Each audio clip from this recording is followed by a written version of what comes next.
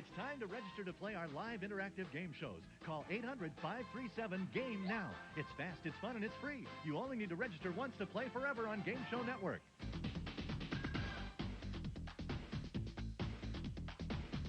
You're watching Game Show Network.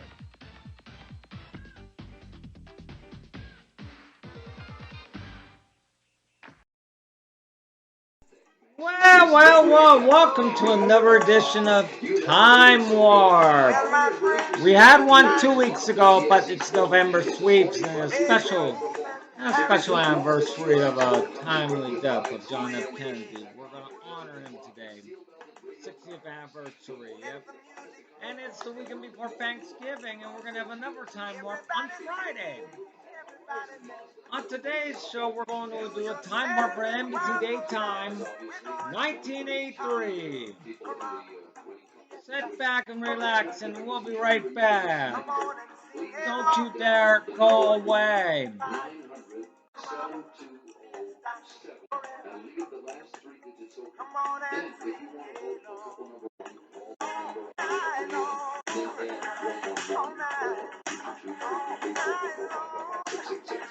That's the closest we could get to another corresponding with a couple.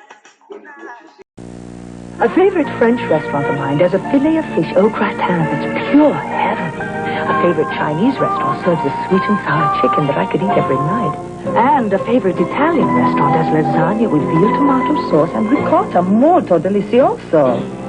They're all right here in my own home. My chef is Weight Watchers. I have a choice of 25 delicious Weight Watchers dishes. I eat at home as if I were out without needing a fat dress again. When I was a little girl, I wore Danskin leotards. I still wear Danskin. Danskin activewear for grown-up dancing. And Danskin for grown-up swimming. Danskin, Danskin, Danskin. And Danskin for grown-up play. Even Danskin for grown-up working. Danskin, not just for dancing. She came right out and told me my teeth were yellow from smoking. I didn't want to embarrass him, but he did get the topol. When smoke from one cigarette can leave a stain like this, imagine what a pack a day can do to your teeth. Topol is formulated to help remove ugly yellow tobacco stains, yet Topol cleans gently enough to be used every day. Topol is kind of expensive compared to regular toothpaste. Oh, but compared to what cigarettes cost. Your teeth are so much brighter now. Yeah. Topol, smoker's tooth polish. Mom, that crusty Richard spilled spaghetti sauce on my only mini dress. Men, this white bleach I bought better work. Honey, you need Clorox 2-All fabric bleach. Is it better? There's nothing better for getting colors that cleanest. How's it on spaghetti stains? Clorox too strong enough to get out that tough stain. You'll see. No other dry bleach cleans better. To get colors their cleanest, nothing beats the strength of Clorox 2. Clorox 2 did it. See, I thought you were mad at Richard. Mom, that was hours ago.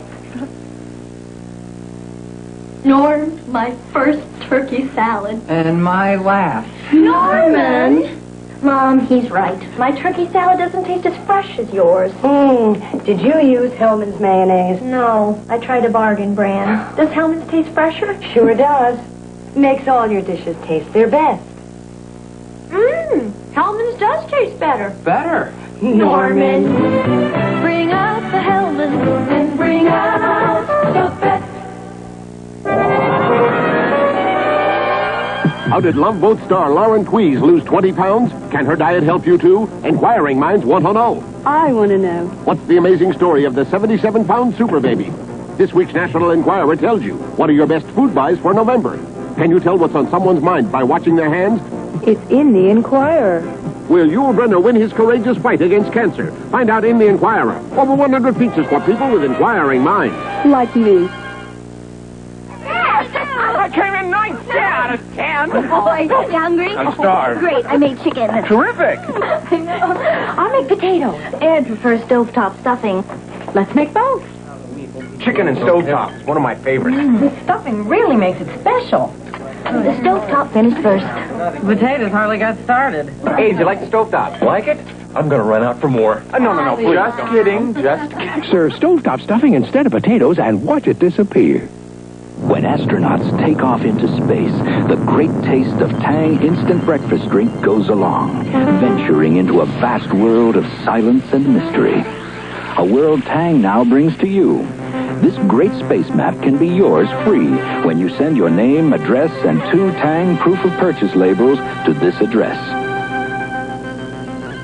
After all, if you're planning to visit space someday, you ought to know your way around. I figured it took a lot of restraint not to kill her. Wife beating. If you think it doesn't happen to anyone you know, think again. If you call the cops tonight, I'm going to kill you. First Camera, Sunday. What is this, Dad? It looks funny. Trust me, it's terrific. A few Fritos corn chips, huh? Munch a bunch of munch a bunch of munch a bunch of munch a bunch of Fritos go with lunch. Nothing gives your old lunch new life like Fritos brand corn chips. So full of munchy corn taste. Munch a bunch of munch a bunch, munch a bunch of munch a bunch, munch a bunch of Fritos go with lunch. Fritos corn chips make lunch munch better. You try walking an I-beam 80 stories high. 40-mile-an-hour winds, cotton ball fog. Sometimes it rains straight up. You get so turned around you get a headache. And then you get Anacin. Anacin, more medicine than any regular strength pain reliever. Yeah, more medicine's great. But no more headache helps keep you steady on the steel. Anacin. Taking S-curves at 100 miles an hour doesn't scare me in the least. But the thought of cleaning my couch sends my heart racing. I know it's really dirty, but I'm afraid of ruining it. So my neighbor suggested I try Woolite upholstery cleaner. She said it was safe for practically anything. Must be. Woolite's the name I trust for my sweaters. Wow, it's clean. For now, Woolite upholstery cleaner takes the fear out of cleaning your couch. This is the Mattel Rail Runner. At bedtime, it's a train that runs slowly back and forth along the rail of your baby's crib. With about 15 minutes of lullaby music to lull your baby to sleep. But the Rail Runner does more than just run the rails. It's a toy he can push all around. A Mattel Rail Runner. It's like having 2 toys in one from Mattel. Monday, it's time to double your fun. The laugh-filled, star-studded, all-new 1-hour special. TV's greatest censored commercial bloopers. Hey, kid.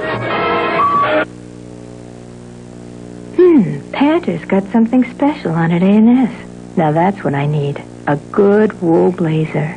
And if I get the skirt, I'll have the suit. Wow, a Panther suit for just $99.98? Not bad. And when I buy the suit, A&S will give me the blouse as a bonus. Oh, I've seen those blouses at A&S for $26.99. 2 styles, and look at all those colors. A Panther suit plus a bonus blouse, all for $99.98 at A&S. That's terrific. Come get Pathmark savings all over. And with coupons from our Sunday ads, get Pillsbury flour, 5-pound bag, 59 cents. Pillsbury cake mixes, 2 for $1. And Pathmark USDA Grade A large white eggs, 69 cents a dozen. So come to Pathmark. Come to number 1. 24 hours a day for value and savings overall. A lot more savings overall. This Saturday only, noon to 10 p.m. only. It's Siemens' special 10-hour sofa and love seat sale. This Saturday only, every sofa bed, and love seat set at Siemens will be marked down, many reduced to just $555. Selection's enormous. Many sofas are available as sofa beds at small additional cost.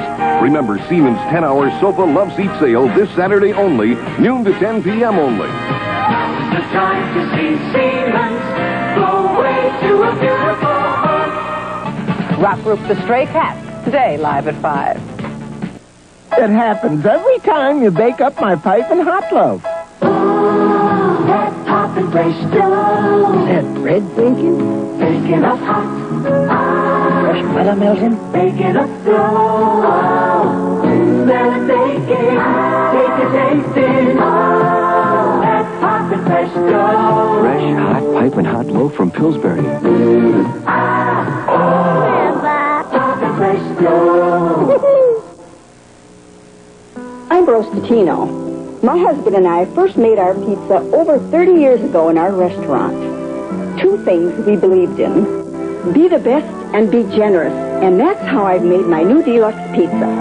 Introducing My Classic Pizza by Rose Totino. Tender crust, rich tomato sauce, lots of terrific toppings. A pizza with perfect balance. Try My Classic Pizza by Rose Totino. Enjoy. Oh, I knew it was your birthday, but you didn't know I knew.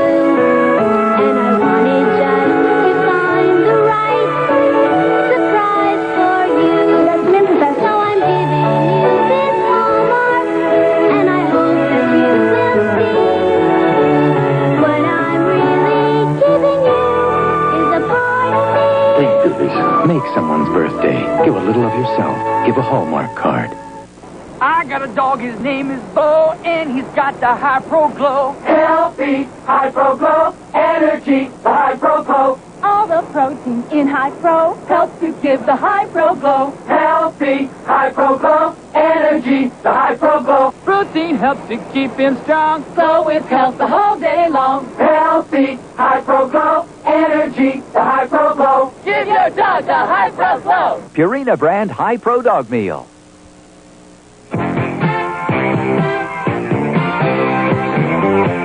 Fantastic! Look how fast Fantastic cuts through this greasy dirt. As easy as that. It's so easy. It's so easy. It's so easy. It's so easy. It's so easy. Fantastic cuts through tough dirt so fast. For most jobs, you can't clean any easier. It's so easy. It's just fantastic. It's so easy. Hate it when she's right. Look at her sleeping. We both have colds.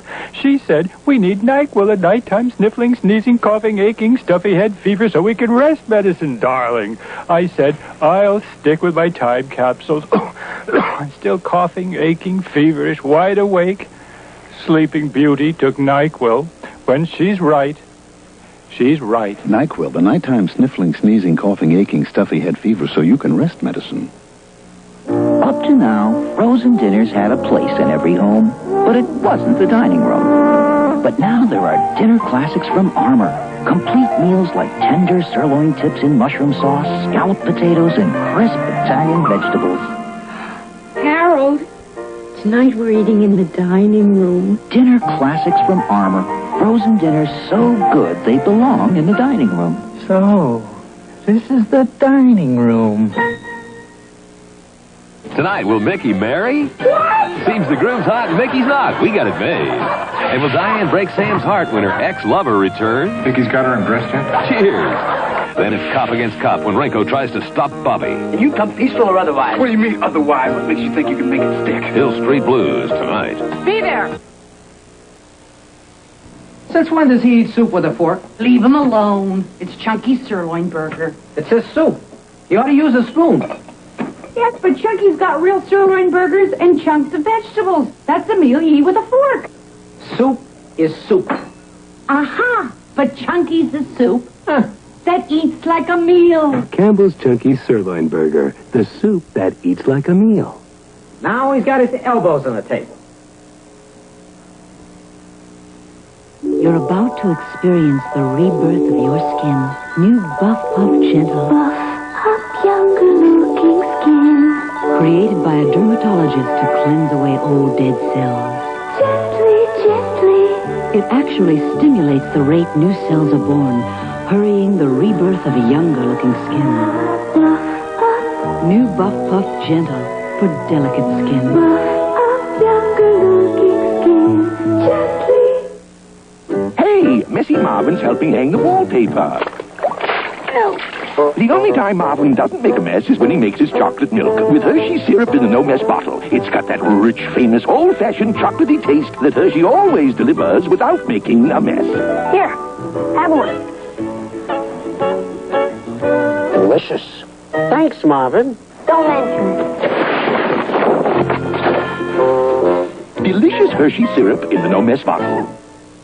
When my arthritis kicks up, there's no beating deep heating. Mentholatum Deep Heating Rub. Penetrating relief to soothe minor arthritis pain for hours.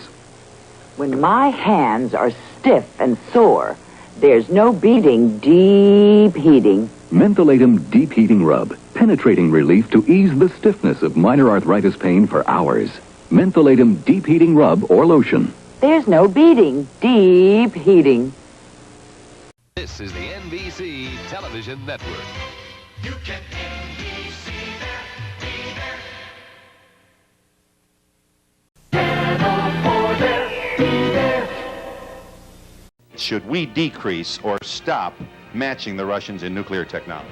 We have about 30,000 nuclear weapons today. The Soviet Union has 20,000. If you're obliterated 46 times, what difference does it make if he gets you the second time? What do you suggest that we do as individuals? I suggest that all of us in this country ought to get very active. And the first thing I do is call the White House, call the president. And we hope you'll join us.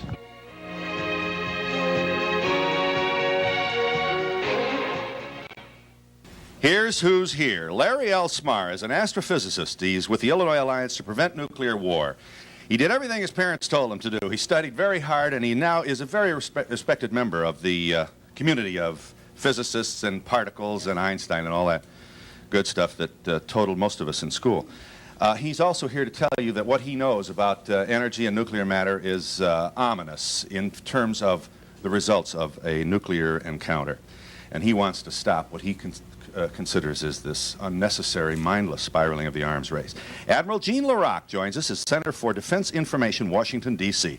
Say what you want about this man. He has served his country. As a kid, how old were you in Pearl Harbor? 22. He was at Pearl Harbor when the Japanese bombed the island, and so many young men lost their lives. So he knows what it's like to be in the middle of this thing. And he is not a mindless pacifist. He believes we have to be strong, but he thinks the approach we're taking is inefficient, wasteful, and dangerous. You recognize Paul Newman, who is proud to claim United States citizenship.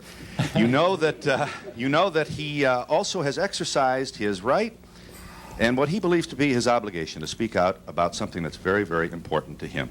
He does not apologize for the popularity that his screen career has engendered, and he asks you not to penalize him if he happens to draw a crowd. He'd also like you to know that he's not the first Hollywood person to speak out on issues or perform a public service. We happen to have one member of his former professional community in the White House today. Let me start with the Admiral here. The Russians have almost 300 SS-20s in Eastern Europe, Eastern Russia, pointed at NATO countries, each with 3 warheads, longer range even than the cruise or our Pershing. So we should sit there and say, okay, go ahead, Russia, deploy all you want. It isn't necessarily then totally misunderstood why we should want to ensure that Russia knows we're ready and to prevent them from pushing their own nuclear buttons. That's why we have missiles landing in West Germany and England and Sicily. Phil, the problem is that if you try to narrow it down to just one new type of system or something else, you ignore the really dangerous problem. We have about 30,000 nuclear weapons today. The Soviet Union has 20,000. That's 50,000. Our nuclear weapons are being made more accurate, shorter time of flight, less response time. They go in under the radars. What I'm saying is the character of weapons is changing to such an extent that it makes nuclear war more likely because we're putting a hair trigger on the nuclear forces on both sides. And somewhere we must stop this upward spiral. Otherwise, we're going to have a nuclear war. I'd also like to point out that people talk about 6-to-1 advantage in intermediate range weapons in Europe. Though that doesn't mean anything. We've got 3,000 warheads sitting off the coast in submarines. So we got a 6-to-1 advantage. But what do all those figures mean? They really don't mean anything. I mean, if you're obliterated 46 times, what difference does it make if he gets you the second time? I'm sorry? It only takes one. Therefore what? We don't need all of those. That's right. That's absolutely If you're right. so smart, how come you aren't president? if you're so smart, how come all those blue suits who study this stuff, have the maps and the reconnaissance and the technology and the secrets, don't know that? I'm only a bystander. Well, Phil, there's a good reason. It's your country. There's a good reason that they've been locked in to a system. The military has a job to do. That's to acquire weapons to fight wars with. And unfortunately, they have treated nuclear weapons as if they were battleships, bullets, etc. And therefore, they want all they can get. And that's what the military is there for. But it's up to the people of the United States, to the Congress of the United States, to set policy. And in this question of nuclear war, if we don't put a halt to this new kind of nuclear war fighting, which we're moving into, we are going to guarantee that we have a nuclear war. But the lady's right, Phil, and this is very important. It only takes one, because when you explode that first one, then there'll be more that follow, and the whole world then crumbles. Yeah. It only takes one. I think the lady is also right when she says, I am only a bystander. I think she's right in the sense that that is how she feels. And I think in that sense she speaks for millions of Americans who can watch all the talk shows they want with a bunch of folks gathered in a good old CBS studio in Chicago. Ain't it awful? And the argument will be predictable. Some will stand and say we have to be ready. Others will say this is terrible. The reality of life is that the people whose democracy this is supposed to be feel they've lost control of it and in effect are assuming the posture of a bystander, making no contribution at all. I think they feel that they've lost control about it simply because they're not noisy enough. Now, the polls have shown that somewhere between 70 and 80% of the American people favor a freeze, a mutual freeze, and a bilateral freeze of nuclear weapons and testing and deployment and so forth.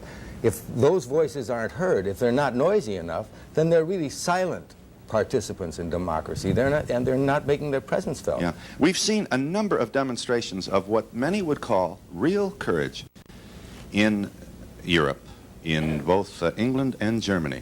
We have some folks are getting jerked around pretty good by the local constable being thrown in jail for protesting the arrival of America's military nuclear hardware. This woman doesn't want to do that. She doesn't want to get thrown in a paddy wagon. Huh? Right. See how well I speak for this populace here? In other words, it seems that you either do that, you either put your parka on and your peace symbol and get dragged away in a peaceful demonstration, or you do nothing. Look, the women of America have had an opportunity before and have been incredibly successful at making a change in nuclear policy. We've been seeing all these movies about JFK, and remember that what he called his proudest achievement was getting a limited test ban agreement with the Russians to halt nuclear testing in the atmosphere. He could do that because the women of America were tired of being told that their kids couldn't go out and eat snow because it had strontium-90 in it. They were trying to figure out how to get powdered milk from South America where the cows didn't eat radioactive grass. And because they got very active, they weren't in the streets, they weren't in chains, but they made their voices heard.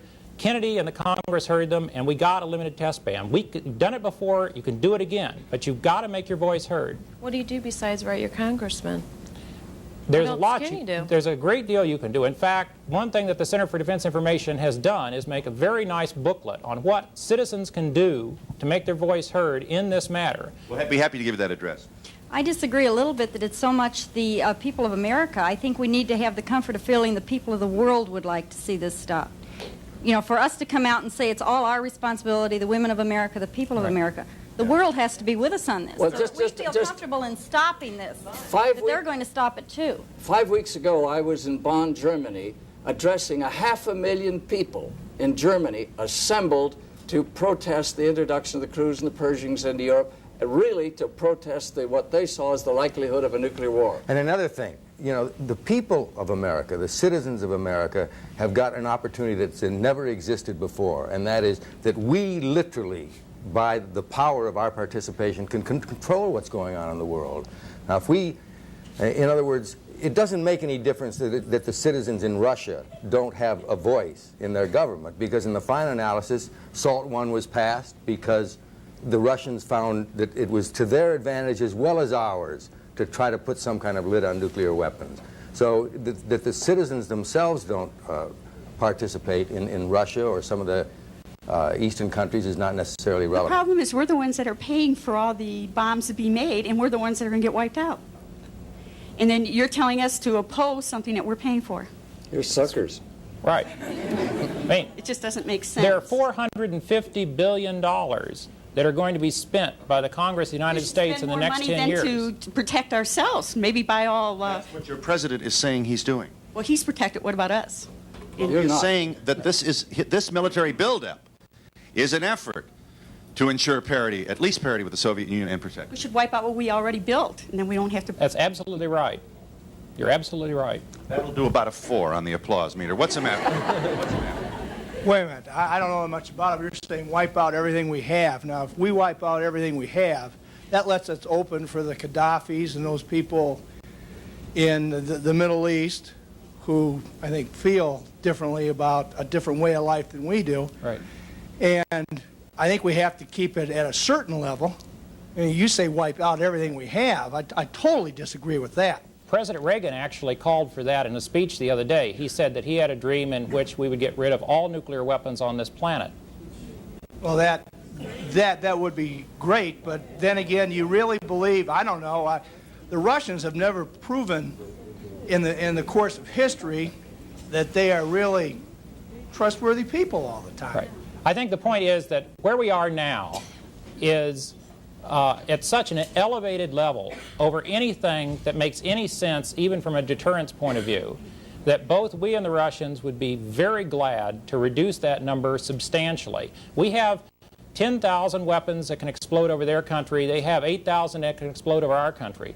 Believe me, if they knew that they were going to have 1,000 American weapons that could explode over their country rather than 10,000, they would see that in their self-interest.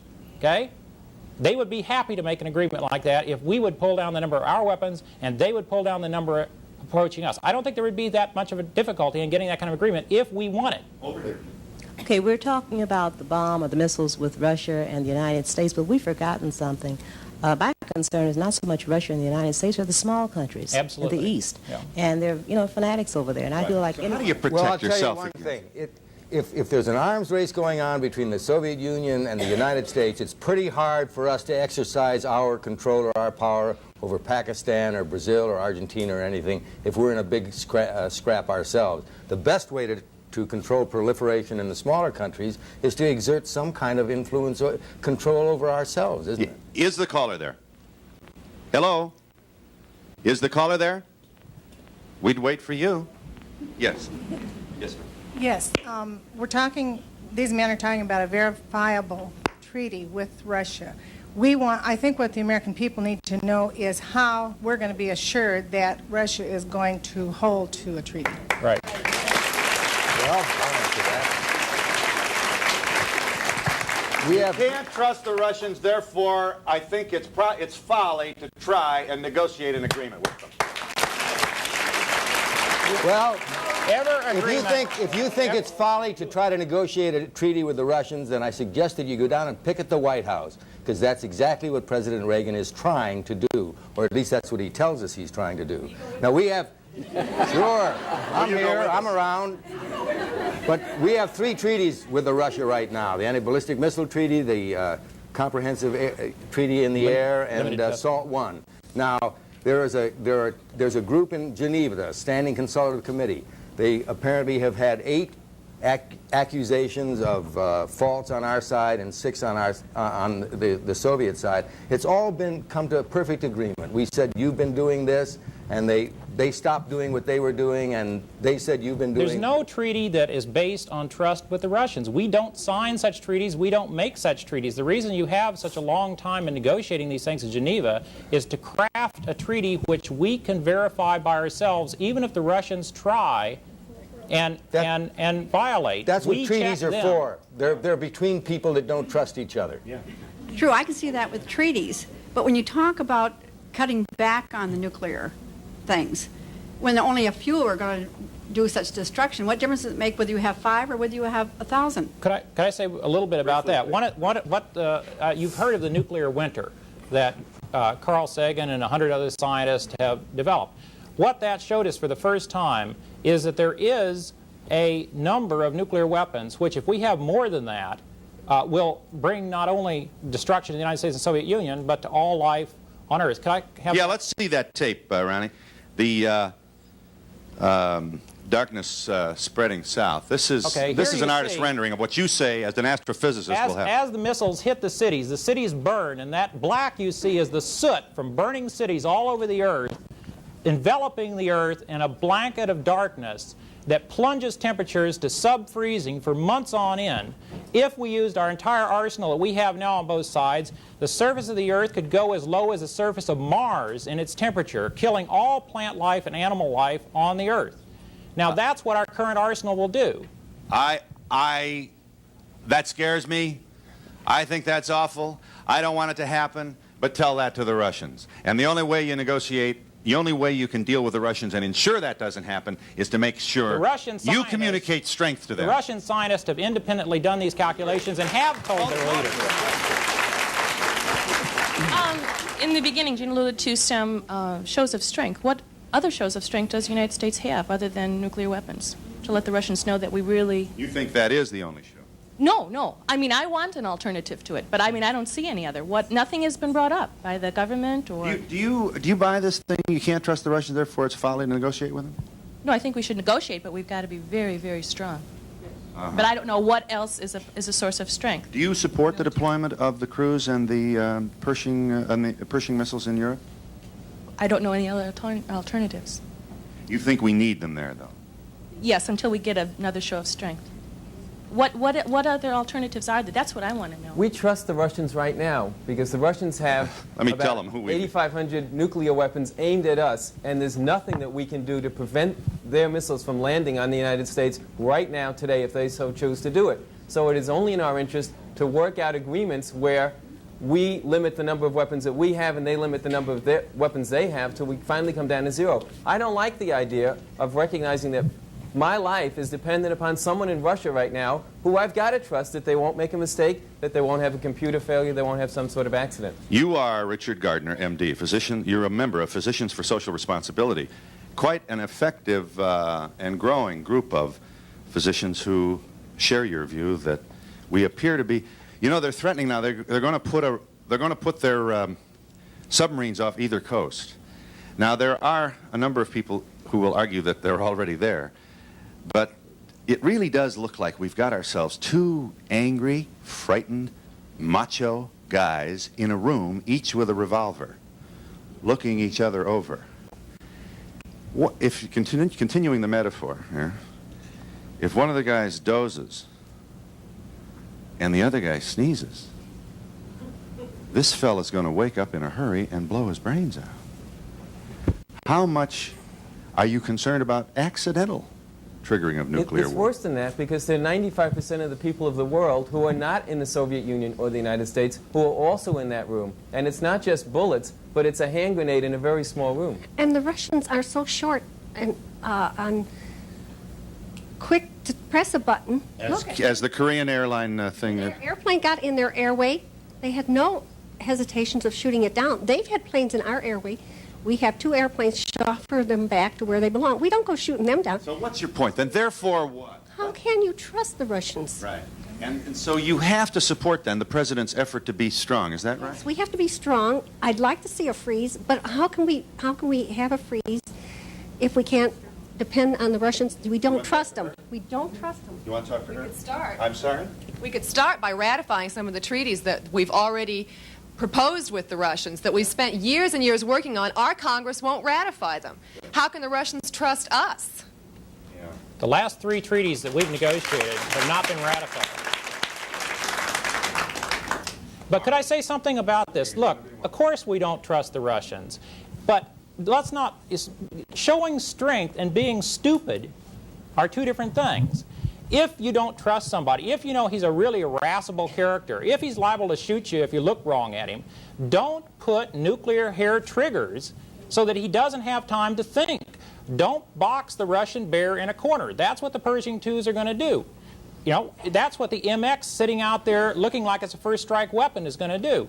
If we continue this road and we build the 5 nuclear weapons a day for the next 10 years that President Reagan has asked for and Congress has okayed, that's how many the United States is building while we talk about reducing 5 a day for the next 10 years. We are going to have the Russians sooner or later in a place where they don't have the time to think it through, and all they're going to do is react, and all of us are going to go down together. Is the caller there? I'd like to make a statement. A lot of your audiences are talking about the fact that we shouldn't trust the Russians. But one of the things that bother me is that the United States is the only country in the history of the world that has let the bomb go before. And I think that our citizens needs to ask our leaders, you know, what assurance do we have that they won't, you know, drop the bomb again? But that's not a very realistic thing to ask a government that's spent billions in acquiring the technology. But what I'm saying is, if we're saying constantly we don't trust the Russians, when you made the analogy of the 2 gentlemen with the loaded guns, we are the ones that have shown the history that we shot the gun before. What I'm saying is, what assurances, you know, we're talking about trusting the Russians. I'm at the point where I'm paranoid about our government. The caller's right. Because it is the policy of the United States to use nuclear weapons first. And we announced that to the whole world. The last time it was publicly done was by General Haig as Secretary of State. That's one of the hardest things for Americans to understand. It is our policy to use them first. And that creates an impression which we may do it someday, and so the Soviets may decide to preempt in a period of crisis. I'm not sure it's fair to lay General Haig's past statements on the current administrative Well, it was just policy. a year ago. He was Secretary of State, and it is our policy. If they take all of them away, the knowledge is still there. How can we be sure that somehow, how can we be sure that knowledge will be...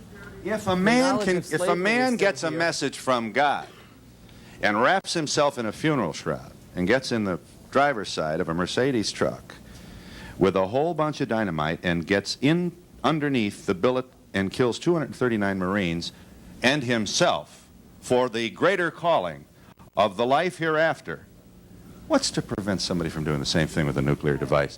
And how does disarmament or the de-escalation of the nuclear arms race prohibit or diminish that chance or possibility? We're living in a tinderbox of 50,000 nuclear weapons. If someone gets one and uses it, that whole tinderbox is likely to go up. And so who knows who would have started it. If a weapon exploded somewhere in the United States, a nuclear weapon, it would be our assumption that it was a Soviet weapon, and that would be the end of civilization as we know it, because we would send a massive strike at the Soviet Union, they would send a massive strike back, and we would all have gone up. Having those nuclear weapons is a liability. We built them for our security. You think terrorism is enhanced then by the proliferation of nuclear technology? Absolutely, because it means that anyone, all of the people who we are afraid of getting nuclear weapons could have them. We are in Chicago with some people who care and an audience who clearly cares very much, and we hope you'll join us.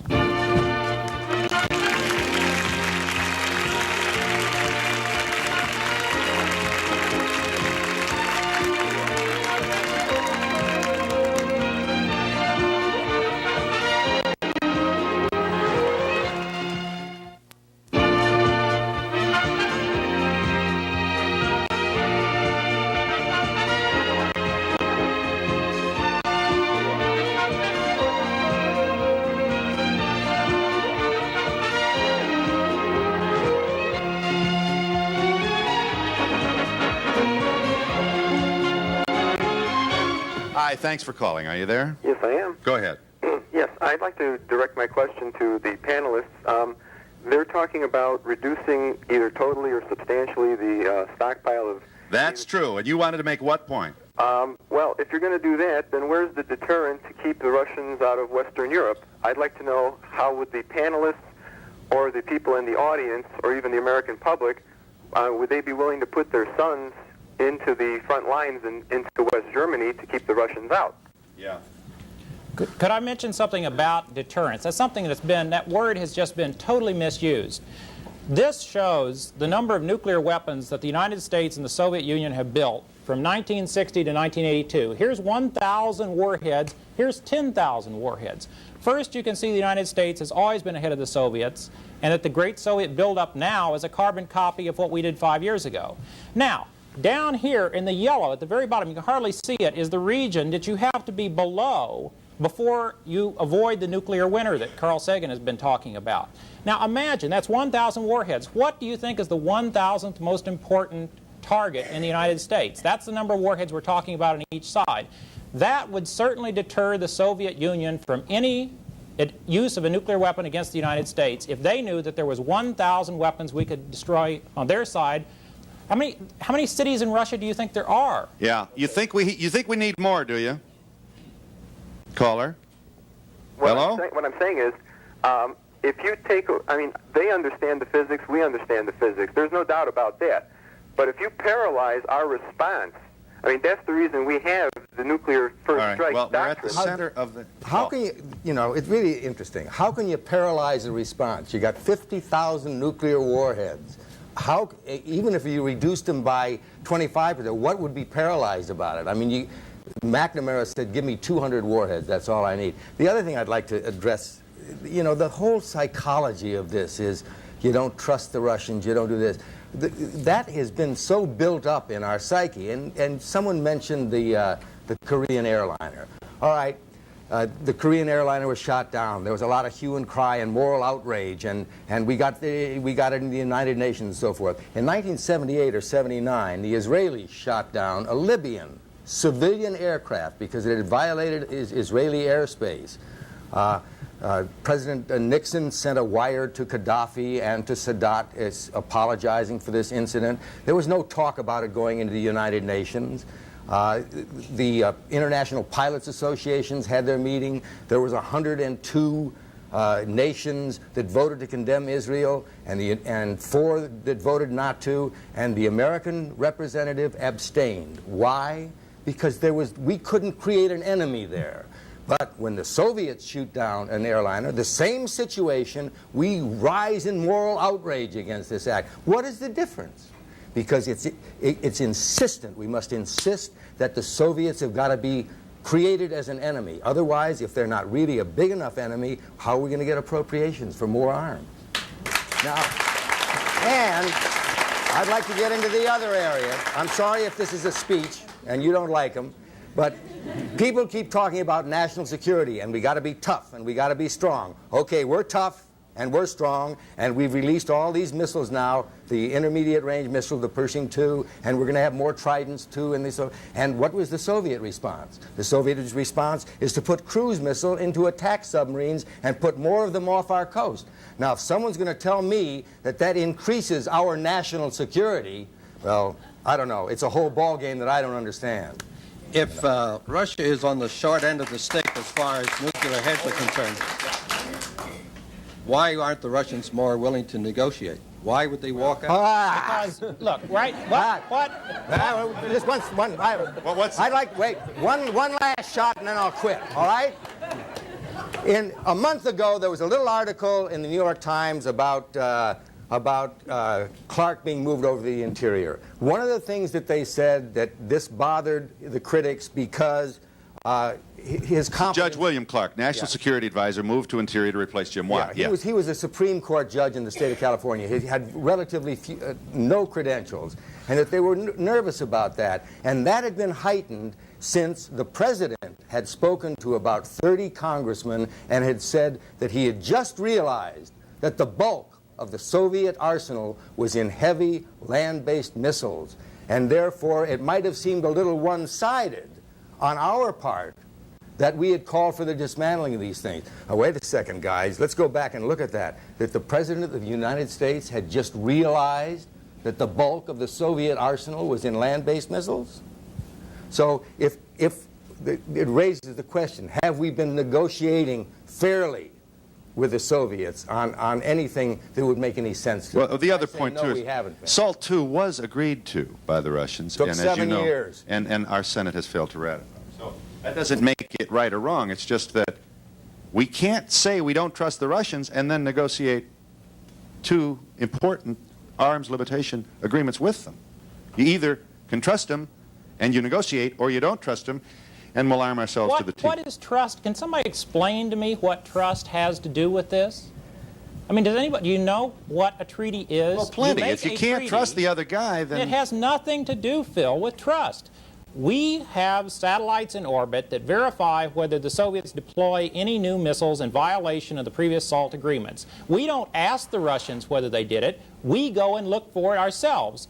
And if we see them making some violations, like we recently have got some things we're unhappy about, well, we confront them with it, and they better come forward and tell us what's going on. And every case that has happened since 1963, when Kennedy did the Limited Test Ban Treaty, we have got a satisfactory answer. And now, that's a pretty good record. And we'll be back in just a moment.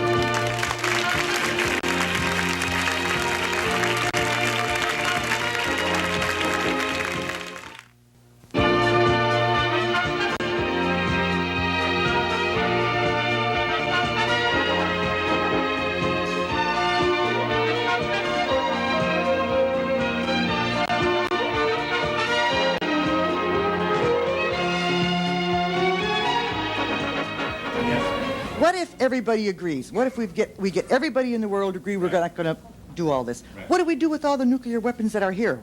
What happens to all this? That's a good question. There is no difficulty in dismantling the nuclear weapons. After all, remember that we have been retiring systems. For instance, the Polaris submarines have been decommissioned, their warheads have been decommissioned, and we've done that.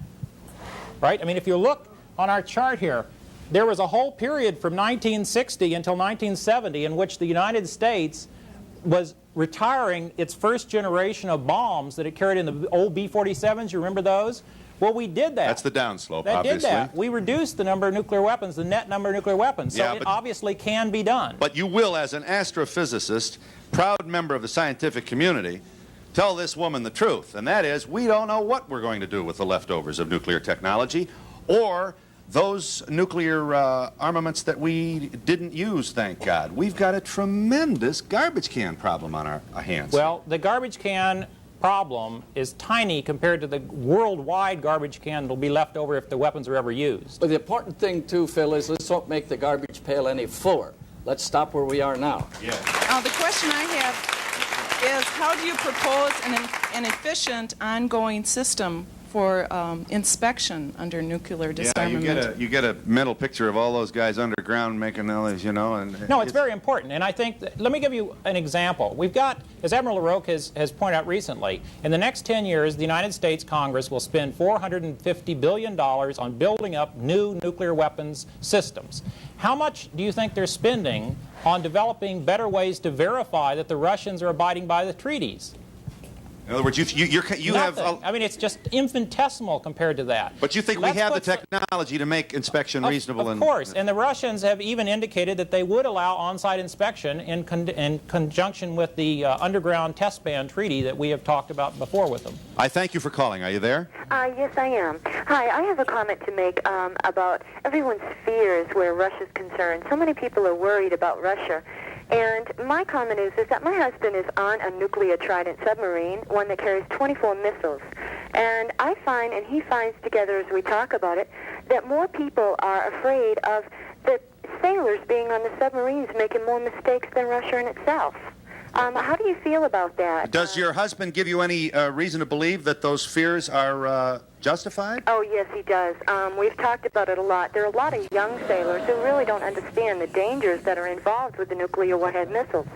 And he feels that a lot of people are just basically talking more than understanding that these missiles can go off at any time, loading the submarines and unloading the submarines. You do have to wonder about the ability and the efficiency of communication. How many men on a Trident? Approximately 140. 140. Right. At sea for what? Actually, just to test the missiles. They go out to sea and they go around. They test the missiles. But what would be a normal duration of a cruise length? 3 months. You know, 3 months in that. And who's going to call them? And how do you know the call is from? And what if, and we just had a kid from Milwaukee who just accessed the Sloan Kettering computer. Let me show you what would happen. Scary. It's very, very scary. Yeah. Because you never know what's going to happen. What the lady is talking about. If one of those submarines, and this is an old one, this isn't one of the Tridents, this only has 16 missiles on it. If that is goes off, there are the 16 largest metropolitan areas in the United States, for instance, or in the Soviet Union, would be annihilated with 10 warheads on each city. That's one of our submarines. We have 34 of these submarines. And this is the other thing. Is, you know, you're talking about one Poseidon submarine has, what, about 4 times the firepower. If that detonates, in other words, it has 4 times the explosive power of everything that was detonated in World War II by both sides. That's one submarine. And if we maintain about 60% of our submarines, with roughly 30 submarines that can hit the Soviet Union, and we're worried about intermediate range missiles in Europe, and we've got 3,000 warheads, I mean, what are we bickering about? I mean, you know, the whole concept of what is first and what is second after you reach a certain threshold is absolutely meaningless. And we'll be back in just a moment.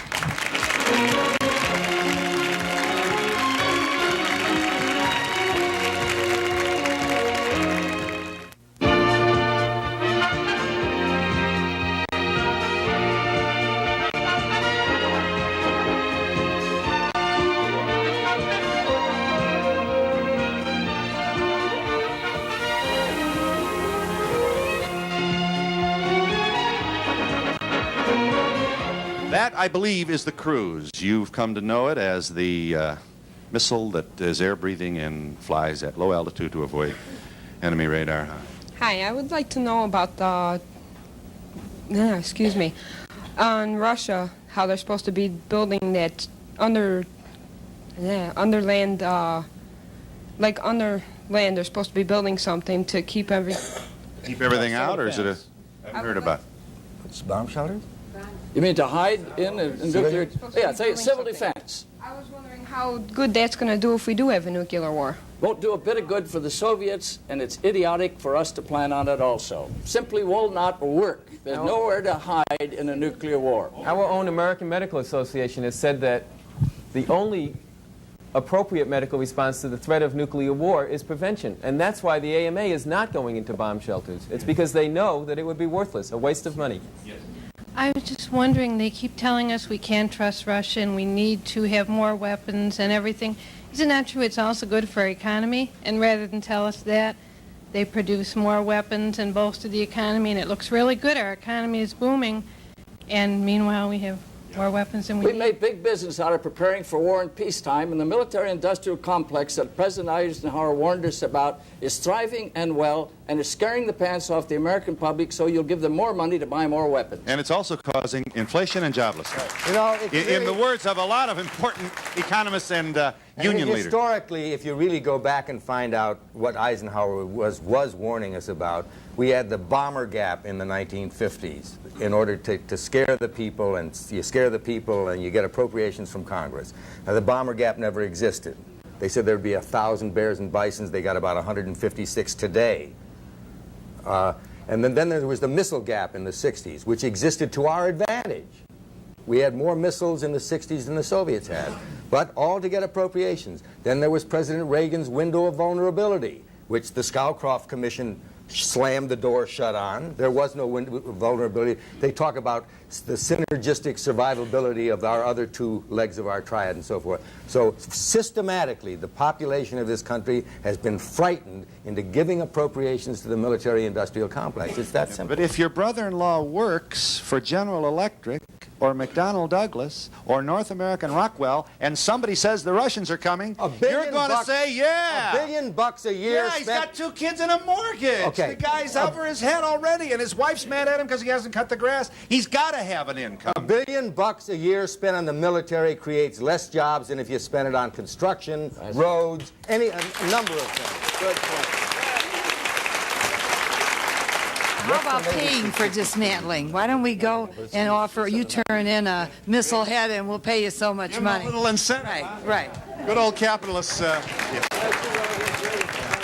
My question is for Mr. Newman. What do you suggest that we do as individuals? I mean, you have a little more influence than we do. Well, as I said at the beginning of the program, we're not loud enough and we're not noisy enough. In other words, there are the people who say, well, I just don't know how to write my congressman. Those are the people that are submarining us in the long run. Because if the letters, if the letters came in commensurate to the percentage of the population that wanted to call a halt to all this foolishness, then you'd find that you could create enough of a way. We threw a bombshell and abruptly dismantled our missiles without treaty talks or... What do you think? I don't know. I'm asking. Are you concerned? What do you want to do? Now, you've stood up. I'm a fatalist. What do you mean? I believe that if they're going to do it, they're going to do it. No, all the talk in the world isn't going to persuade them. You're just sitting and you're waiting for the big one, aren't you? Why not? Let's get a guitar. Why don't we get a guitar, a little soft music, and we'll just sit down. Is this fair to our children to give up like you appear to have But done? they're going to do it regardless of whether No, they're we have not. They're not going to do it. The American people can stop this if the American people take advantage of the fact that they have the best government in the world. It's the government in which you can get up and say you do not want 5 new nuclear weapons built every day for the next 10 years, and you can get the Congress to turn that around. No other people in the world have that freedom and that responsibility, and every one of you had better start being citizens. Okay. I'd like to disagree with Paul Newman when he said that we're kind of escalating this to just keep in competition with Russia, but I think we can't trust Russia, and they've proved it over and over. And I'm not saying they want to start a nuclear war. I think it's just a game they're playing. No. We're all playing the game. In other words... But I've heard over and over here today that, you know, we're carrying the ball, and why should we carry the ball? You mean in terms of disarmament? But yeah, I hear a lot of criticism against our country, but yet we've got to protect ourselves. We're not criticizing our country. This is the world's greatest democracy. It's a country in which the people tell the government what to do. That's not true in the Soviet Union. If we do not tell our government what to do, then we don't have a democracy. Wait a second. Phil, I got to get back to one serious point here. Everybody says you can't trust the Russians, and I think you're absolutely right, unless you got treaties with them. We have 3 existing treaties with the Soviet Union now, and to the best of the knowledge of the people in this Standing Consultative Committee in Geneva, that they have tried to sneak around, and they will push it right to the limit, but once they're called, they'll make the change back, and they will not try to violate that treaty. That's simply a matter of fact, guys. Will Admiral Larock, who became an ensign on that? Yeah, that's right. in 1941 and was there at Pearl Harbor and has given his entire life, adult life, to the military, what can you say to this woman to make her less concerned about what she perceives to be is the vulnerability of the United States should we decrease or stop matching the Russians in nuclear technology? Today, we are vulnerable to a Soviet attack. They can destroy us in 30 minutes, and there's nothing we can do about it. We can destroy the Soviet Union in 30 minutes, and there's nothing they can do about it. We both have a problem, and the only way we're going to solve it is to sit down together and try to reduce the increase in numbers of nuclear weapons. It's not a matter of trust. We can see the Soviet missiles in great detail. We can see a golf ball on a green in the Soviet Union. We know exactly how many missiles they have.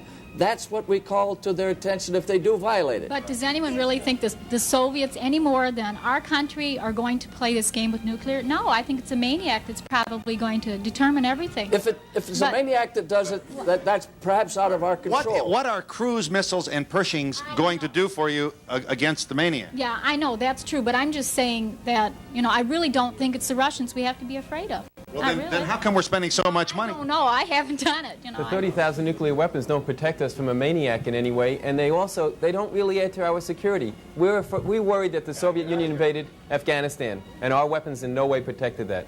Stop that. We'll be back in just a moment.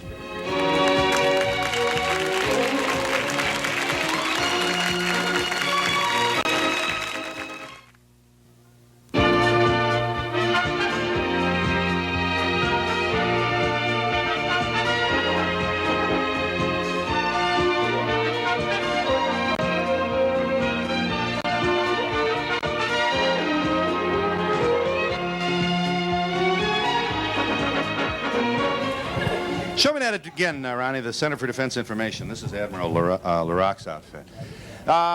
These are folks who are made up, a lot of these people are former military folk who think a lot of your military buck is being wasted. You've heard that before, and they wonder whether you've taken it seriously enough. They do not want to disarm and lay down their guns, and they are realists, and they think we have to be protected, but they don't think we're going about it the right way. Box 141, Washington, D.C. The zip is 20044. Look, do you have the audacity to suggest what? I suggest that, all of us in this country ought to get very active, and the first thing I do is call the White House, call the President. Let me give you the telephone number. It's real simple. Are you kidding? No, yes. Call, and it doesn't cost very much. Well, there it is. Now, this is your one. I don't want to be flip about this. All right, let's. As a matter of fact, this is legal, and they work for you. You own the switchboard. Right. The area code is 202, as you may know, 456-7639. Now, we can expect the White House to look with some disapproval on what appears to be a kind of ambush on the part of, the people who want strength, who want peace through strength would like you to call the White House, too. Everybody should call the White House, what side you're on to the other. Tell the president what you think. That's the kind of country we have. Yeah. That's another one. I agree with the woman over there who said it was a game. It just seems there's a big power play between Russia and the United States. So what do you want to do about it? It's your future, your kids, your backyard. What do you want to do about it? I want them to stop. Well, could I say that what we have had, here is a petition that appeared in the New York Times. 1,500 American physicists call for an immediate halt on both sides to the nuclear arms race, joined by 13,000 physicists worldwide. 22 Nobel laureates in our country have signed this, calling for an immediate halt. They're trying to tell you it's too late. We've got to do something very soon if we're going to stop it. It's not a game. Yes, ma'am. I just want to say that I am really glad I came here. I didn't know that much about this. I think when we were brought up to fear the Soviets and consider them as our enemy, but I want to do something about it now. I'm mad as hell. Well, Phil. Let him go. I don't like the implication that laying down your weapons denies that or shows that you're weak. I believe you can negotiate from the strength of your convictions.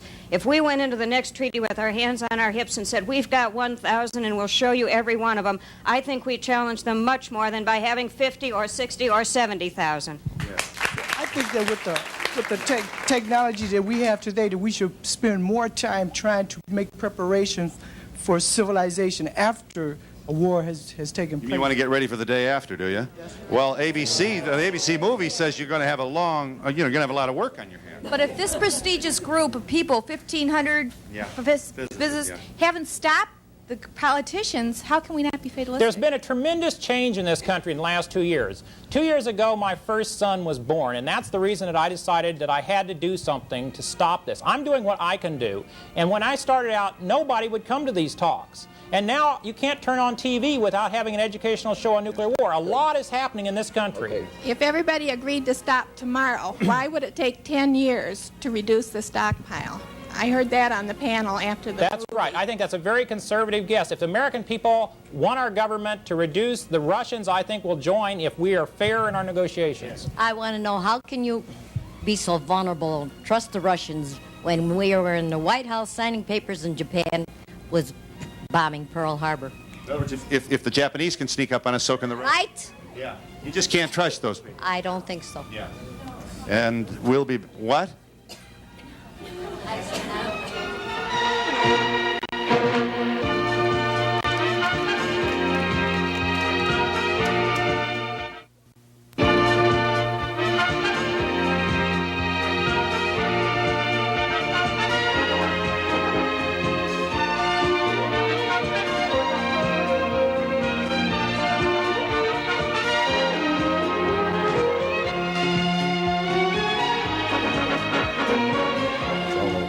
Your White House can be reached at area code 202-456-7639. Well, Paul, with all of your influence and knowledge, why don't you run for president and turn this whole thing around? Hey. I'll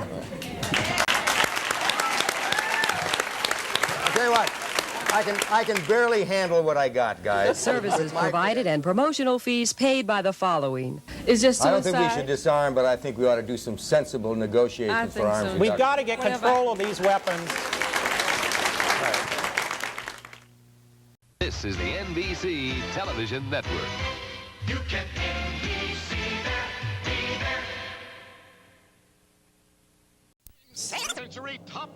winners will prove the greatest of them all and wear the crown of the champion of champions. Today, on America's biggest bargain sale, we're offering a Cadillac valued at $25,760 for $420.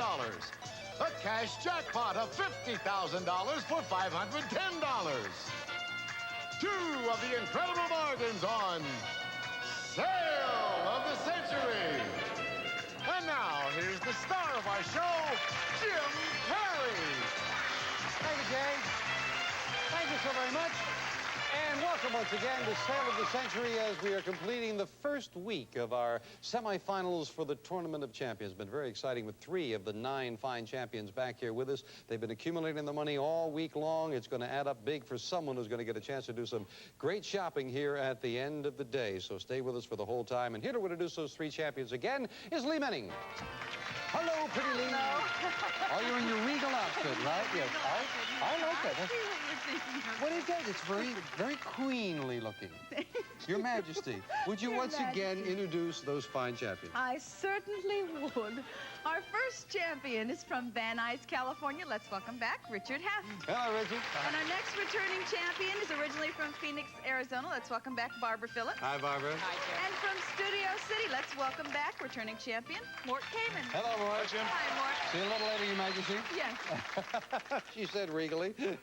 Mort, you have been going along very well, adding up the total. You are $362 now in the lead as the money is added up. At this point, you are within, I believe it is $58, if I'm not mistaken. You need $420 for that beautiful luxury automobile. $510 would get you the cash jackpot of $50,000. Barbara had a little bit of problem getting on track against Mort here this week, but I hope you're having a good time, though. Oh, of course. And Richard, you've been hitting that fame game, which has kept you in the match. You're in second place at 195. It's the way we've been doing it throughout the entire week. Of course, $5 for a correct answer, subtracting $5 for an incorrect answer. The money's been accumulating. The player who comes out on top at the end of this week will get some great shopping in the back, and of course, they will come back for the finals of the Tournament of Champions. There'll be 3 semifinal heats, and then the winners of the 3 weeks coming back for the final. Right now, Mort, let's check out your buzzer. Next, it'll be Barbara with hers. Finally, Richard with his. Everything in working order for the day. Again, we will add $20.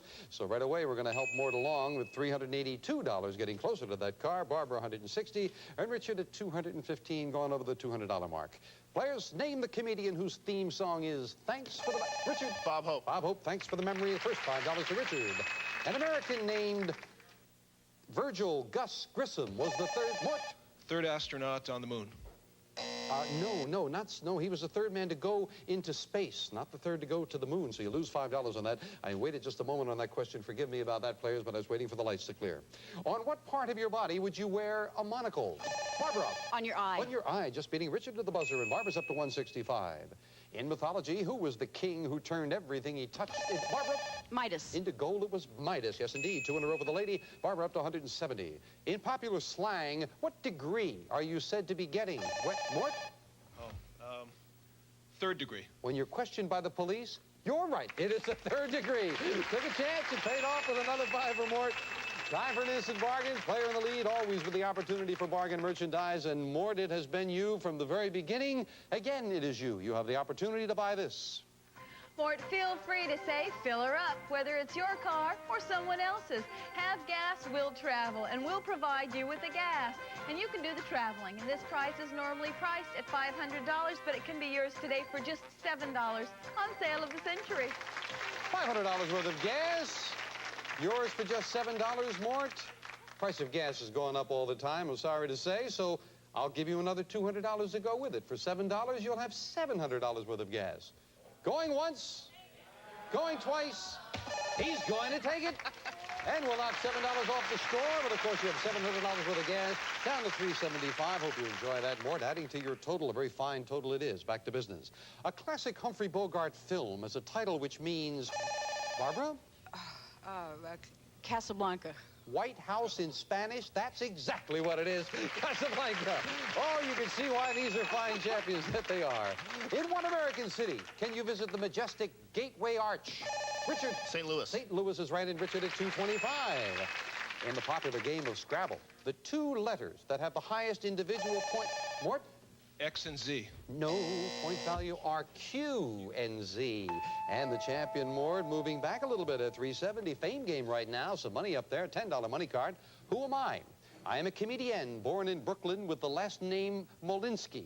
I started in show business in 1960. And, Barbara? Joan Rivers? That's who it is, Joan Rivers with limited information. What do we have up there, Lee? Today we have Daniel Travanti, Hill Street Blues, Jane Wyman, Falcon Crest, Conrad Bain, Different Strokes, Michelle Lee, Knots Landing, Tommy Lasorda, L.A. Dodgers, Nell Carter, Give Me a Break, Fran Tarkenton, That's Incredible, Pamela Bellwood, Dynasty, and Terry Lester. From The Young and the Restless. Barbara, as well, you know, 8 of them have prizes. One is a $10 money card to be added to your score. Who do you want? Well, sport's been very, very good to me, so I'm going to take Fran Tarkenton.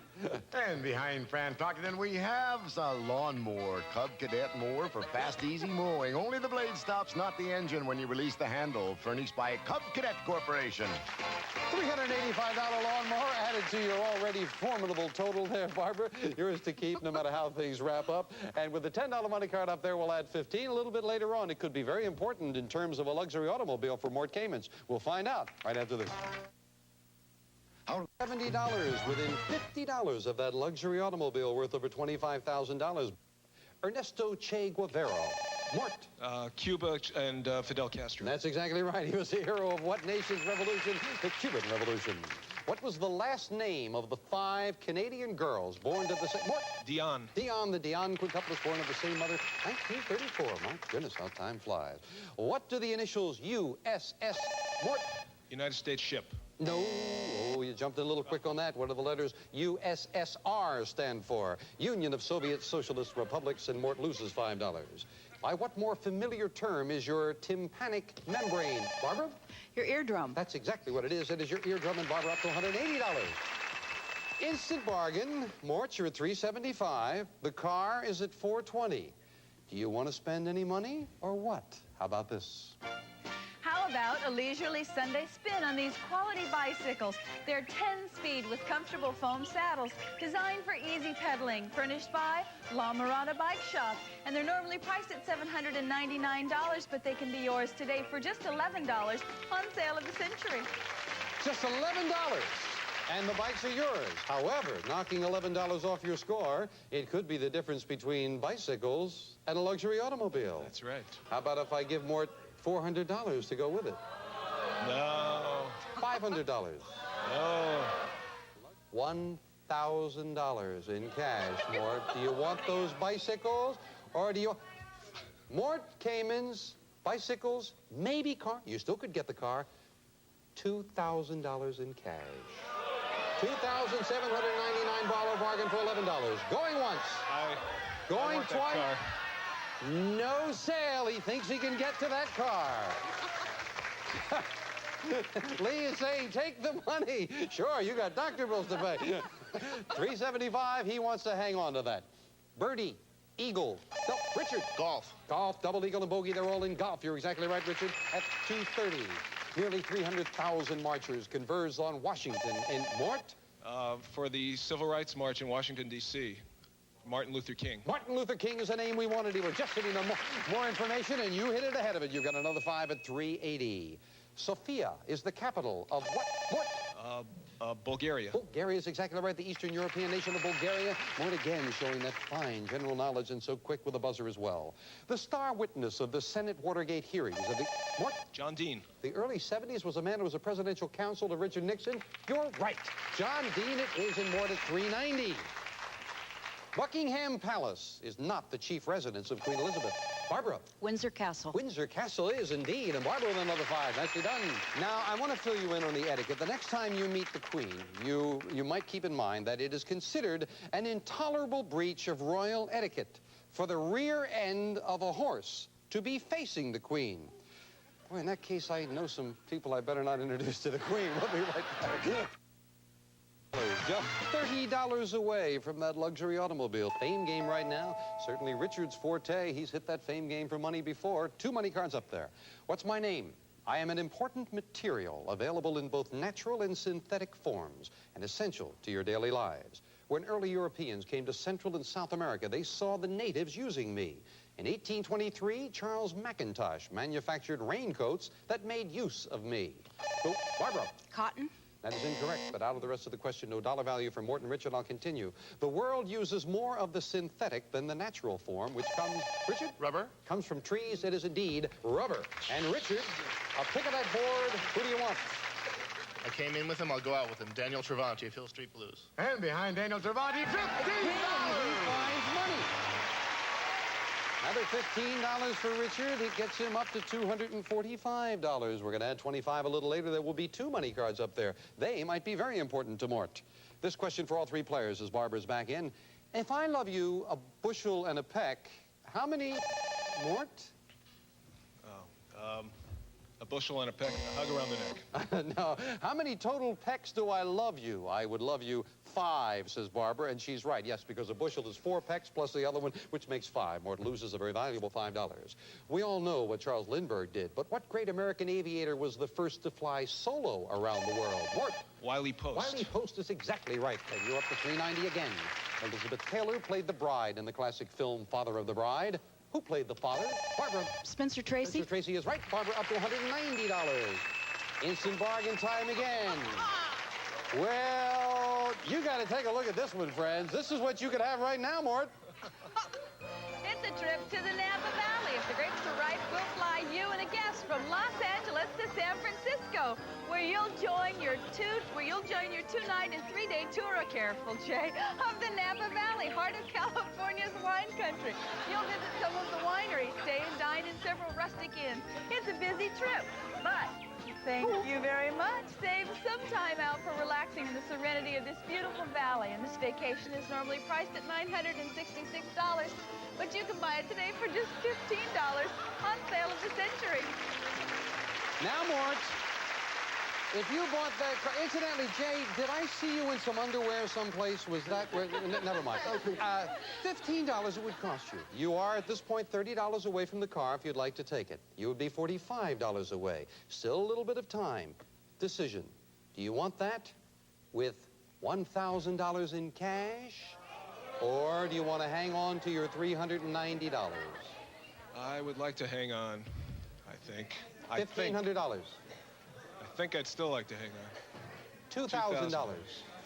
I don't know if I'd like to hang on. $2,500 in cash. Going once, going twice. No sale. He's still $30 away from the car. Can he do it? We'll find out after this. Island in the state of New York is a very appropriate name. Richard. Manhattan. No, Long Island. You lose $5. What great war was the setting for Ernest Hemingway's World War I. Immortal tale of Farewell to Arms? You're exactly right. World War I it is. You're within $25 of that luxury automobile. What term do we give to the 4 books of the Bible written by Barbara? Matthew, Mark, Luke, and John wrote the Gospels. You lose $5 on that. Fame game, last crack at the fame game. 2 money cards up there, a 10 and a 25. What's my name? I am a country in the Southwest Pacific. Although I consist of more than 7,000 islands, most of... What? Indonesia. No. Out of the question. Big break for Barbara and Richard. I'll continue. Most of my people live on only 11 of them. The ancestors of my people came from Indonesia and Malaysia. I was colonized by the Spanish, who gave me to the United States. Richard. The Philippines. Philippines is exactly right. And Richard Heft, the master of the fame game board, has another crack at it right now. Pamela Bellwood. And behind Pamela Bellwood, $10! Money has kept Richard in second place as we add another $10. He's up to $250. Where was that 25? Behind Neil Carter. Oh, I know Mort would have liked to have found that. Right now, this question for all 3 players as you're back in. What state did Robert Kennedy represent? Mort? New York. In the U.S. Senate, you're exactly right. New York it is. You're up to $400. Who is the author of the nostalgic play of Youth's Awakening titled Ah Wilderness? Mort? Eugene O'Neill. Ah Wilderness is exactly right. It is Eugene O'Neill. Last question. In what European capital is the colorful area the Rive Gauche?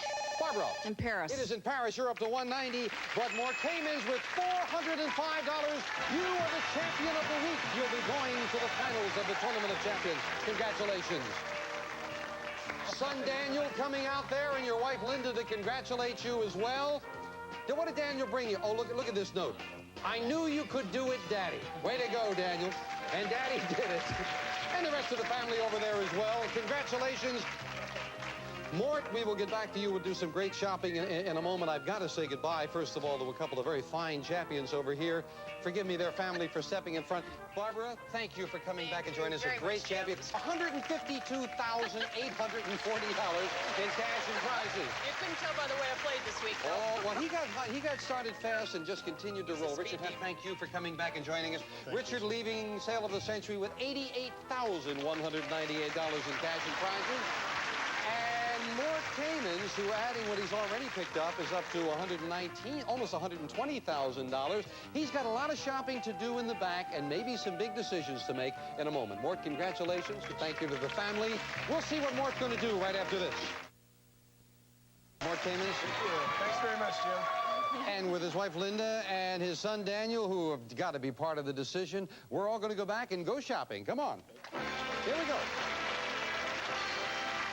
And everybody is very happy for you. We'll step back here for a moment. Mort, you won with $405. And as I said, in the Tournament of Champions, you have the opportunity of picking up any one prize or a combination with the amount of money that you have. You've got $405. And I know during the commercial break, you were talking it over with Linda. You probably have your decision made, but don't tell me what it is right now because we want to show you the options. First of all, $405 easily. This could be part of your package. Pack up your family and hit the road with this efficient Helpmate, a quality compact pop-up camping trailer featuring all wood cabinetry and home-style comfort for at least 6 people, furnished by Jayco. Normally priced at $3,995. Yours today for just $55 on Sale of the Century. Very lovely. Thank you, Lee. Next thing up the line, this. When you've returned from your outdoor adventures, Mort, you may want to dress up. And what better way to start the evening off right than dressed in these elegant fashions? Your wife will love these lovely gowns designed for those special nights on the town. Luxurious party clothes furnished by Ted Lapidus. Normally priced at $7,500. Yours for only $120 on Sale of the Century. Okay. Daniel's so thrilled. How about this, Daniel? Will this thrill you? Pack your tanning lotion because we have a trip for you to the fabulous Rivieras. We'll fly the two of you from Los Angeles to Rome on Trans World Airlines wide-body jet. You may enjoy the excellent in-flight service, comfortable seats, delicious food, and warm hospitality furnished by TWA. Plus, once there, you'll spend 25 days exploring the scenic wonders of the Mediterranean coast. Your journey will take you through the Italian Riviera and also Sicily. Then west to luxurious Monte Carlo and the beaches of the French Riviera, furnished by American Express Vacation Store. This vacation is normally priced at $8,712. Yours for only $185 on Sale of the Century. So, Dan, you look at the trick. Here's the next thing you can have. The sands of time are touched by magic and become Jaeger-LeCoultre's 18-karat gold luxury watch. The quartz movement is handsome and is one of the thinnest in the world. The styling is sheer elegance, furnished by Jewels by Edouard of Beverly Hills. Normally priced at $12,000, yours for only $250 on Sale of the Century. That's $250. You've got $405. Still more options. You could possibly have this if you'd like.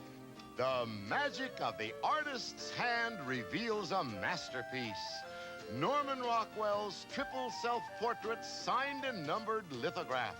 Originally painted for the Saturday Evening Post cover in 1960. Considered one of Rockwell's most treasured pieces, furnished by Steve Stein Galleries. Normally priced at $15,000. Yours for only $335 on Sale of the Century.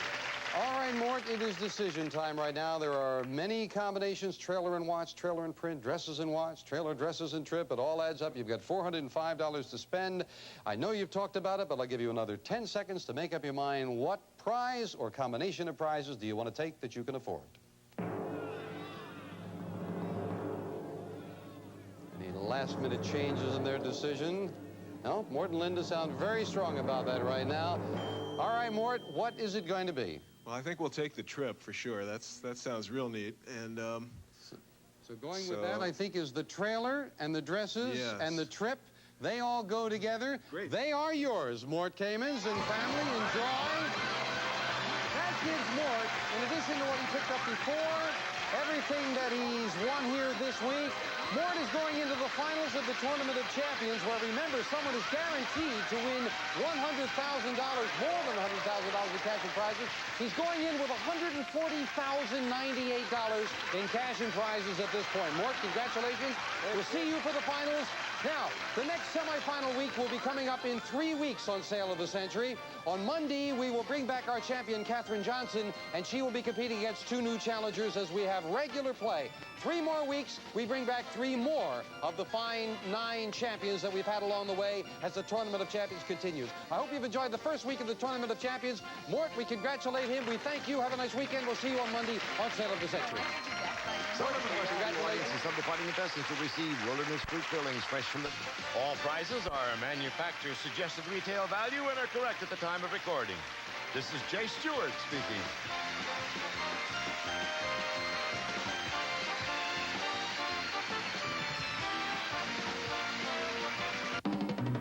Sale of the Century is a Red Strandy production.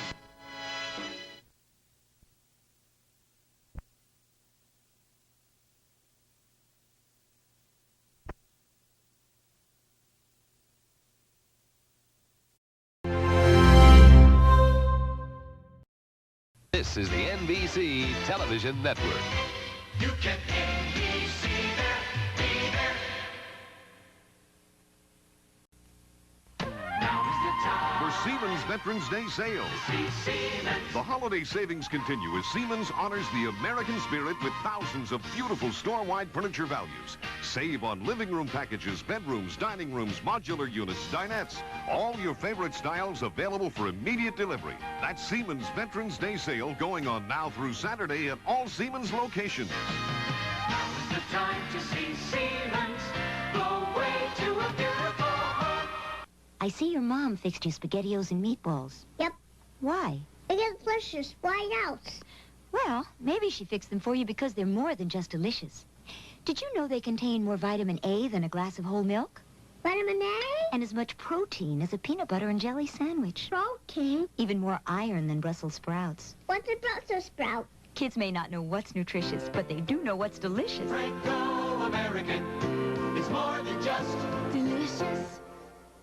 Come back to Jamaica and run on a ribbon of white sand. What's old is what's new. Come ride our gentle trade winds. We want you to join us. Come daydream in a private cove. We made it for you. Come share the incomparable variety that brought Noel Coward home to Jamaica year after year.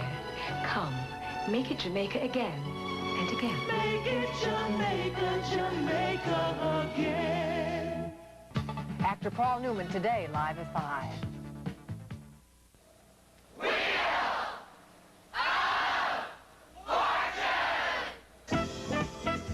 Look at this studio, filled with glamorous prizes, fabulous and exciting merchandise, including this fantastic $16,000 old-fashioned dining room, a gorgeous $4,700 diamond heart necklace, and this beauty, a $9,600 six-passenger speedboat. Over $53,000 just waiting to be won today as we continue Couples Week on Wheel of Fortune. And now, here's your host, Pat Sajak. Oh, hi there. Thank you very much. Thanks, Jack. And welcome to Wheel of Fortune as we continue Couples Week around here, featuring engaged couples right on through couples who have been married 40 years. My goodness. The top 3 couples returning on Friday for a playoff and a chance to win a 1984 American luxury car. And now I would like to introduce our hostess. Help me welcome Vanna White. Vanna.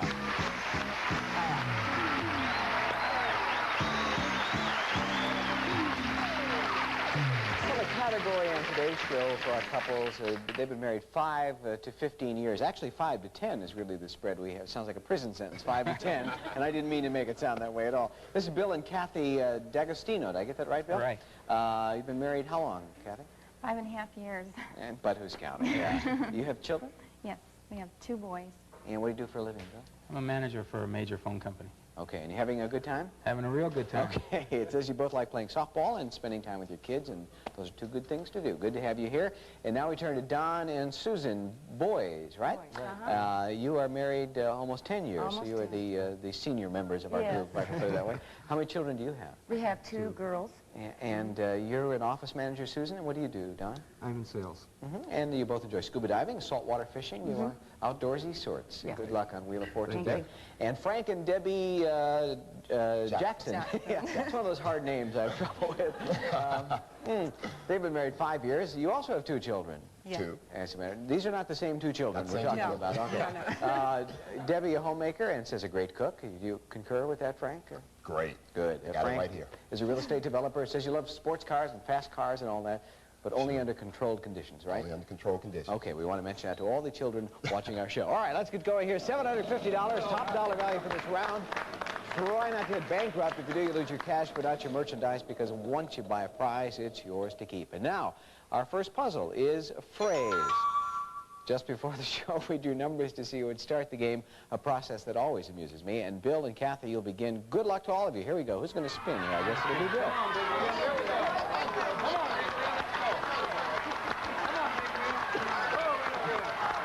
And it looks like 300. Oh, who's going to pick a letter here? I Go will. ahead. How about a T as in Tom, please? Yes, there is one T. Spin again. Okay, go ahead, Bill. Here we go, big deal. Come on.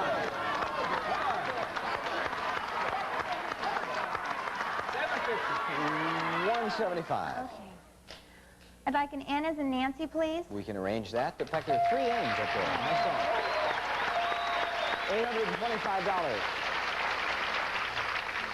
$825. We'd like to buy a vowel. Okay, what vowel will that be? An E. Yes, there are 2 E's.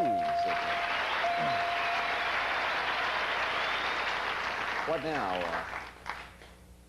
We'll spin again. All right. Here we go. Here they go.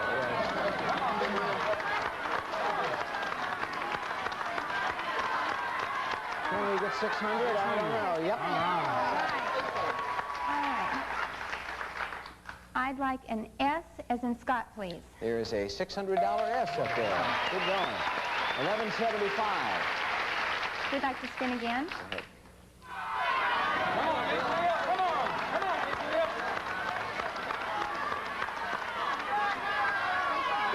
It might be a free spin, and it is. That could be very important. Hang on to that, and it's your turn to either buy a vowel, spin again, solve the puzzle. It's all We'll spin again. Go ahead, Dan.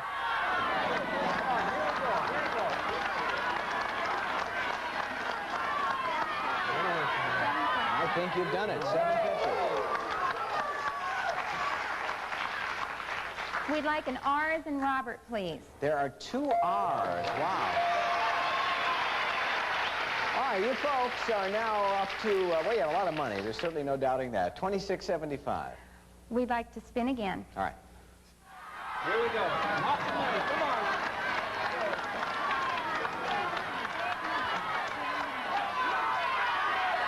$400.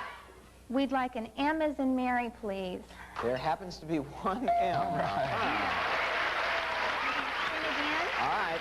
We're turning this into a series. Here we go. Come on. Here we go. 150. We'd like a D as in David, please. Sure thing. There are a couple of D's. Now, Bill and Kathy, you have $3,375. What are you going to do? We'd like to solve the puzzle, For all please. that money, what is this phrase? Women and children first. You did it. That's it. Hey, nice going.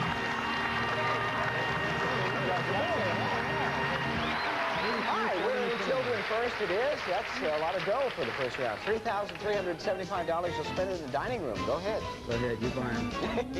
Whatever. For $2,919. I'd like the dining room furniture, please. All right. I think she made a good choice. Well, let's see. 456 to go. Oh.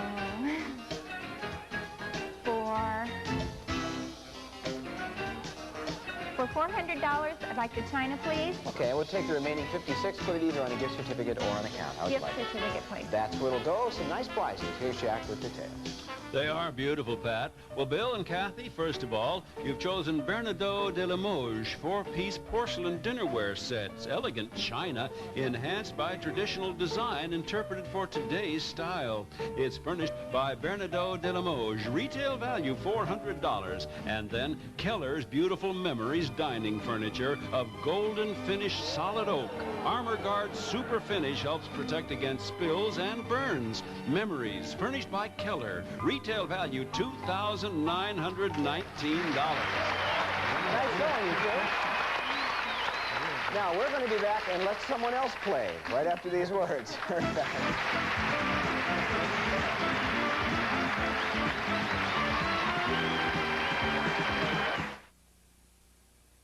I thought we were identical twins.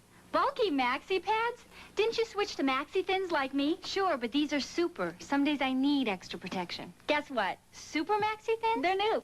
New Super Maxi Thins replaces bulk with a special material that works just as well. So you get Super Maxi Thins protection in a thin, comfortable pad, wrapped to stay clean even in your purse. Now that I've switched, we're identical again. Extra protection in a thin, comfortable pad. New Super Maxi Thins.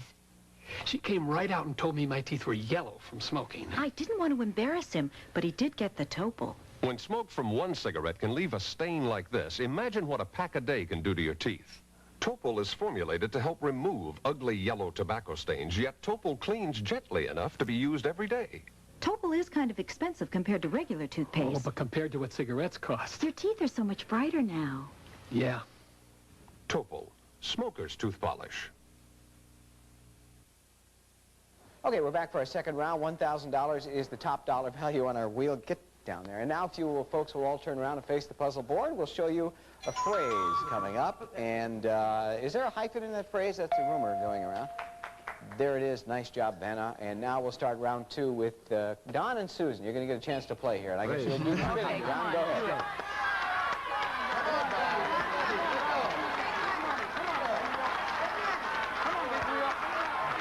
300. Okay, may we have a T as in Tom, please? Yes, we have a couple of T's. All right. Good start. $600. Let's spin. What?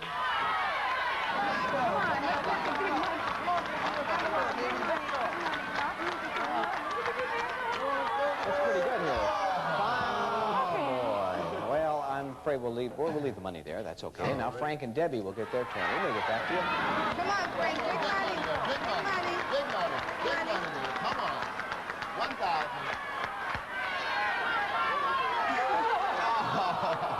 Do not be distressed. We have a lot of time to go. Bill? Go. Here we go. Come on.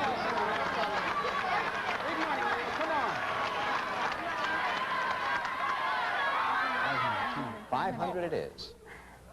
We'd like an N as in Nancy, please. We have two N's. Good going. $1,000. We'd like to buy a vowel. Okay. An A, please. I don't think so. No A. You're going to use that or hold on to that free spin? And We'll use a free spin. oh, you are going to use Yes. it? Okay. Yes. In that case, you may spin or buy a vowel or whatever you like. Come on, big wheel. Come on.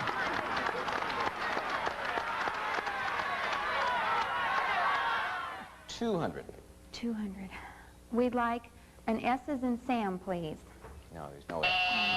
Sorry. Don, Susan, go ahead. We'll spin. Let's go, big money. Let's go.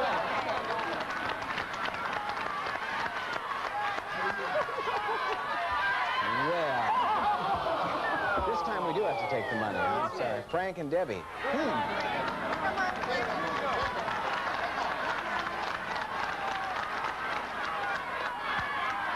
Maybe you'll make up for lost time here. Come on, $1,000. Now, let's find a letter. We'd like an R, please, as in Robert. One R, $1,000. You're on the board. Okay. Okay. Go ahead, Frank.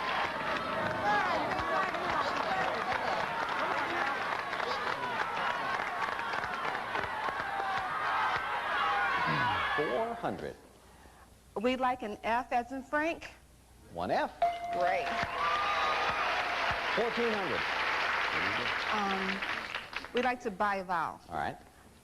The letter O, please. Yes, there are a couple of O's. There's a trend developing as he's making the basic decisions here. I'll tell you what, we're going to take a break for a commercial, so I'm going to ask all 6 of you, yes, to turn your backs for a moment, and we'll be back after these words.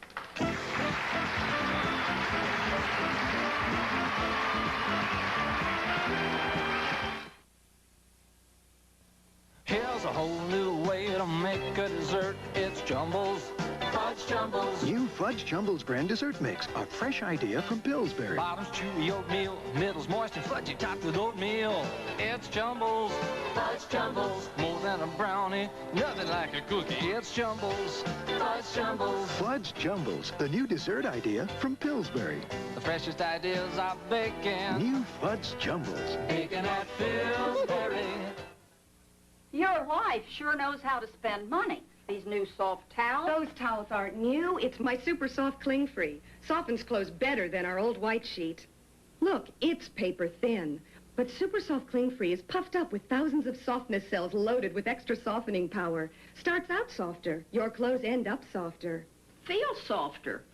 Smells fresh. And stop static. Smart shopping. Super soft cling free starts out softer. Clothes end up softer.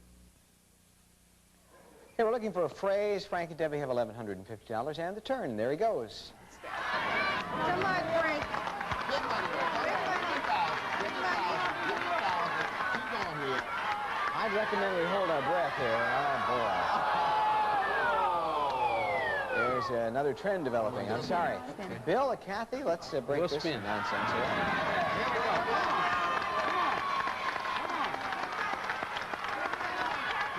Get by there. It does. 600. We'd like a B, please. 1B. $1,350. We'd like to spin? Go ahead. Here we go, big wheel. Come on, here we go.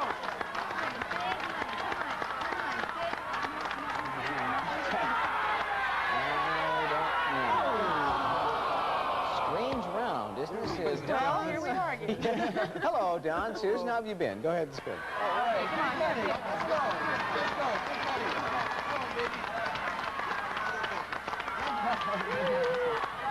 Anything. We'll take anything. 400. We'd like an L, please. There you go. 3 L's. $1,200. Now, hold on to it this time. Okay. I'd like to buy a vowel. Which one? An E. That's a good buy. There are 4 E's. Let's see what that does for you. $950 is what you have. I'd like to spin. Okay. Let's go, baby. Come on. Very confident. I don't know.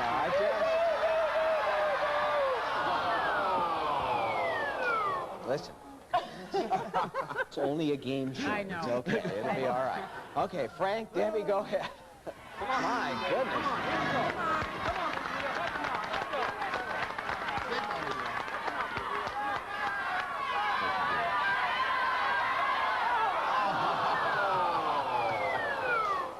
Bill, Kathy, it's your turn if you want to spin. I don't know why anyone would. What are you going to do? We're going to solve it. I can. $1,350. Very quiet, please. Carefully, what is this phrase? Hell bent for election. Yes, that's it.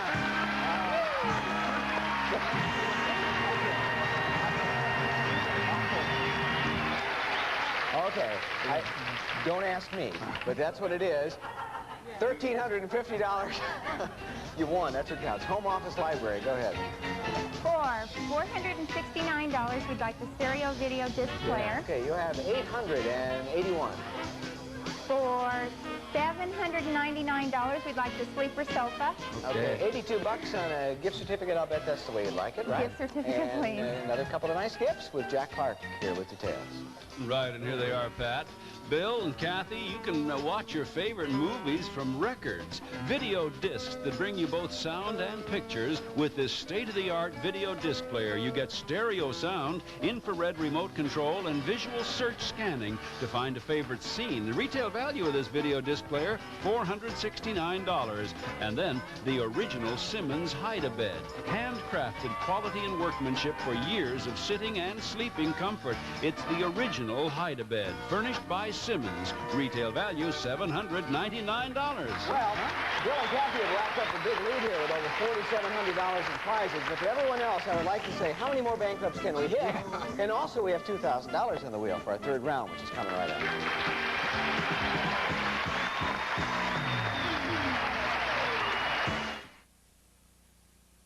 Tony! Candlelight, wine, everything is beautiful except that filthy oven. We've got to clean it right now. No, the fumes, the mess. We'll use the new Easy Off oven pad.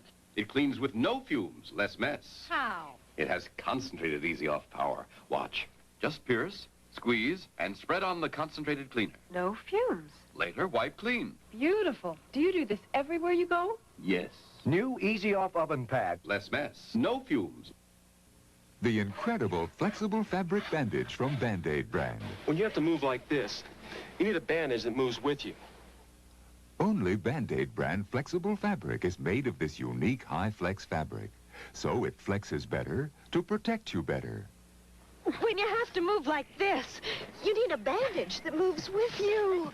Try flexible fabric. It flexes better to protect you better. Trust Band-Aid brand to cover you better. Only from Johnson & Johnson.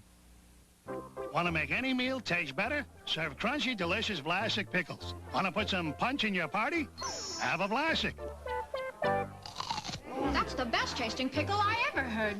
Want to make a snack a lip-smacking treat? Have a Vlasic. That's the best tasting pickle I ever heard. Want to build a great tasting sandwich? Have a Vlasic.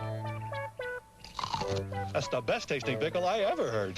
Serve crunchy, delicious Vlasic pickles. Wave after wave, it builds up and crashes down. The uncontrolled cough. No cough medicine you can buy, from the oldest to the newest, can give you the unique cough suppressant in Benylin, developed by Park Davis, introduced to families by doctors for over 30 years for effective control of the uncontrolled cough. Benylin, same full strength, today available without prescription. From Park Davis, helping your pharmacist and your doctor help your health.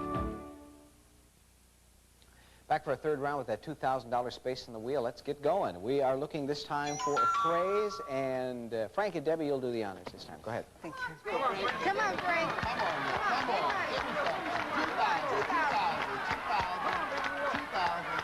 And it's going to be 200. We'd like an N as in Nancy. We can give you one N. Turn about. Go ahead. Would you like to spin again? Come on, baby.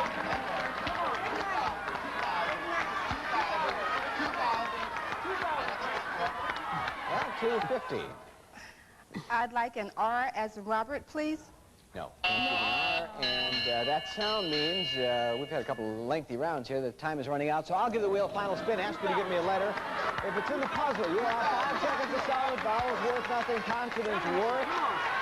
That's a good little amount for each letter, $700. So Bill and Kathy, decide on a letter here. We'd like a T as in Tom, please. Here's one T, $700. You'll have 5 seconds.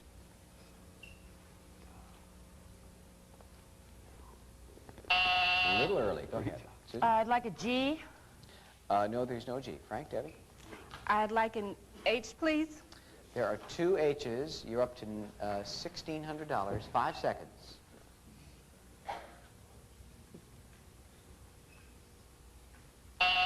Kathy? I'd like a P, please. Yes, there are 2 P's. 5 seconds. Spill the punch. Nope. Try again. A full 5 seconds. Don and Susan? I'd like a C. There is a C. 5 seconds for you. Something as a pinch. Apricot punch. Frank? Ready? Quickly. An L, please. Okay, we're going to go with the first letter we called, Fine. which was an E. No money for it, but it could be helpful. There are 2 E's. 5 seconds. Spike the punch. Yes, that's it. Hey, there you go. I'm going to squeeze right between you, my man. Congratulations. How do you help out, huh? You were about to grab your tongue and you didn't have to. All right, $1,600. You'll spend it in the bedroom. I don't know how you'll work this out, but go ahead. In the bedroom. Yeah. For $13.93, the trip to Puerto Vallarta. Okay, and you still have $207 to go. 207. I'd like, for $90, I'd like the perfume. All right, and that leaves 117. One more left to you. For $113, I'd like the beverage pitcher. At least $4 on a gift certificate, which you can probably put up on your wall and admire. Sure. And here's Jack to tell you about your prize. Okay, Frank, Debbie, first of all, Giorgio's very own perfume makes its debut, an essence that's classically romantic with a spirit of elegant adventure. Perfume and cologne furnished by Giorgio, Beverly Hills, $90. And then Oneida Silversmith's Seacrest beverage pitcher, crafted in fine silver plate. This elegant pitcher holds 2 quarts and features an ice guard to help prevent splashing. It's furnished by Oneida Silversmiths, retail value $113. And finally, it's a trip to Mexico. We'll fly you and a guest from Los Angeles for a week in Puerto Vallarta, Mexico, at the new Fiesta Los Tules Hotel, Tennis Club, and Resort Condominium development. Air conditioning, gourmet restaurant, swimming pool, and private beach set in 64 acres of lush tropical gardens, furnished by Fiesta Los Tules. Retail value $1,393. We're running a little late. Just time to congratulate you and to thank all our couples and to congratulate our winners, Bill and Kathy, $4,725 in prizes. Bonus round coming up.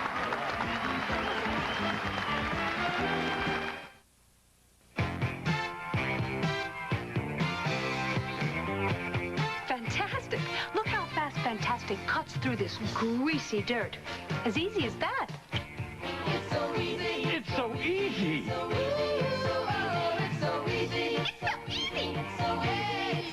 Fantastic cuts through tough dirt so fast. For most jobs, you can't clean any easier. It's so easy.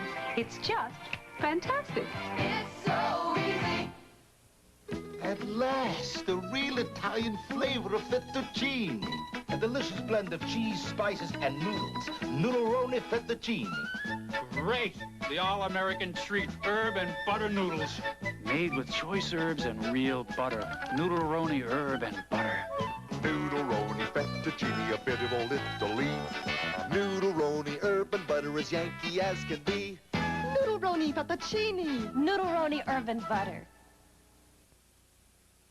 Small group this time. Well, it is nice to have you here. $4,725 in prizes. Chance to add to that total. What are you going to play for, folks? We'd love to play for that big screen TV. We'd love for you to get it. Here's Jack to tell us about it. We sure would, Pat. It's a 45-inch diagonal color 3-tube 3-lens rear projection television featuring a high-contrast screen for sharper, clearer pictures, detachable remote control, and streamlined cabinet. It's furnished by Sharp. Retail value $3,495. Good luck.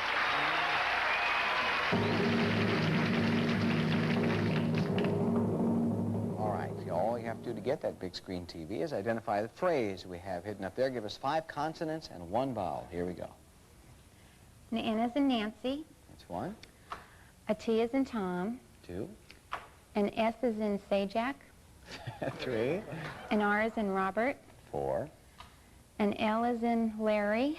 5. And now your vowel. An E is in Edward. Okay, I think we should give it to them. Just all right. Let's see now how well you've done at selecting letters. And audience, please, no assistance as we play for the big screen TV and over $8,000 in prizes. Very quiet, everybody, please. Okay, it is a phrase. You have 15 seconds. Talk it out, you two. Good luck. That's secret. Too secret. T-secret. T-sir. Oh, boy. Yeah, there it is. Top secret is it. Oh, that was so easy. Oh, sure. Now you say that. Listen, top secret it was. Here's the good news. You have $4,725 in prizes. It was good to have you both with us. Top secret. We'll be right back and see how things are going. Paladin presents Martha Ray, comedienne, denture wearer. Getting that big laugh takes something extra. And getting my denture sparkling clean takes something extra. Extra strength Paladin Green. Watch, tough lab stains. Now, extra strength Polident. It's fantastic. Gets tough stains clean, even in between. So take it from a big mouth. Extra strength Polident Green gets tough stains clean. Angora.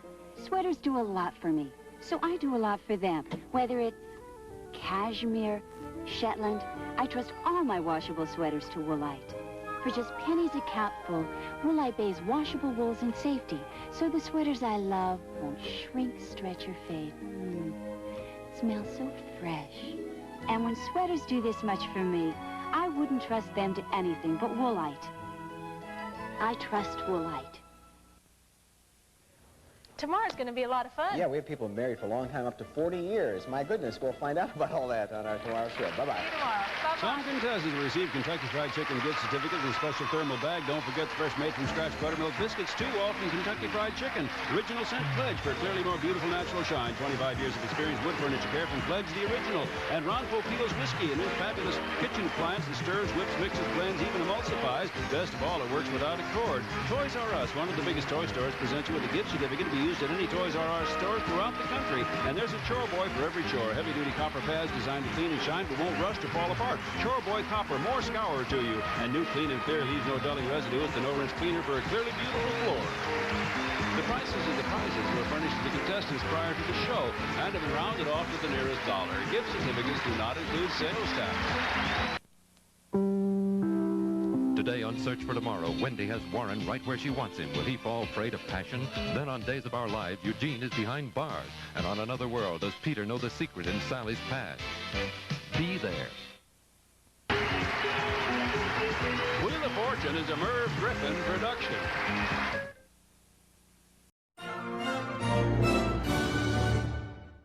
This is the NBC Television Network. You can NBC there, be there. In the past 7 months, we've given away over $2,600,000 in houses, cash and prize. Today, on our celebrity special, these two couples will add to that incredible toast. This is Donna and Dan Kleckner. Today, they make their second attempt to win this beautiful Hamilton home. And this is Patricia and Darrell Sanders. They're playing for the handsome Casa Loma model. And now, here is the man with the key to your dream house, Mr. Bob Eubank. Thank you very much. Thank you and welcome to Dream House. We're so glad you could join us today. We've got all kinds of exciting things happen around here this week. Today, like every day, one of our two couples will have a chance to win their fabulous dream house by trying to open those golden doors back behind me. We have champions. They won yesterday for the first time. Let's welcome them now, Dan and Donna Kleckner. Welcome back to our show. Hi, Dan. First of all, congratulations. You won over $6,600 yesterday in cash and prizes. And I know you were up there saying, I can't believe this is happening. Can you believe this is happening to us? My goodness. All right, you've got the furniture, or you've at least got one room. What house would you like to put that furniture in? Hamilton. The Hamilton. Here is your house then. Johnny? Donna and Dan have chosen the beautiful Hamilton home, which opens into a formal entry and plushly carpeted living room. Master bedroom and baths with oak wood cabinets are but a few of the amenities in this gracious house built by U.S. Home. Okay, Bob. Thank you, John. Now, all this week, what we've done is we've invited some celebrities to join us here on Dream House. And we have two very fine people. And by a flip of a coin backstage, that's how we decide which celebrity plays with what team. Would you like to meet your celebrity teammate? I would. He's the man that everybody knows as Mr. Drummond. On Facts of Life, would you say, did I say Facts of Life? Yeah. I did say that, didn't I? Different strokes? Sorry about that. Welcome and say hi to my friend Conrad Bain. Conrad.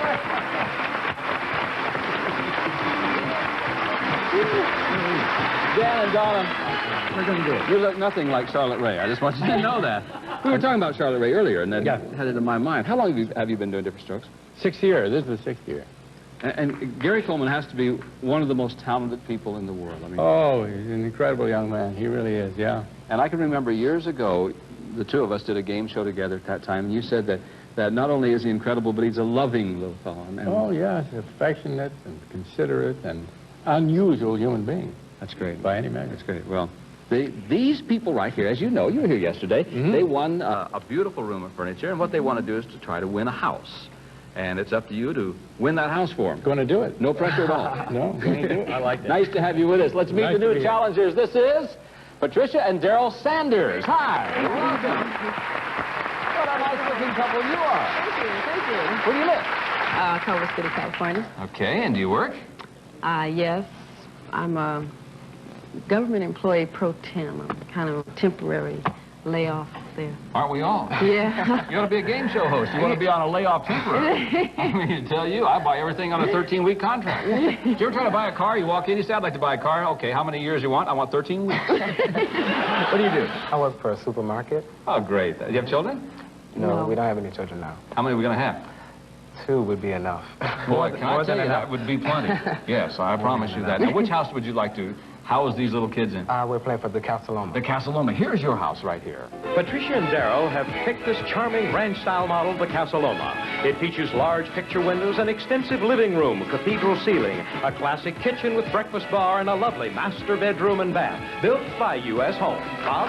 Thank you, John. Now, I want you to meet your celebrity partner, because this lady also is on Different Strokes, one of the stars of Different Strokes. She plays the housekeeper, Pearl Gallagher. Say hi, if you would, please, to Mary Jo Catlett. And here she is.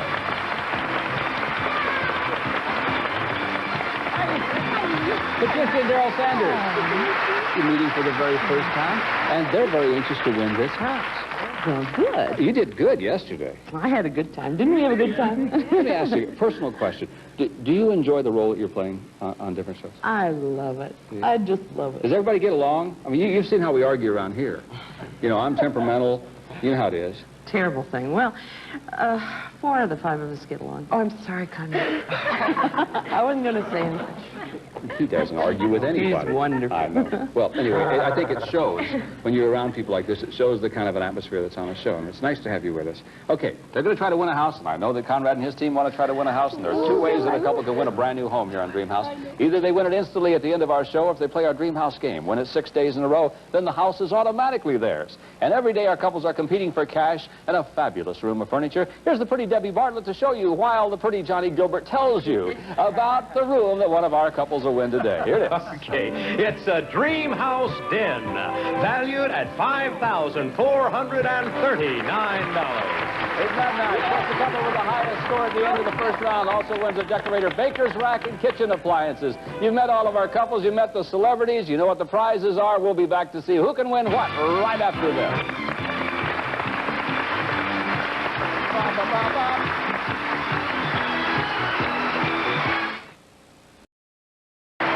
Welcome back to Dream House. Now we're ready to play our game. Everybody ready to do this? We're going to start off with a $50 true or false question. If you get it right, you get $50 and a chance to pick a category. But if you miss the true or false question, then the money goes to the other team, and they get a chance to pick a category. Whatever you do, don't ring in until I've completed the question. And in round 1, only 3 categories, and it's the celebrities and the wives that will be controlling the buttons. So if everybody is ready, here we go. True or false? In the Italian language, the word Italy means shaped like a boot.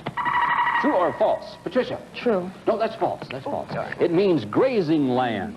Italy means grazing land. I thought so. Yes. You're smart. Oh, boy. That means the $50 comes to your side, the chance to pick a category. And now, if you would, please, gang, take a look at the categories we're playing for in round 1. As I said, only 3 categories per round. Take a deep breath, role model for kids, and popping the question. Conrad and gang, pick a category. Let's take a deep breath. Take a deep breath. Okay. Could use one. Take a deep... Careful. For $100. Experts refer to it as the hee-hee breathing. Is it the kind of breathing you do when you're laughing hysterically, doing aerobics, or practicing natural childbirth? The hee-hee breathing. What do you think? Practicing natural childbirth. How many children do you have? None, but I'm a nurse.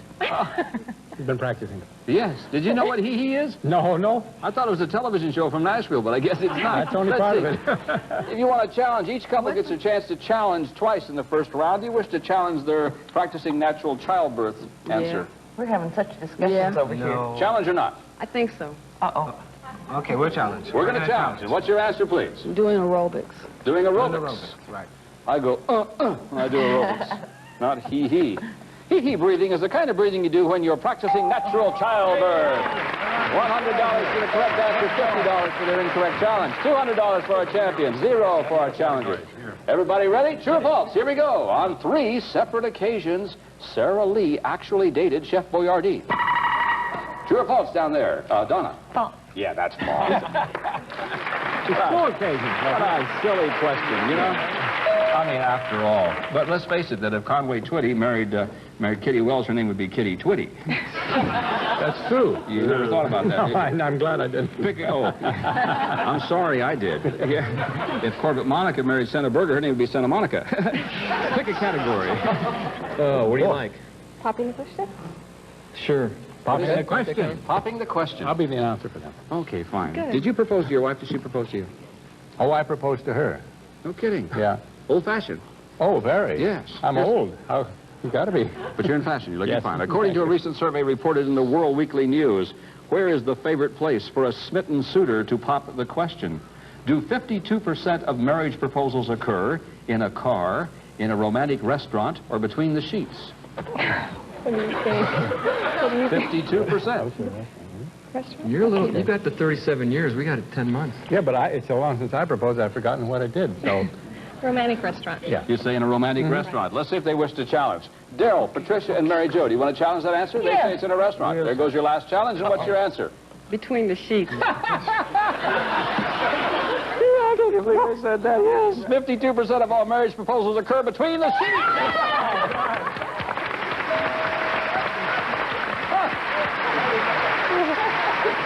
Now, Is that where? Did he? Yeah. Found out, didn't even have to ask. Okay. True or false? Okay. One category, one toss-up remains. Here we go, true or false. In New York City, a United States senator was recently mugged right in front of the police commissioner's house. True or false? Patricia? True. Yeah, it's true. That's right. Right in front of that commissioner's house. His name is Christopher Dodd. Mugged right there in front of the policeman's house.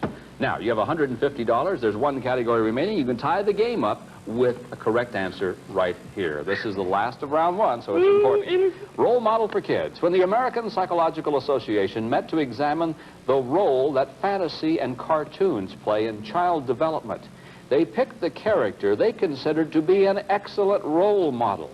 Was the subject of their symposium Charlie Brown, Mickey Mouse, or Superman? For $100, a chance to tie the game.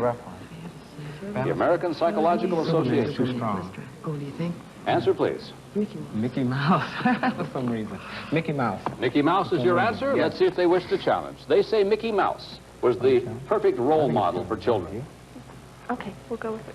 You challenging? Yes. And your answer, please. Go ahead. Charlie Brown. Charlie Brown. If it's Charlie Brown, that means that Dan and Donna and Conrad will win round one. Whoa. If it's Mickey Mouse, Patricia, Daryl, and Mary Jo will win round one because they'll get $100 plus 50 for an incorrect challenge. So this is it. This is for the winners of round one.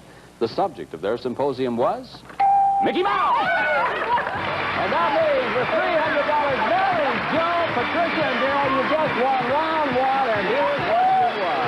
Well, Patricia and Daryl, for your family's pleasure in your den, you've just won this attractive 76-inch baker's rack for decorative display or practical use, furnished by the Antique Guild. And you may serve refreshments in the den with Hamilton Beach kitchen appliances, featuring the 6-speed food processor and 12-cup automatic drip coffee maker with brew start, clock, and timer, furnished by Hamilton Beach Scoville. It's a total retail value of $576, and it's all yours on Dream House. Congratulations to you, boy.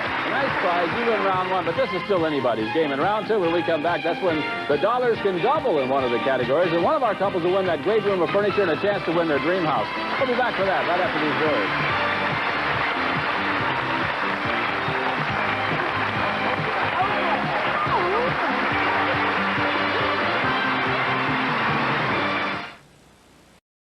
Back to Dream House. We're about to begin round two now. And our champions over here, the Kleckners, they have $250. They almost won round one. They're only $50 behind. Conrad Bain is their celebrity teammate. And on the other side, our challengers are Daryl and Patricia Sanders. They just won round one with Mary Jo Catlett as their celebrity teammate. Now we're going to begin round two. And in round two, I want to remind everybody that we give our couples a chance to double their dollars in one of the categories. And these are the categories that we're playing for in our second round. Here they come.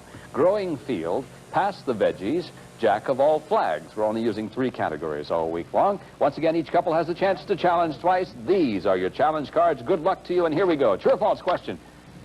A marriage counselor in California's high-tech Silicon Valley says that most marriages break up there due to hubby's undying love for his computer over his wife. True or false, Mary Jo? True. That is true, yes. Yes. Have to compete with a computer would be a heck of a deal, wouldn't it? Now, those are the three categories, so Daryl, Patricia, and Mary Jo, pick a category. Pass the veggies. Pass the veggies. Pass the veggies. Pass the veggies. Remember, you can double your dollars in one of the categories. Which of these vegetables traces its roots back to the Bronze Age? Would you like to double your dollars on this one? You have $3.50, they have $2.50. Which of these vegetables traces its roots back to the Bronze Age? No pun intended there. No. Not going to double your dollars on it. All right. Is it the Jerusalem artichoke, the pea, or the potato? The potato? You want to go? I bet you're right. Let's try that. Okay, the Answer, please. Potato. The potato. Let's see if they want a challenge. How about it? Dan, Donna, and Conrad, you wish to challenge their answer for $100. Do you have any idea? Traces its roots back to the Bronze Age. Challenge or not? Tell me if you want to challenge or not. How much do you know? No. Not going to challenge? Fine. Here we go. The vegetable that traces its roots back to the Bronze Age is the pea. Oh! No one wins any money on that one. Let's go to another one then. True or false? For 1984, there's a pinup calendar which features a look at male celebrities' buns. True or false, Donna? Excuse me, Dan. The husbands are playing with the celebrities this time. Dan? True. That is true, yes. I don't know. I'm really upset. Oh. They asked Bruce Jenner and Ed Marinaro from Hill Street Blues, did they go to you and ask to see a picture of your buns? Yes. They did? Oh, now I'm really upset. I wouldn't show them. No, they didn't. No. Really upset because they didn't ask me a thing about that. $300 for you guys. They have $350. Pick a category. Which one? Well, let's pick. If it was my selection, I'd say growing. Growing field. Growing field. All right. Remember, you can double your dollars. The Bureau of Labor Statistics says this is the fastest growing profession in America. What is the job? Double your bucks or not? No, I don't think so. No. Not going to double your dollars? Okay. What's the fastest growing profession in America? Is it computer programmer, paralegal, or aerobics instructor? Computer programmer. Answer, please. Speak up real loud for me, gang. I take Computer programmer. Computer programmer. Let's see if there's a challenge over here. Daryl, Patricia, and Mary Jo, do you wish to challenge that answer? Yeah. You are going to challenge, and your answer is what? Aerobics instructor. Aerobics instructor. The fastest growing profession in America is a paralegal. Again, no one wins any money. We have $300 for our champions, $350 for our challengers. One toss-up question, one category remains. True or false? 89% of all the land in Alaska is owned by Eskimos. True or false, Daryl? False. That is false. You're right about that. And now you have $400. They have $300. One category remains. Jack of all flags. Neither couple has used their double dollar. Here's the question. That familiar design on the British flag is called the Union Jack. On which of our United States flags would you also find the Union Jack design? Is it on the state flag of which state? So tell me, would you like to make this your double dollar or not? We'll double our dollar. Double your bucks. This is for double the dollars. Everybody understand? Yep. On which of our United States flags would you also find the Union Jack design? Is it on the state flag of Hawaii, Virginia, or Massachusetts? Yeah, I believe it is. It's not Hawaii. It's Let's say Virginia. Virginia. It's Virginia. Answer, please. Virginia. Virginia is your answer. You wish to challenge. Yes, you are going to challenge in your answer. Massachusetts. Massachusetts and Virginia.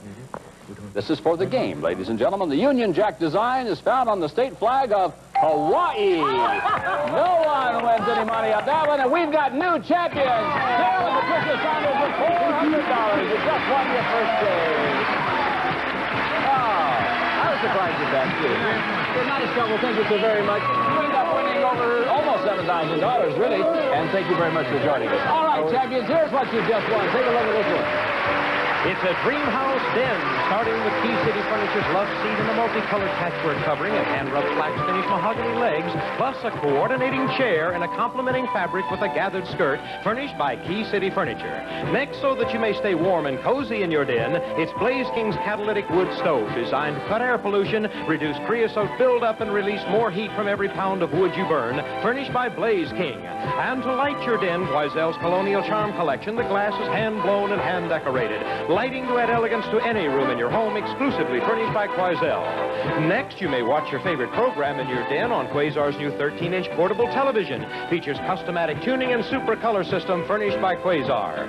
To complete your den for storage or display, it's Marilat's Oak modular shelving system. It uses a roll-top desk for a functional work-study area, furnished by Marilat Industries. It's a dream house den worth $5,439.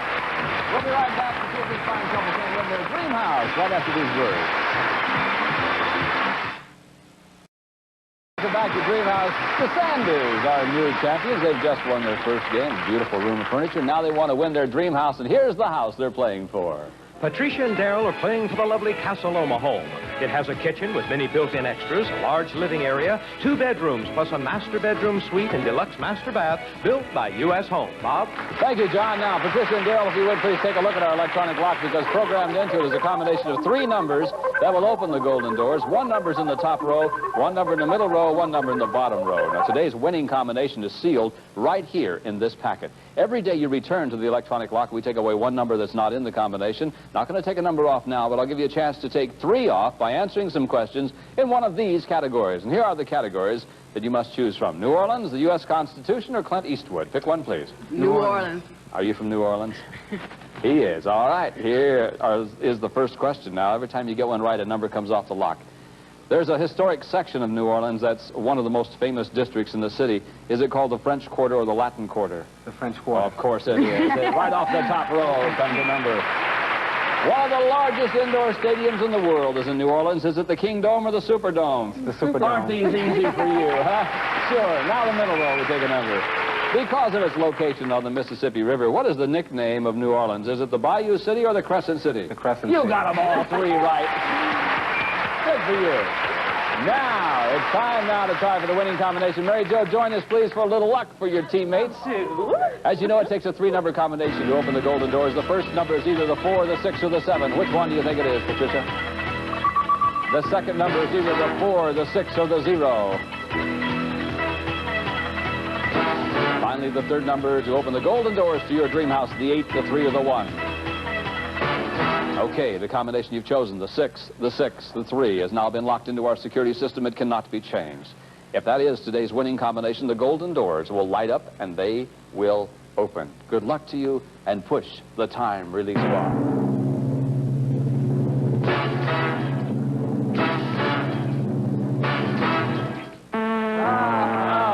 663. Reset the lock if you could, please. Let's see how close you came. Not close at all. We needed a 7, a 0, and a 1 today. Push the time release bar. They would have lit up, they would have opened. We'll add up all of their winnings, and we'll be right back right after this.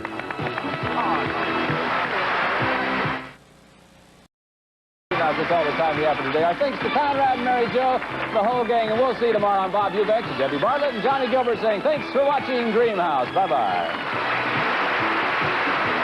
Departing greenhouse couples will receive introducing Ragu's Pizza Quick Complete Set for Pizza. Everything you need for pizzeria good pizza at home. Just open a box with Pizza Quick Kit and open your own pizzeria. For hearty homemade soup, serve your family soup starter tonight. Just add meat, simmer, and serve. Soup starter, all the fixings for great homemade soup. And for over up tooth polish with a special stain removal formula invented by a dentist to help keep teeth their whitest.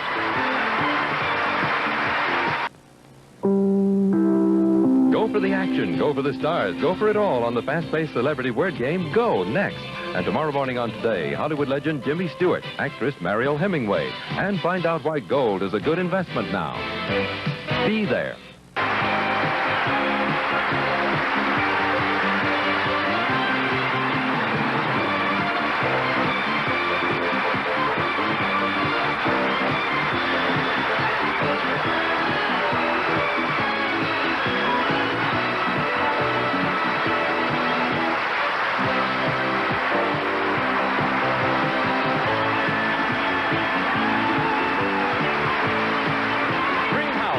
W. Don Reed production.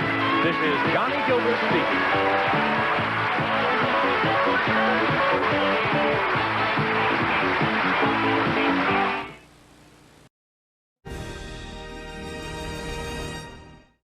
This is the NBC Television Network. You can NBC there, be there.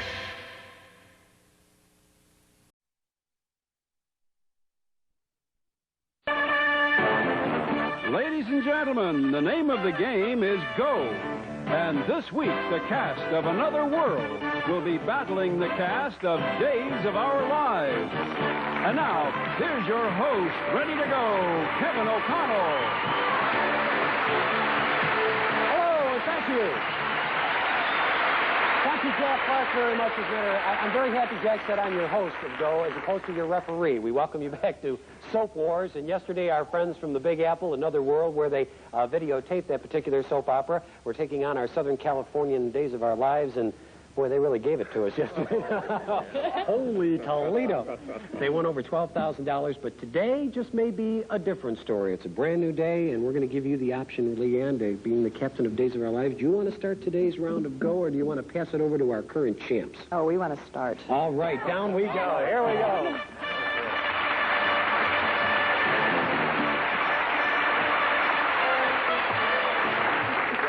You detect just a little bit of want for revenge in her voice. Let's meet the stars of Days of Our Life. Hi, Suzanne Rogers. I play Maggie Horton. And will I do it in Hawaii with Don? Hopefully we're going to find that out before this week is over, okay? Hi, Anne-Marie Martin. I play Gwen Davies. Hi, Anne-Marie. Wayne Norther played Detective Sergeant Roman Brady, and boy, do I have a vengeance for you. Oh. Took the words out of my mouth. Yeah. Anne Hunley, I play Anna DeMera, and I hate to lose. Yes. And you don't have yellow hair either. I don't. I'm Jess Wright. James Reynolds, I play Abe Carver, and I don't have my gun here, but I'm ready to go after him. Jim, nice to have you with us. The Days of Our Lives theme, the reason Leanne was said yesterday, one of the clues in the word was she had yellow hair, but don't adjust your set, it is blonde. Object of our game, using one word at a time, formulate a question on the spot in the shortest period of time. Round number one on Go is worth 250 points, and we're going to let Wayne pick a packet of answers, top or bottom. Top. All right, 1,500 points wins the game, a shot at our jackpot round. Don't use too much of the answer on your screen, players, or the judges will not allow it, okay? Start us off, Suzanne. Here's your first answer. Go. Who? Is A public? official. Can't use it. Next word. What? Is The letters of A unit. Pass. Next word. Who? Leads A band. Band leader. Wrong. Next word. What? Do You say to someone who has graduated? Congratulations. Go. Hurry now. what? Is A machine that has two wheels. Mike. Wrong. Next word. who Is very wild. and Prize. Eddie Martin. Go. What? Does The sands flow through time. The hourglass. Go. What? is The opposite of skinny. Go. Who? Stars. In James. Bond. Movies. Never. Say Never. again. Sean Connery. Stop the clock.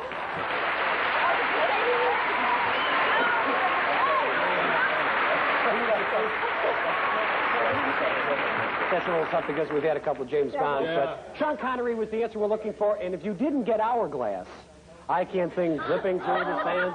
These are the days of our lives. Let's find out. 89 seconds on the clock. Let's see if it's enough. Come on down, Another World.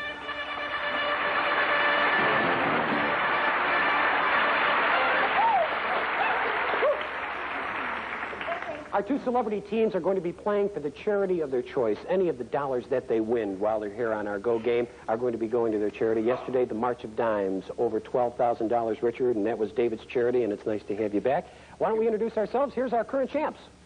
I'm David Oliver, and I play Perry Hutchins on Another World, and I am still waiting for my romance. That may never happen. Thank you, Dave. My name is Anna Stewart, and I play Dragon Lady Donna Love on Another World, and I'm out to get you. And my name is Mary Paige Keller, and I play Poor Dear Awkward Sally. All right, Mary. Dear Awkward Sally. I'm Laura Malone. I play Blaine, you, and Corey on Another World. We're both expecting both Blaine and Laura. And this is my Max, and we're having a great time playing this game. Oh, good. It's nice to have you here. I'm Stephen Yates. I play Jamie Frame, and my favorite ice cream is vanilla. All right, if you were with us yesterday, we know that already. 89 seconds on the clock, 5 answers, Another World. Before the clock hits 0, you'll play for 250 points, and the answer's on the bottom row. David starts us off this day. Here's your first answer. Go.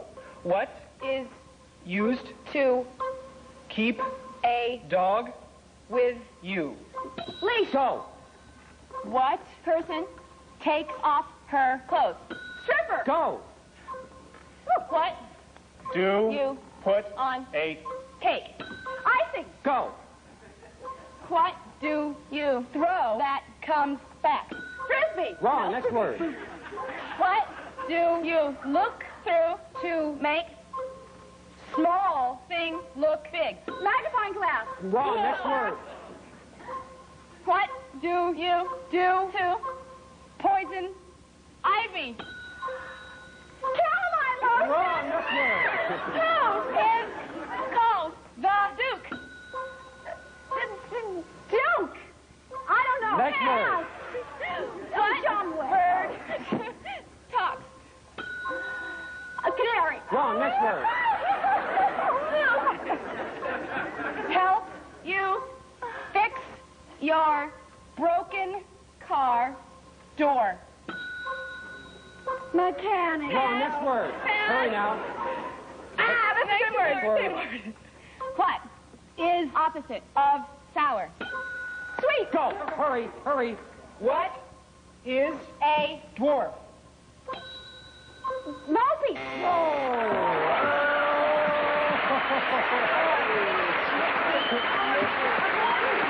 I know. A midget is a midget. It is. It is. We were looking for a midget as we got down the last couple seconds. What is a little John Wayne, and I thought we would get it, the utensil used in a lab. Magnifying glass was the right answer, Anna. It was. Instead of we look at insects in a microscope. Oh, microscope. That was the hang. 250 points to Days of Our Lives. I missed all of it. And the soap wars continue. Round number 2 is next on Go. We'll be back right after these words.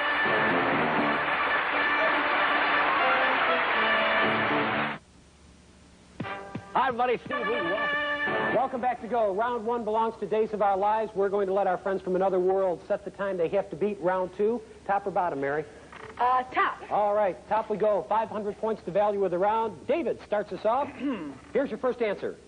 Go. What Do you fly in the park and has a tail? kite. Go.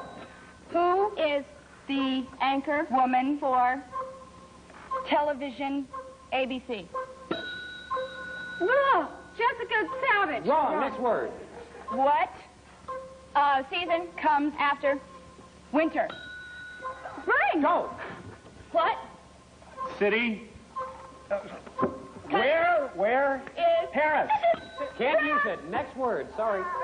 What Do you ride in in underground? Subway. Go. What do you communicate on over wires? Telephone. Go. who Is the character opposite Robin in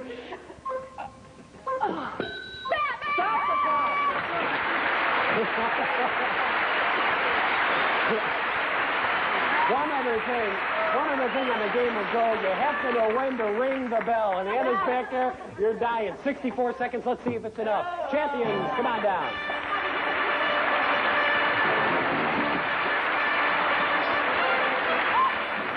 All right, team, they have left us with a 64-second clock. Give me 5 answers before the clock hits 0. We'll give you 2 rounds in a row. 500 points at stake. Suzanne will start us off this time. Here's your first answer.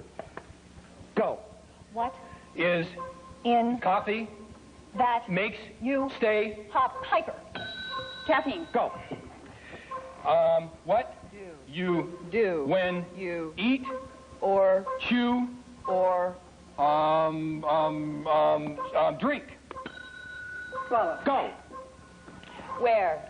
Does. The. Pope. Live. Rome. Wrong. Next word. What? Is. Dug. In. The. Ground. Hole. Go. What? Is. The. Middle. Of.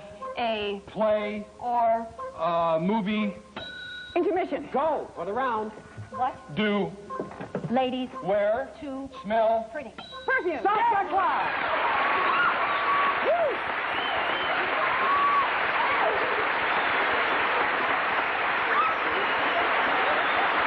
You know, all of a sudden, after yesterday's round, that teamwork is starting to feel.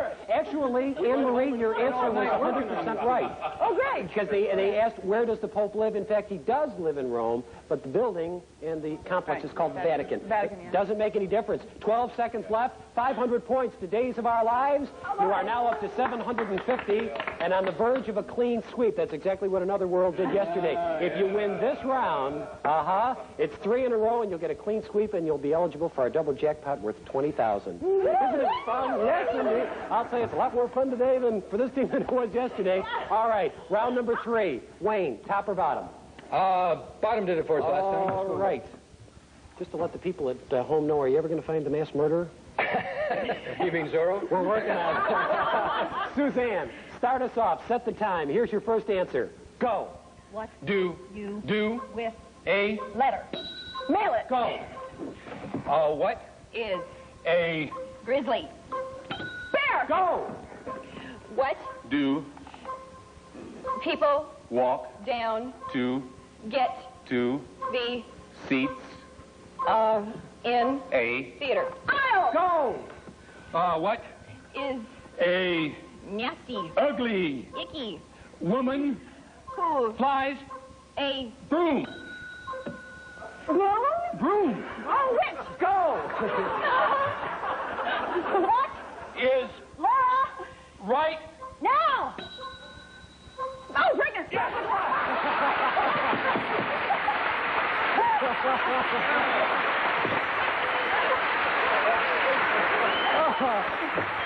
I am sorry, folks, there are no points for being in the condition you're in to help out this team. Good round, 44 seconds. Let's see if it holds up. Come on down.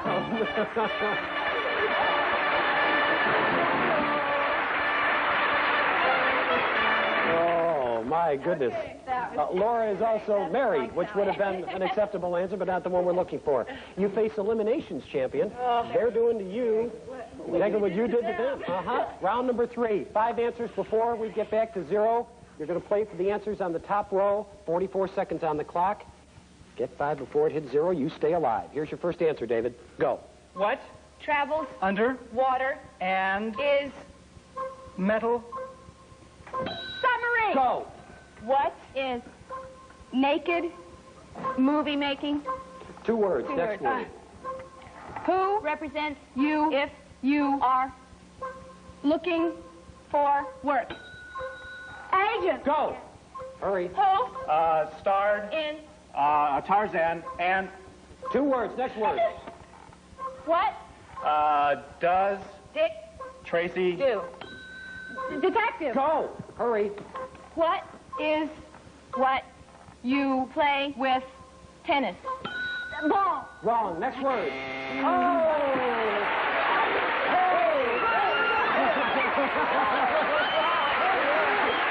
only problem with Suzanne, she is just such a downer. She just doesn't get us started. Give them the 750 points.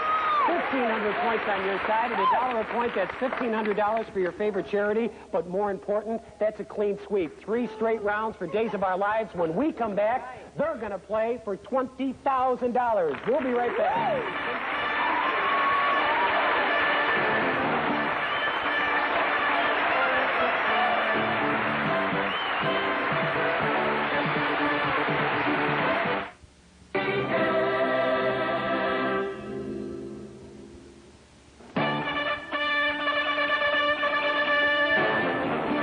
Welcome back to Go, where our motto, turnabout is fair play. Yesterday, Another World swept our Days of Our Lives cast. 3 straight games. You returned the favor today. I think that's nice.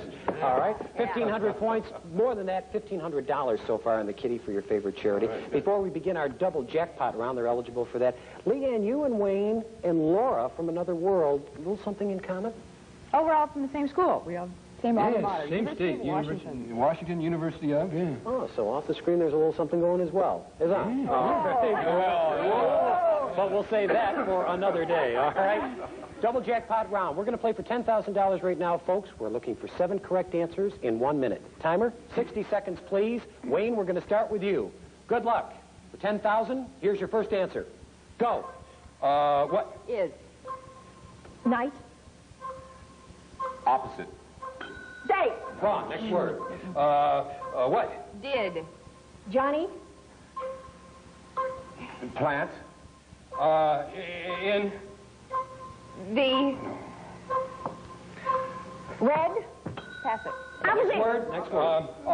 What? Is. In. The. Pennsylvania. Ring. Huh? Pass. Next word. Pass. What? Color. Is. Grass. Ring. Go for 2. What? Is. Thanksgiving. Meal. Turkey. Go for 3. What? Do. You. Cook. Eggs. In. A shell. Wrong. Next word. What? Do. You. Have. That. Is. Oh, good try. Good try. That's only one. That's only one. Yeah.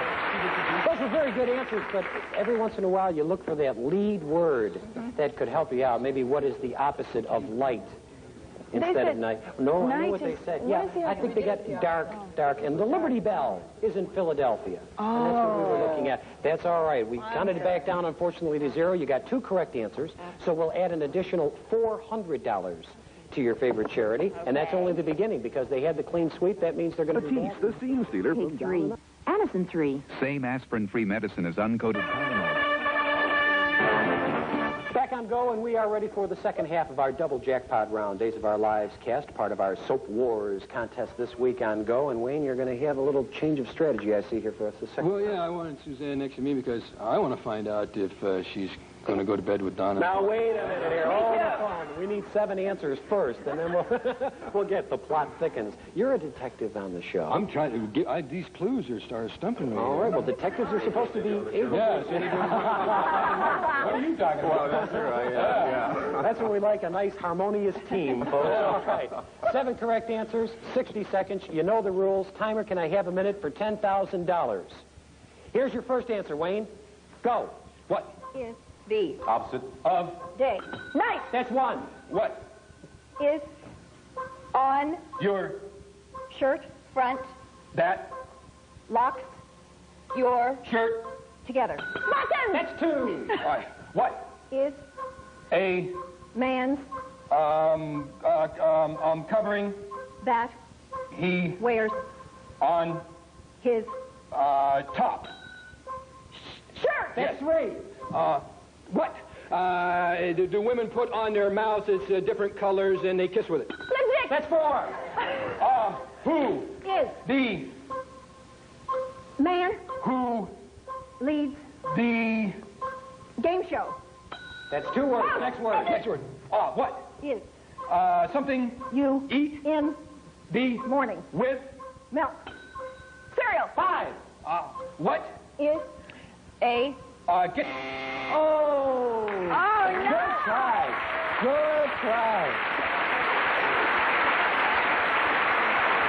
Good answers and a good question. Sometimes it just takes a little bit longer. The old kissing lipstick, huh? So I just spit that right out there. Well, it worked. 5 correct answers, $200 apiece, so we'll add another $1,000 to your favorite charity. We're going to come back, total up all the front game money, the double jackpot money, and we will be back with all this day's totals on Go right after these words. Come on back.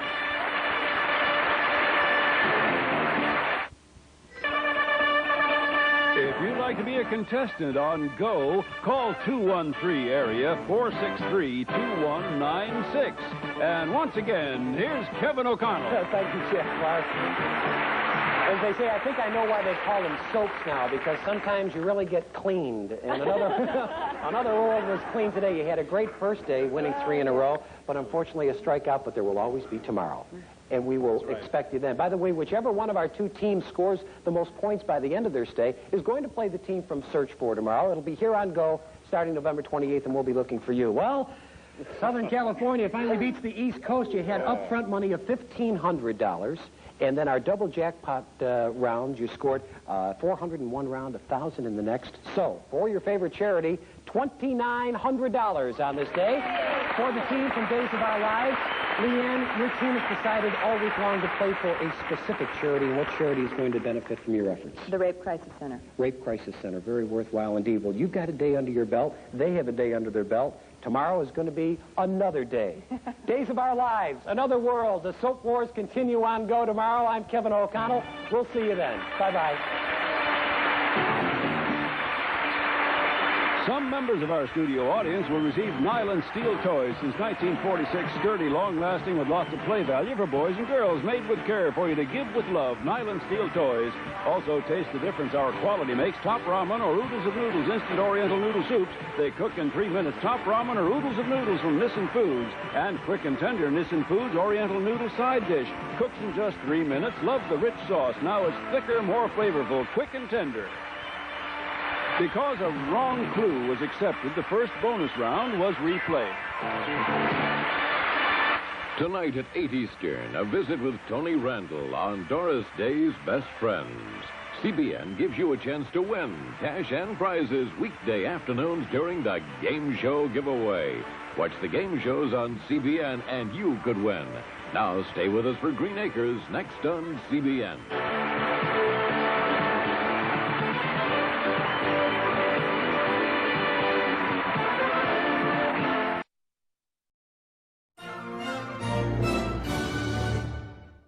This is the NBC Television Network.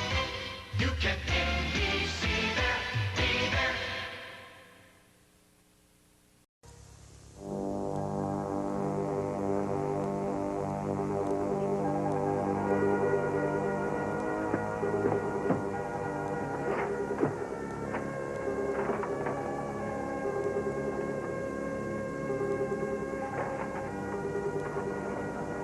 You're late. I know, I'm sorry. I got interrupted. What do you mean interrupted? It's no big deal. What do you got here? Look, I need some more light. Now, come here. You ever see this person before? No. Well, who is he? Man's name is Vargas. I think he's the man who killed Mrs. Orbach. So if he killed Mrs. Orbach, he probably also killed Joe. We're finally getting someplace. Now, relax. We've got to find something concrete. First, we have to find this man, and then we have to prove it, Brian. Yeah, but at least now we're on the right track. It's a start. I want you to memorize this face, every feature. This man is a cagey criminal. He might even try things like disguises. I got it. I finally got in the Carter's safe. What? What did you find? Not a thing. Just as I open the safe, Ringo comes waltzing in. Did he catch you? If he did, I don't think I'd be here right now. Do you think he suspects you? No, I covered real good. But now I've got the combination. Great. All right, Brian. Now, listen, stick with me on this, all right? You let me know if anything develops. Right. All right. I'll be in touch. See you later.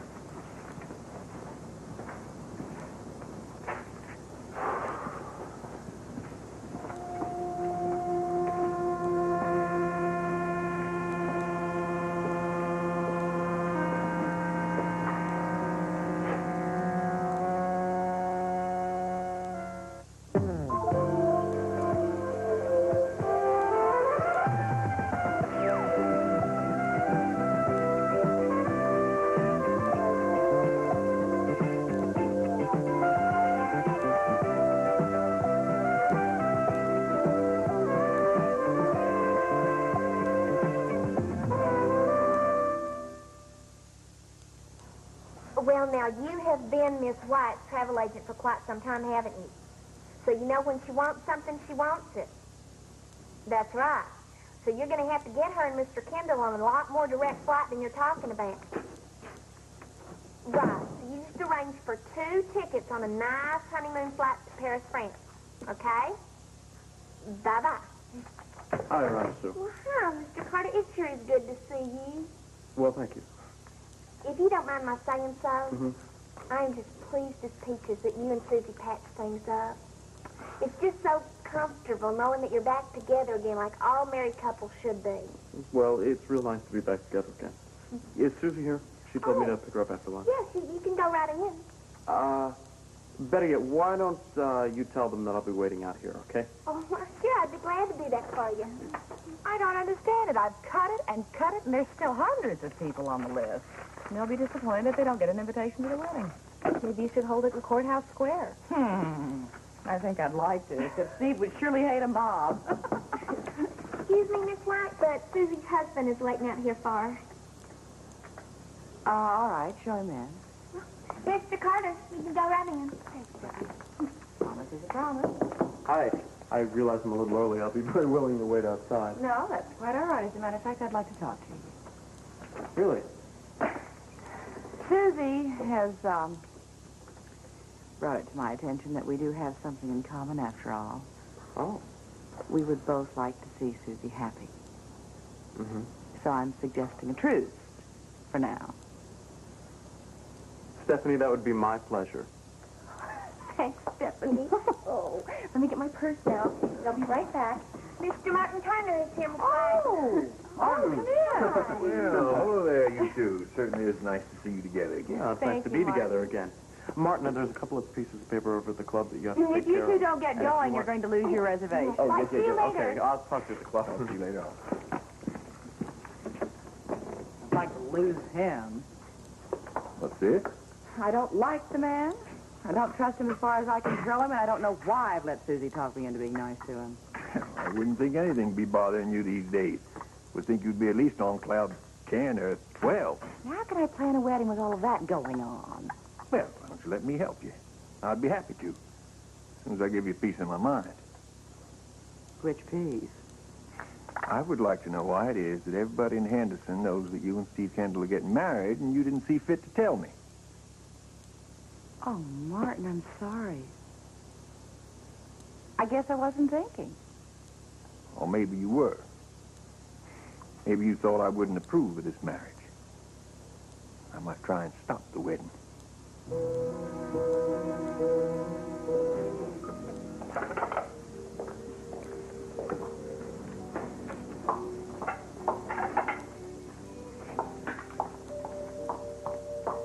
Surprise!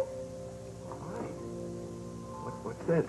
This is a We Don't Want Stu Bergman to Eat Alone party. And I bought this. Oh, you brought dessert to the riverboat? Huh? I told him it was like ice to Alaska, but he wouldn't listen to me. My chocolate cake beats chicken soup any day. Guaranteed to make you feel good. Well, that's one of the sweetest things anyone's ever done for me. Literally. We're sort of family by now, right? Yeah, you bet. Stu, why don't you take some time off? Go away for a couple of days. Maybe take a poor lonely kid on a fishing trip. Uh-huh. Yeah, I can't right now. Maybe in a couple of weeks, okay? Stu, I really know how you feel. I lost a best friend once. For a year, I kept calling her number. My mind knew she was gone, but my feelings wouldn't accept it. I know, Barbara. Trouble is, there are so many memories of Joe. I feel sometimes I catch myself talking to her. I see her all over the place. Hey, come on. I'm gonna be fine. Fine. How's school? Oh, not bad. There's this new kid in our class, and I know how that feels, so I'm kind of showing him the ropes. He's got a real cute sister. Instant friend. Yeah. So, how's the baby? Oh, you know, it's a funny thing that you should ask that. How would you like to look at a few hundred pictures here, huh? Oh. Now, we have Smiling, crying, with clothes, without clothes. What'll you have? You know, I think he looks like you. Oh, sure, of course. He's beautiful. He's got my nose. And he's smart. He's smart. You know, when I walk into the nursery, he winks twice. That's his way of saying, hi, Granddad. Hi, Granddad. Uh-oh. Who? Oh, Tom, listen. Have you heard anything? Did they find the guy, you know, the police picture? Dad, we haven't learned anything more. We're still trying. Well, maybe you're not trying hard enough. Why don't you put that picture in the paper? Dad, will you let the police handle this, please? No, Tom. Tom, listen. When they put Andy's picture in the paper, that helped find it. Don't you remember? Barbara, you talk to him. Stu, your son wants you to relax. Let the police take care of everything. I want you to understand. Every second counts. Joe is alive, and this guy can lead us to her. Now find him.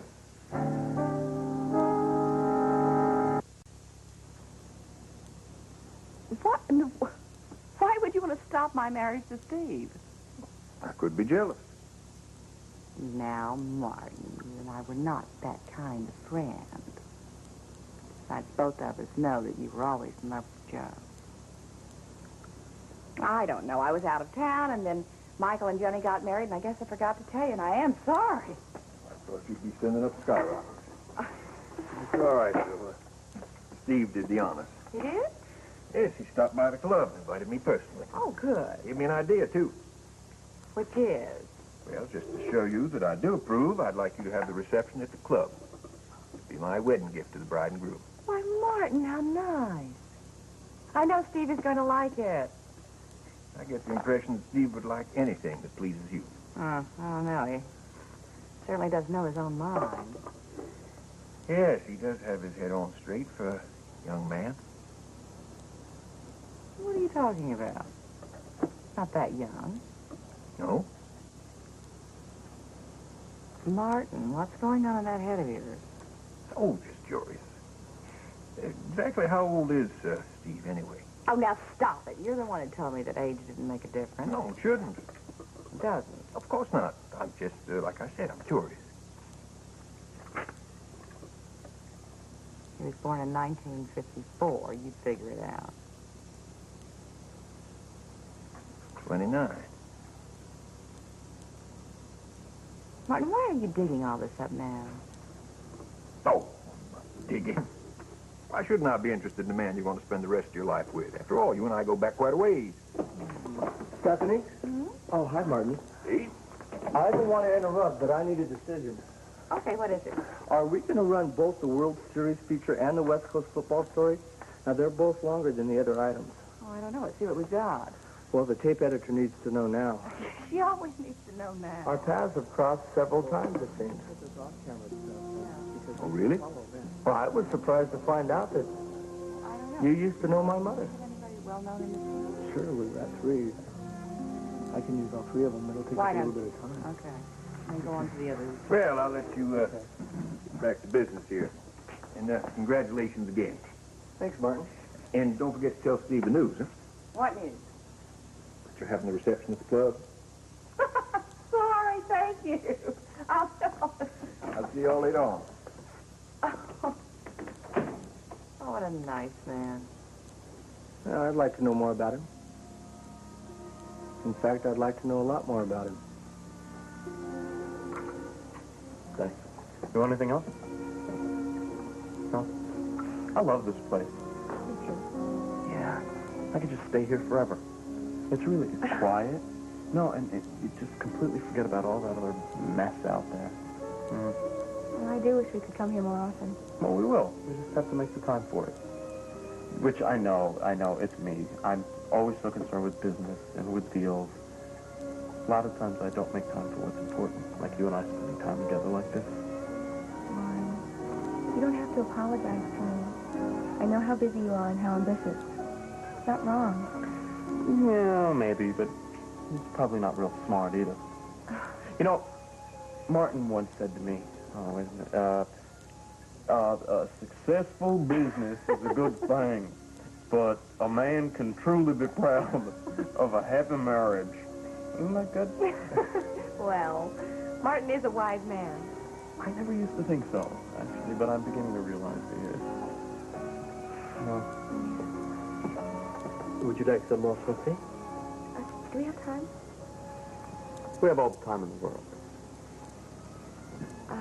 I'd love some. Please.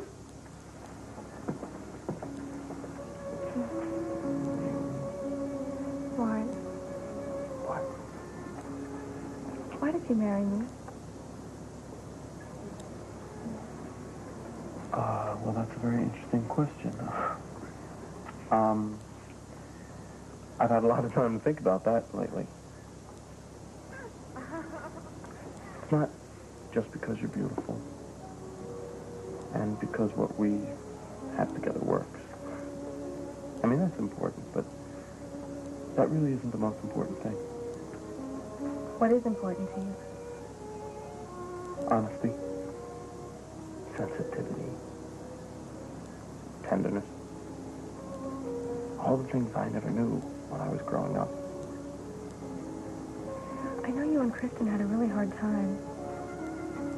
You had no idea. And you have no idea how determined that made me to make myself a better life with a good, decent woman. Like you. You told me. I know, but you know, I don't... Not enough. Susie, when I took my skinny little sister and I grabbed her by the hand and I said, come on, we're going to get out of here, I really meant never to go back there, no matter what. That kind of resolve really hardens a person. Makes them so insensitive to other people sometimes. You are not the only one that's been less than sensitive. I know, but I have not been aware of your needs. Like you wanting to go back to school. Yeah. I still intend to do that. How are we going to deal with it? By more understanding. From both of us. That one we can work out. We really can. No. So, thank you. Just a little thank you.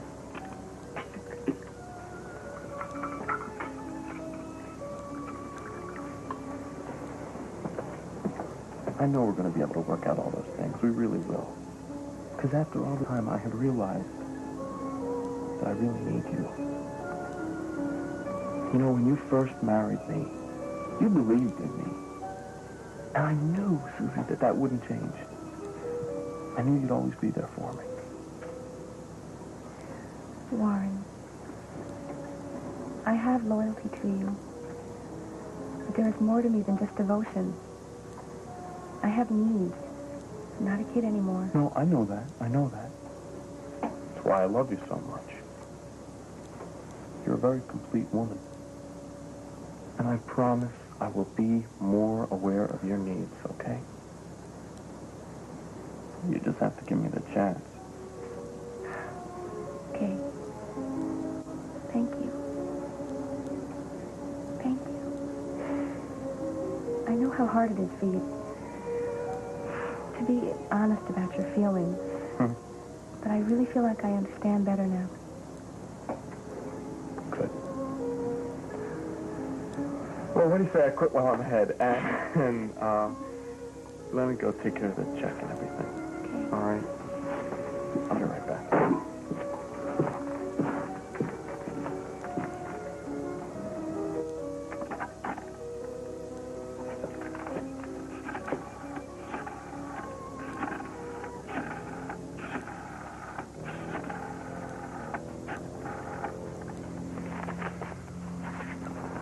Yeah, hello, this is Warren Carter. Yeah, I wanted to see about that price. Isn't that a little bit higher than what we discussed before? No, I'm still interested. Yeah, as a matter of fact, I will have the money. Very soon now. Thank you.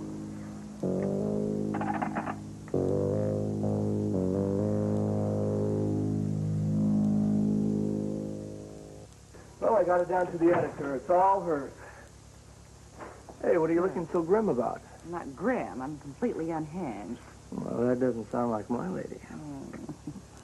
This wedding invitation list, I don't know where to start or stop. Well, just keep it down to about 20. That's all the chapel will hold.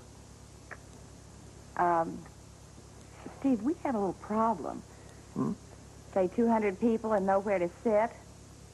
Oh, it's legal to elope. Oh, come on now, be serious, honestly.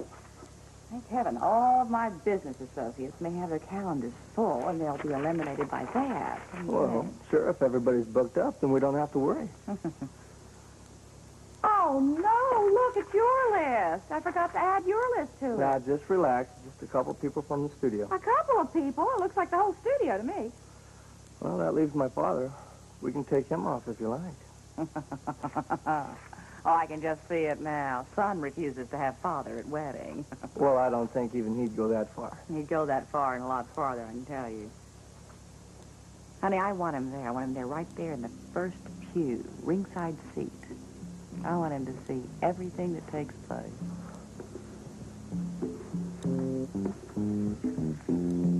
Everything, all right? Yeah, everything's perfect. You know, I forget how good the food is up here. I gotta stop spending so much time in the club. Yeah. Enjoy it. Thanks. Honey.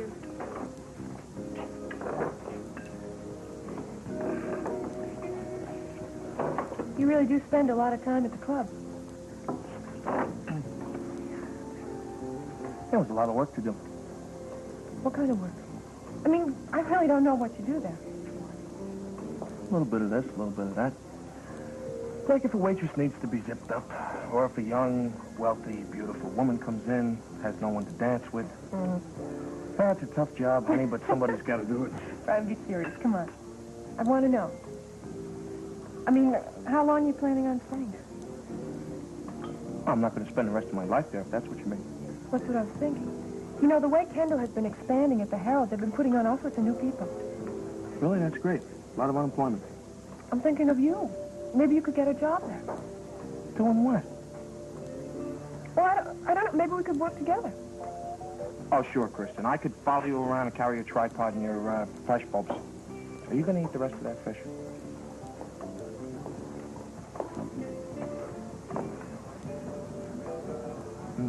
That's good. Brian, listen to me. If you're not planning on working for Warren the rest of your life, then you ought to be looking around for something. What is this I hear? You thinking of quitting, Brian? Huh? No, not me, Ringo. I like it just fine working for Well, good. I'm glad to hear that. Ringo, this really has nothing to do with you. Oh, yes, it has.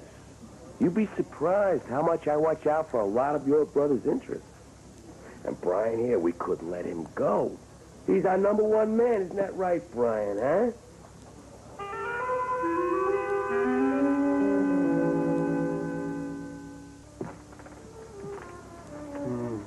You all set? Yeah. Okay.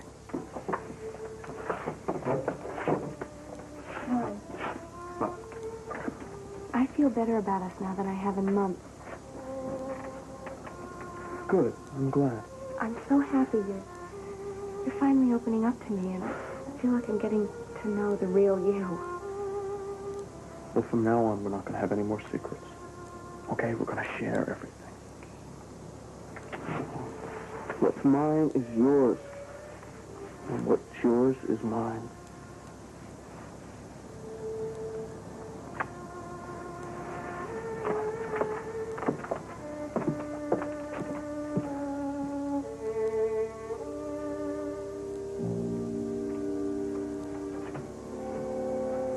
Mrs. Light? Is it time? We're ready to prep you for the procedure.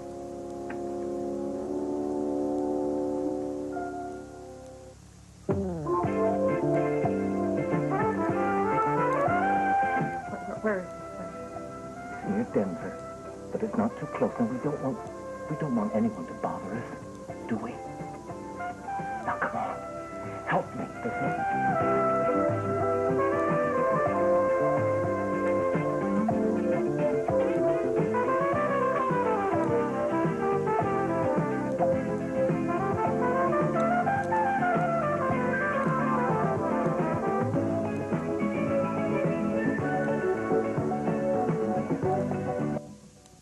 This is the NBC Television Network. You can NBC there, be there. Both Cass Winthrop and Cecile de Polignac for the murder of Alma Rudder. But I can't arrest 2 people for a crime I know was committed by one.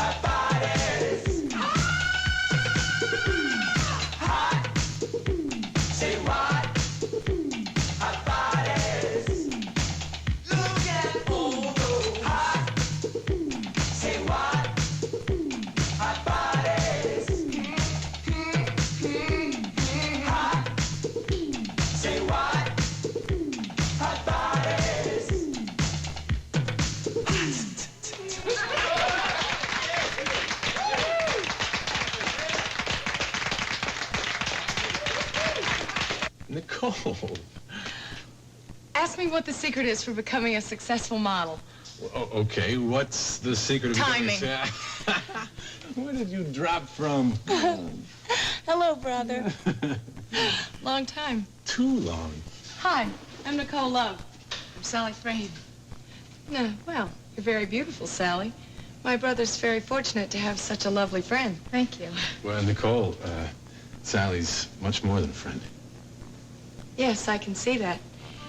And I have the feeling that I came at the absolute worst time.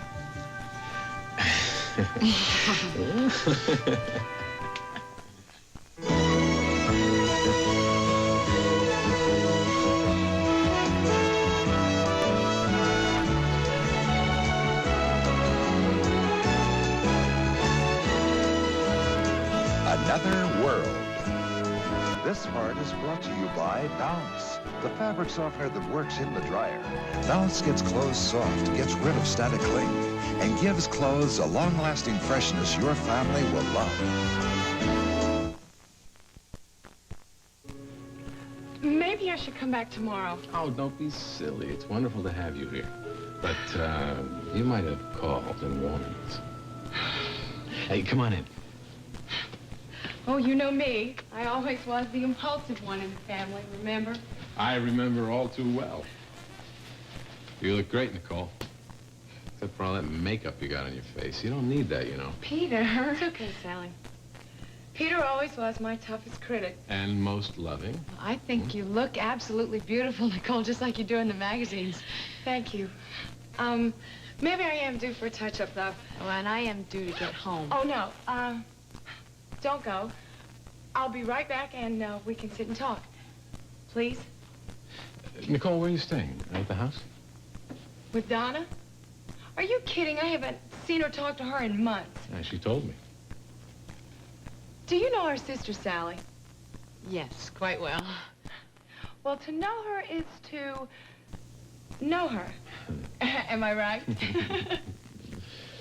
Do you intend to stay here with me? Yeah. Oh, please, Peter. I promise I won't be in the way. Of course you won't. You can stay as long as you like. Thank you. Do you have a refrigerator in this place? I'm starving. Well, yeah, you're welcome to help yourself, but, you know, it's a bachelor's fridge. But not for long.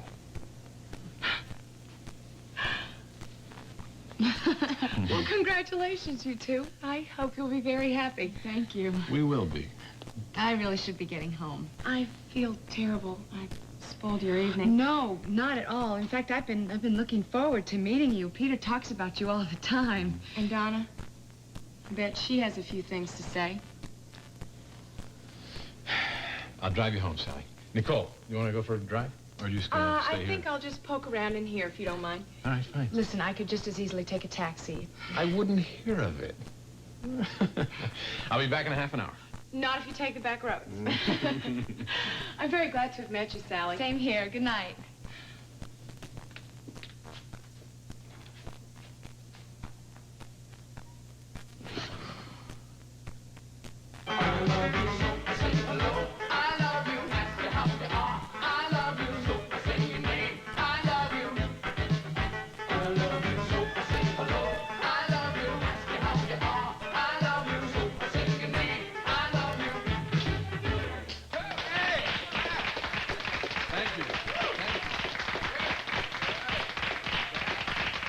Thank you very much. Thank you. You're beautiful. I love you. Thank you. Now listen, I'm going to be right back. Nobody move. All right? See you later.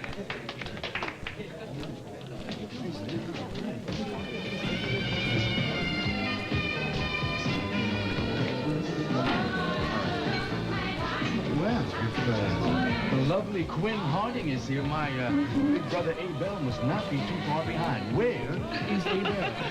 He's at home in Bay City. So that means you are here alone. Well, not quite. Oh, I'm sorry. I didn't mean to be rude. You're not rude. You're dynamite. Your show's terrific. Well, thank you. Thank you very much. And how did you enjoy it, young lady? Oh, it's great. It's great. Leo, I want you to meet Julia Shearer and Gil Fenton. Happy to meet you. Nice to meet you. May I? Easter. Thank you. So, what brings you to Chicago? Gil and I are here on some business, and I talked him into taking me out for a night on the town. Well, I am very glad that you did. A lady contractor. I keep forgetting that you wear a hard hat. I'm proud of it. Oh, sure. Say, I hear you're going to be opening your own nightclub in Bay City. Oh, yeah. Oh, that is, of course, if you good people will have me. Have you? They'll go crazy. Well, that's what I like to hear. Have you really checked out the property? Oh, yeah, I gave it a good going over. It's got a nice space, lots of room, and if it all goes right, I'm going to put in my own recording studio so I can cut my album there. Well, I'll tell you what. Next time I go, why don't you all come with me and tell me what you think? Terrific. Uh-oh. What happened? Uh-oh. My feet started moving, and they don't look like they're going to stop. Come on, Julie, you got to help me, please. I think I've just been out. Hurry, hurry. I need help. They're a charming couple. Would you care to? Care to? Dance. Me? Yes. Would you like to dance with me? Is the floor big enough for you? Why don't we find out? I'd love to. Okay.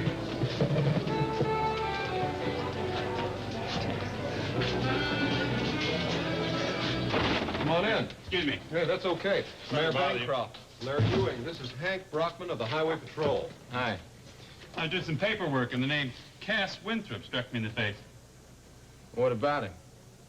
He was given a speeding ticket on the day Al Morata was murdered. What time?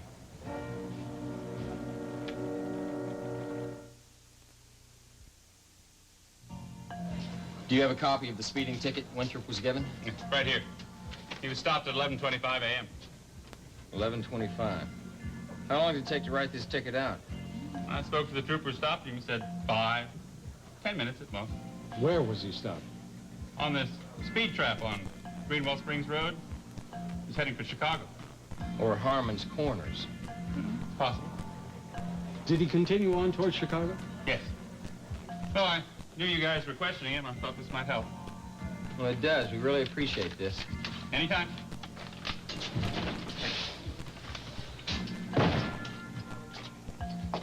Let's go talk to Cass.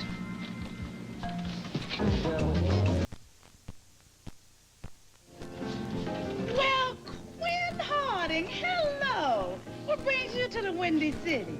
Ah, Billy, hello. I'm mixing a little business with pleasure. Oh, yeah? Me too. Oh, now, hold on. I know you. Hi, I'm Leo Morris. Yes, you are. Hi, I'm Lily Mason. I got all your albums, and I'm here to tell you, honey, you some kind of good news. Well, thank you. Oh, and here you are sitting right next to my friend Quinn. Oh, Quinn, sugar, you sure you're not mixing pleasure with pleasure? I heard you were in town, Leo, so I told my friend here, and he kindly offered to bring me in to see a show. Well, I am very glad that you are here, Miss Mason. Lily, you know Gil. I sure do. Hi, Gil. And Julia. Oh, pleased to meet you. I want you all to meet my friend, Mr. X. You know, Mr. X, like Dr. J and Mr. T, and that guy over there by the door, Mater D. Yes, of course. Of course, that's not his real name. He traveled incognito, and I'm not at liberty to tell you. Am I, Mr. X? In fact, he's so incognito, he hardly talks. But I usually know what he wants. Well, would you care to join us? Oh, well, thank you, Gilbert. I think this table's a little small for me and Mr. X. He needs a lot of room for his long legs. Yeah, well, why don't you tell that waitress over there that you are my friends? Oh, well, I certainly will. By the way, Leo, I hear you may be opening your own club soon down in Bay City. Well, I was thinking about it. Well, here's the situation, sugar. I'm looking to change my occupation. Maybe you got something for me. Well, You know, something to take some looks and a lot of charm, like what that guy does at the door. A maitre d'. Yeah, maybe you could use a maitre d'. Do you have any experience? Oh, honey, I got nothing but. Yeah, I can believe that. So I tell you what, if something comes up, I'll let you know. Now, you do that, because I could be just what you need. And I'm a hard-working girl. Now, ask Quinn. Oh, yes, I'll vouch for that. Well, I could hardly forget you, Lily. Good. Now, y'all go ahead and enjoy yourselves, and you have a good show, Leo. I'll be watching. Come on, Mr. X. Maitre d'?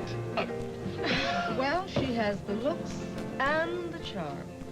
Is she a good friend of yours?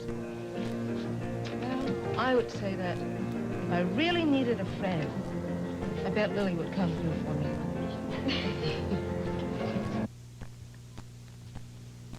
Cass, you're too tired to pace. You know, you're absolutely right.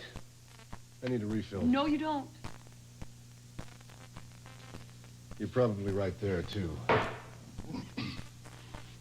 Look, what you do need is good, long sleep. Then you'll be able to start thinking clearly again. Right again. I don't believe this. It's the first time in years you haven't given me an argument. You caught me at a good time. Oh. Well, since I have, there's something else you can agree with me on. What's that? You're in no shape to make decisions right now. What makes you say that? Look, I think I should take charge. Do it, Stace. Because I'm beaten. There's just no fight left. I'm not going to let you quit. You are going to keep fighting, and you are going to prove that you are innocent. That's what I've been trying to do. All right, the first mistake you made was not having a lawyer represent you. Stacy, I am a lawyer. Precisely why you should have known better than to try to represent yourself. I just told him everything I know. I know, but you still need a lawyer. Now, what I'm afraid right now is that you let it go on for too long. It does look bad. Yes, but it doesn't mean it is bad, Cass. You just need some help. Right again. You're really on a roll, Stace. Okay, take charge, please.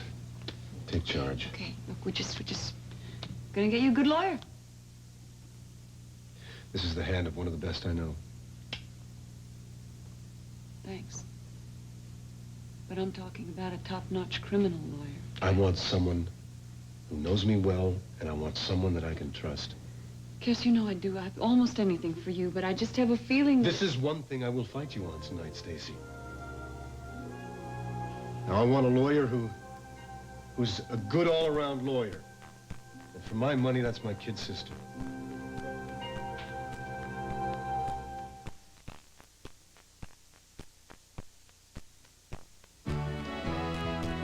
And now, the next part of Another World.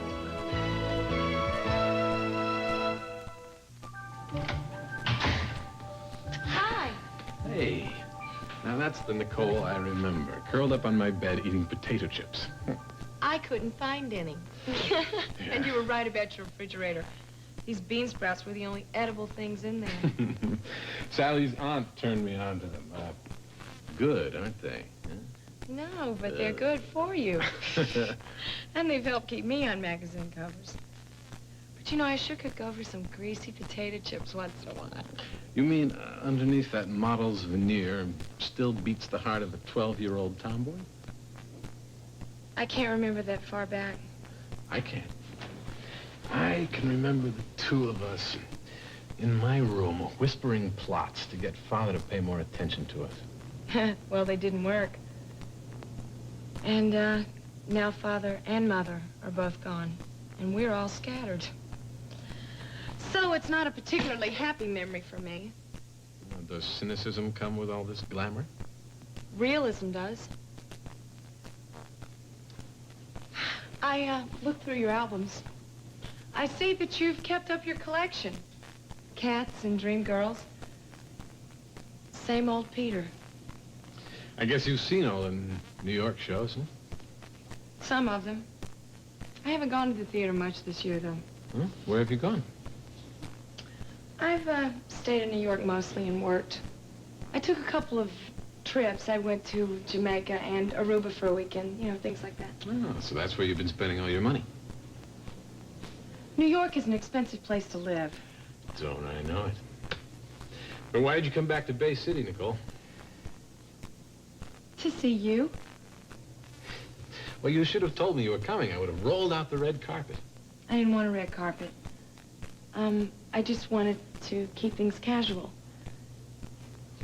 I was sitting around and thought it would be fun to drop in on my one and only brother for a few days. Well, why didn't you casually drop in at the house and visit Donna? Because nothing can be casual with Donna. She'd just make a big phony deal out of it and throw one of her snobby little socialite parties, and I'd end up grinning back at Muffy and Buffy and everybody. You're right about that. But, you know, she is worried sick about you. Why? Because you haven't called her in months. You know, she was even thinking about hiring a private detective to track you down. That's our sister, all right. Call out the hounds. But she does love you, Nicole. I do, too. I know. I just don't want to get involved with her right now. I'll see her on my way out of town, whenever that is. Can't I just relax and spend some time with you? I mean, if I'm not interfering with your personal life. You're not. I'm glad you're here. By the way, I think Sally's a lovely woman. You know, I've seen you do a lot worse. Well, I've certainly never done any better. Oh, Peter, if that's Sally, tell her hello. I will. Peter, wait. If that's Donna, don't tell her I'm here. Please? Hello. Hello, dear. I hope I'm not interrupting anything. Hello, Donna. No, I was just, listening to some music. Well, I know that you were having an intimate little dinner with Sally. Is she still there? No, I just got back from driving her home. Good. I got to speak to you about something. Oh, what's up? Peter, I think Nicole is in some sort of trouble. Nicole? Why? I just got 2 more phone calls inquiring her whereabouts. From who? I don't know. It was 2 men. Neither would identify himself. One was from New York City. The other one was totally evasive. Neither was very pleasant at all. Peter, I just know something's wrong. I know it, and I've got to find out what's going on. Okay, Donna, you just take it easy, all right? And I'll try to get in touch with her. Good. And Peter, if you do reach her, tell her I need some answers. I'll tell her. All right. And please get on it right away. Okay, Donna. Yeah, as soon as I hear something, I'll let you know, all right? Thank you, darling. Okay. Sweet dreams. Good night. Bye. Well, I was always a lousy liar. I'm sure she knew I was hiding something. Donna always tries to run things. And you were a rotten liar. I could always read you like a book. We're all grown up now, aren't we, Peter? Well, I don't know if we ever get all grown up, but I guess we just mature over the years. Do you ever hear from Marley? Yes, quite frequently. Do you? Not often. We seem to have lost touch somewhat. Yeah. She's concerned about you, too, you know. Well, I'm here. Nicole, you know that postcard you sent from Paris? Well, Donna found out it was a phony. She would find out. She is so damn nosy. Well, why did you have somebody send it for you? Well, I told you I was going to Paris. And then something happened, so I didn't go. But I thought that you'd like a picture of the Notre Dame. Nicole, what are you running from? Hmm? I'm running from nothing. Now, come on. I want to hear all about your bride-to-be. Have you set a date yet? No, not yet, but we're getting off the subject. Yes, we are. And fortunately for you, it's a subject I could go on about all night. Well, start in.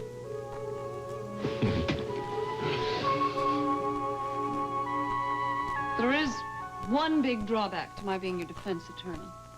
Yeah, there are holes in my story that you could drive a Mack truck through. No, Cass, I know you're innocent. I'm just afraid that if you're arrested and you go to trial, the media's going to make a 3-ring circus out of it. Because of your situation with Mark. Yeah. I know. I'm just afraid people aren't going to forget that stupid cartoon in the newspaper, me with the slipped halo. I can stand it if you can. But if you can't, I'll look for someone else. Let's wait and see. At least I can start out as your attorney. Stacy, I don't want them making fun of you. Fine. So let's forget about the cartoon and start concentrating on your defense. It's a deal. I just wish things hadn't gone so far with the police. You should have had a lawyer last week. Yes, but I didn't, so let's go on from there. Okay? You're going to have to go over everything you told the police. Since you waived your rights, everything you said will hold up in court. I told them the truth. Oh, that's probably Mark. You know, he shows up at the weirdest times. I know.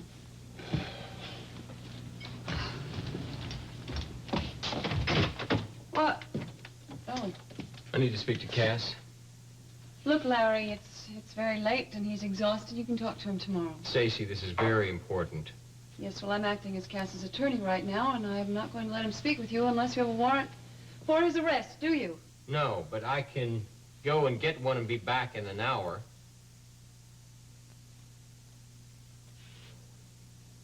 Let him in, I'll answer his questions.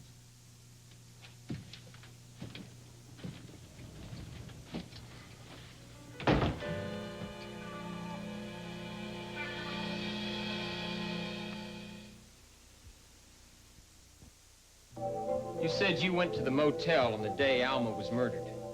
Yes, but she was already dead when I arrived. What time were you there? Oh, we've been over that one before, too. I don't have any idea. Yes, just try to reconstruct the day a little bit. Any little thing you can remember might be helpful. I tell you, Stace, the whole day is a blur. Well, maybe I can refresh your memory. On your way to Harmon's Corners, you were stopped by the highway patrol and given a speeding ticket. What? I have a copy of the summons here that has your name and your driver's license number. Oh, I forgot all about that. Now, this was issued at 11:25. Yeah, so what? So you had time to make it to the motel and kill Alma. I am telling you that she was dead when I arrived. Well, you have 45 minutes to an hour to account for it. Can you do that? Look, Larry, why don't you let him get some sleep? You can talk about this tomorrow. Because I want some answers now. I went to Alma's motel, all right? I wanted to get the diary for Cecile.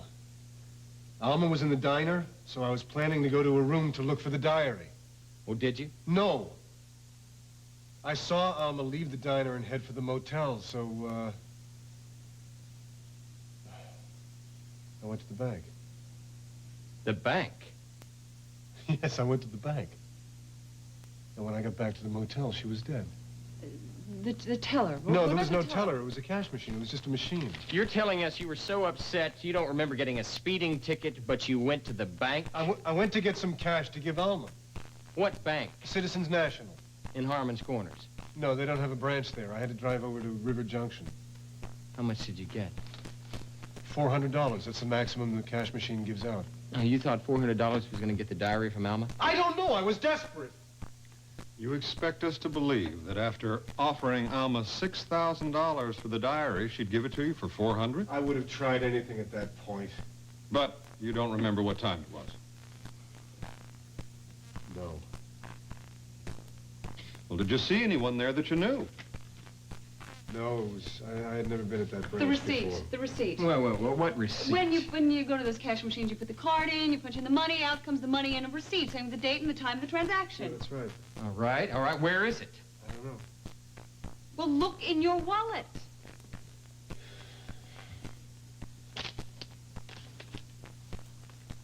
No. Clothes. What were you wearing that day?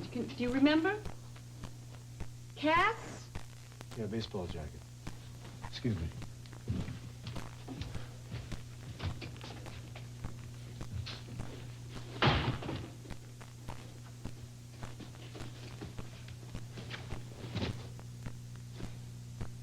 Nothing. All right, Cass, if you went to the bank and you've got a receipt with your name on it, fine. Otherwise, you better forget this story. It'll do more harm than good. Bill, let's get out of here. Larry will find the receipt. That'll leave Cass.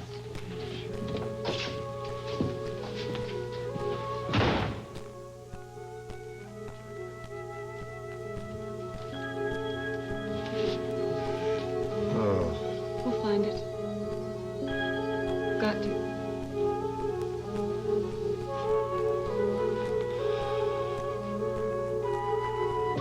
do this again sometime. Perhaps just a quiet meal. Just the two of us. Great. Maybe we can go to the Inn by the Lake. I love that place. I don't think so, Julia. Why? Would it, remind you of Peter and Sally too much? No, that's not it at all. Then what's the problem, Gil? Julia, I don't think you understand certain realities. Such as? Such as money. I mean, I'd love to be able to afford going to fancy restaurants like the Inn by the Lake all the time, but I'm not Peter Love. I don't want you to be Peter Love. No, but the point is, I have to work hard for every dime that I make. Now, I don't want to sound like I'm feeling sorry for myself, because I don't. I like my work. I get a great deal of satisfaction knowing that the money I make is hard-earned. And I respect you for that, Gil. You know I do. Maybe, but I just wish you weren't so impressed by money and glamour, because that's not the real stuff of life. People are what matter. Friendships, having a laugh. All I did was mention the Inn by the Lake. Yeah. Yeah, I'm sorry. I didn't mean to preach. It's just that I don't want to see you let your priorities get all messed up. Gil, aren't you making an awfully big deal of this? Maybe I am. But it bothers me. You see, Julia, my dad's a night watchman. My mom and dad barely scrape by, and I feel a little guilty knowing that I'm out there spending lots of money on fancy restaurants. My mom hasn't bought a new dress in years. Okay. You've made your point, Gil. I'm embarrassed I even mentioned the Inn.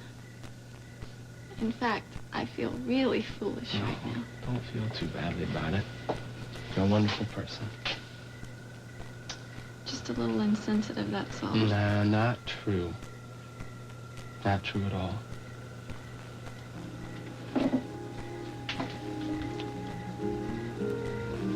Gil? Next time, let's go have pizza, okay? Plain pizza. I think I can squeeze a couple of pepperonis out of my budget.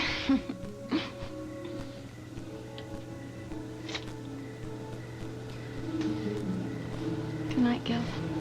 Good night.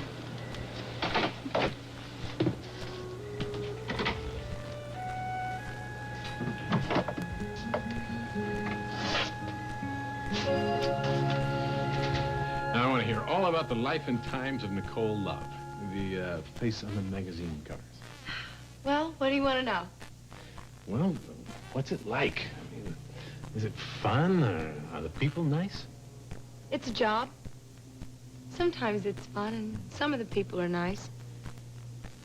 What it is most of the time is just hard work. But lucrative. I mean, I must have seen your face on a dozen covers in the last few years.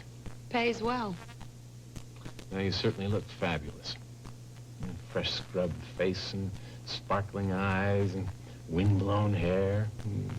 So, tell me, what is this? Is this the new look, all this heavy shadowing?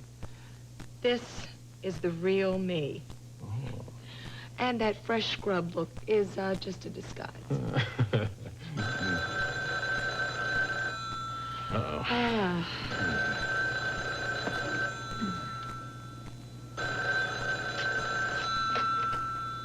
Hello? Hi, it's me again. It's okay, it's fine, don't worry. I have something awful to tell you. What is it, Donna? I just got a call from Cecile, and she's all alone over there at her mother's house, and she told, I could hear the panic in her voice. She told me that she was going to be in desperate need of a lawyer tomorrow. Donna, Cecile is a grown woman, and she knows a lot of people in Bay City, and I'm sure if she needs a lawyer, she'll be able to find one herself. Peter, that's why I... Donna, I'm not getting involved with Cecile de Polignac anymore, under any circumstances. Well, for somebody who used to bring home wounded birds and animals when Cecile you were a is boy. neither. No, unless you have something else you'd like to discuss, I'll say good night. Well, if you're not willing to help out a friend of mine... Good night, Donna, dear.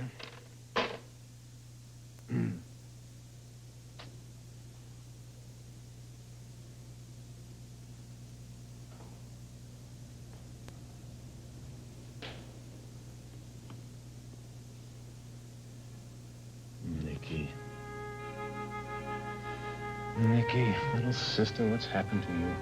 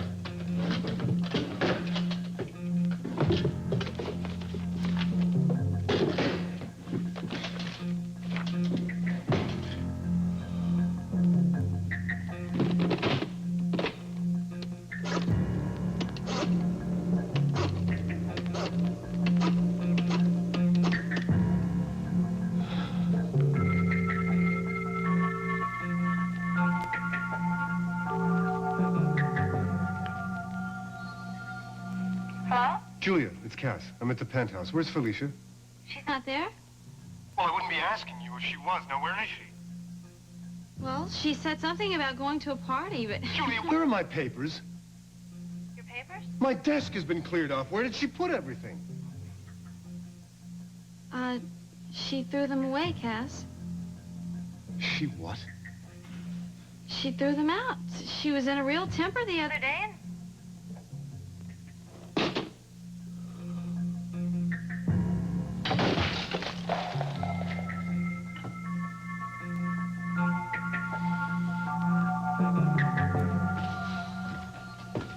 Julia? Sally. Thought you were asleep. Or did the phone wake you? No, I wasn't sleeping. I was just lying in bed thinking. Who was that calling at this hour? Cass Winthrop. Really? What do you want? I don't know. He was calling from the penthouse. Felicia wasn't there, so he wanted to know what she'd done with all of his papers or something. It was really panicky. It's kind of frightening. What did you tell him? Well, I told him they were gone. Felicia was so furious with him the other day, she threw them all out. And he wasn't too happy about that. Can't say I blame him. Then he just hung up. Didn't even say goodbye. Well, I hope you're not going to start worrying about it. Tonight was supposed to be fun for you, getting away from Felicia's and Cass's problems, remember? Yes, I do. So I'll try to block it out of my mind. At least for the moment, anyway. Good. How come you got home so late? You're usually home when the sun sets. Am I that boring? No, I'm glad to see you take an entire evening off of your writing. It's good for you. It is. I had a terrific time. Did you? How was Chicago in the nightclub? Tell me all about it. Did you have fun? You're worse than I am with all those questions. All right, okay, one at a time. Well, was I right about Leo Mars? Yes, you were. He was wonderful. Gil and I were so impressed. He came over and talked to us afterwards, too. Seems to be a pretty nice guy. Yeah, Peter and I got a chance to talk to him for a little while, too. I really liked him. Speaking of Peter, how was your date tonight? Well, you haven't even told me the rest of yours. I'm not going to fill you in on mine. But you had dinner at Peter's house, didn't you? Well, that's exciting. Well, the meal was simply divine. Prepared to perfection by the Love family cook. I'm not talking about the food. That's unusual for you, Julia. Come on! Tell me what happened afterwards. You know, I had this feeling that tonight was going to be a major breakthrough for you and Peter. Well, it wasn't. Sorry to disappoint you. Oh, well. Tell me about it anyway. What happened? There's nothing to tell, Miss Snoop. Except that Peter's sister Nicole showed up very unexpectedly. You're kidding. No, she just appeared at the door. Was she gorgeous? As gorgeous as she looks on all those magazine covers? Yeah, she's stunning. But she seems a little older in person. Probably because she had a lot of makeup on. Well, is she nice? You know, sometimes I wonder about those top models, if they're not affected or conceited or something. No, she was really nice. I mean, for the little bit that I got to talk to her. So, did she walk in and break it up between you and Peter? As a matter of fact, she did. But maybe it's just as well. What do you mean? I don't know if I could stand to be any happier than I am right now. Really? Julia, I am so happy. It scares me. You're a darling to come out on such short notice. Well, you're a very persuasive woman, Donna. Well, you know, I would never have asked you if it hadn't been absolutely necessary, and I remember that you said you rarely went to bed before midnight, so thought I'd give it a try.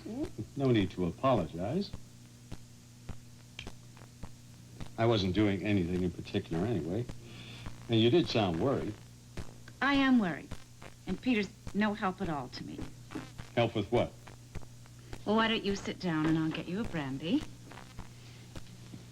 Of course, you probably know all about this. Does this have anything to do with Cecile by any chance? Yes, it does. Oh, I'm sorry, Donna. I can't discuss it. Brian, Cecile is absolutely terrified. She's sure she's going to need a lawyer tomorrow. It may be imminent. But who shall it be? Peter has absolutely refused to help me. He's the finest legal mind that I know. Now, who does that leave? I want her to have the best criminal lawyer in Bay City. Oddly enough, the ablest lawyer I can think of is a new arrival in Bay City. Who is that? I'll call him tomorrow. Mark Singleton. Mark Singleton? Is he that good? That was his reputation before he went into politics. And you think I should call him? If you need the best. Question is, does Cecile need the best?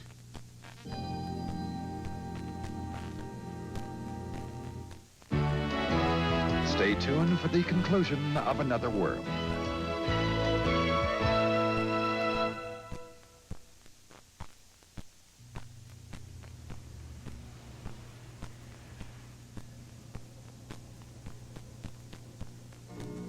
Coffee for one of Bay City's finest? Oh, I'm so tired, Maisie. You may have to help me drink it. Long day, huh? Oh, just your usual 16-hour. Are you hungry, too? Yeah, I'm starving. What, are you trying to push the French surprise on me? Oh, no, that dish kind of fell by the wayside, which means we dumped it. I'll find something for you to eat, though. I don't know how, but I will. Well, anything would look good right now, Maisie. You had a rough day, huh? The Alma murder? I'll be glad when we're finished. Are you close to solving it? Our part's over. Over? What do you mean? Yeah. I know who to arrest.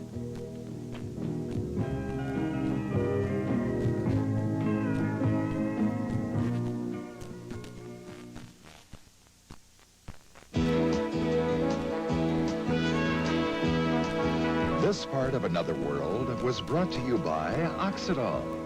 Oxidol bleaches as it washes. For white so white, they'll actually compare to new.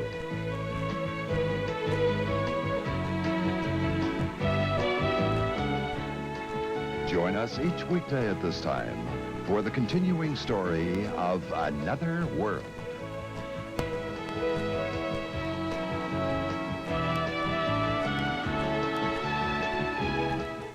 This is the NBC Television Network.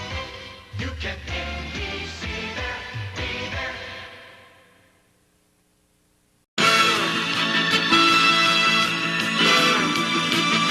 It's time for the match game. Hollywood Square Hour with the Classic MD, Brian Mitchell. From Too Close for Comfort, Lydia Cornell. Paul Provenza. Edie McClurk.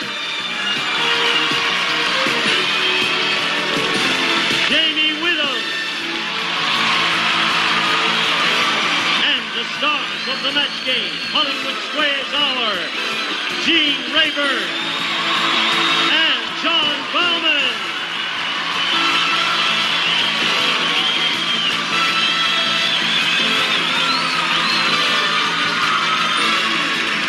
Thank you very much. Here we go. We welcome you one and all to the Match Game Hollywood Squares Hour. This is a marriage of two of your favorite TV games. I'll be hosting the Match Game. And I'll be hosting Hollywood Squares a little later on. No kidding. Yeah, I think I so. can hardly wait. Come over here. I have a seat on the aisle Great for notion. you. It's going to cost Sometimes. you $47.50, but hello, stars. Hi, Gene. Hey, aren't these beautiful people up here? Now listen, we've got to do something special. Okay. We can't sing happy birthday, but today is his birthday. What can we do for him? Here's a card for your birthday. There's a card. Everybody give him a birthday card. There's another birthday card. Thank you so much. You're going to give him a little kiss for his birthday? I want to give him a bunch of spankings. Spankings? Even better. Uh-oh, the heck with the cards. You know. Many happy returns of the day there. Thank you very much. All right, Jamie. You should read his card. This is a great one.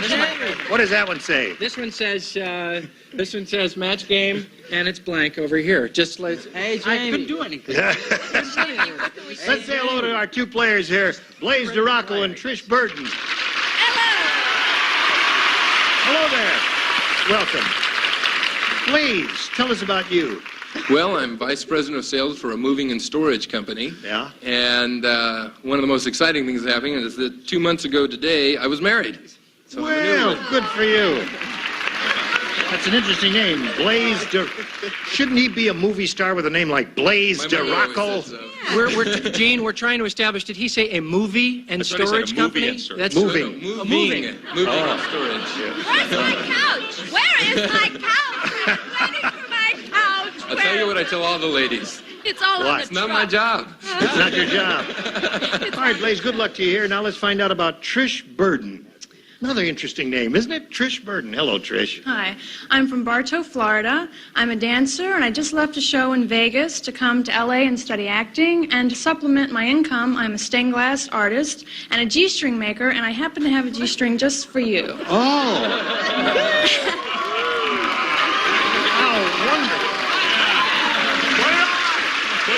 Put it on. I don't care if it is your birthday. Put that on your violin, Gene. No. I'll put it on. I know you'd like me to, and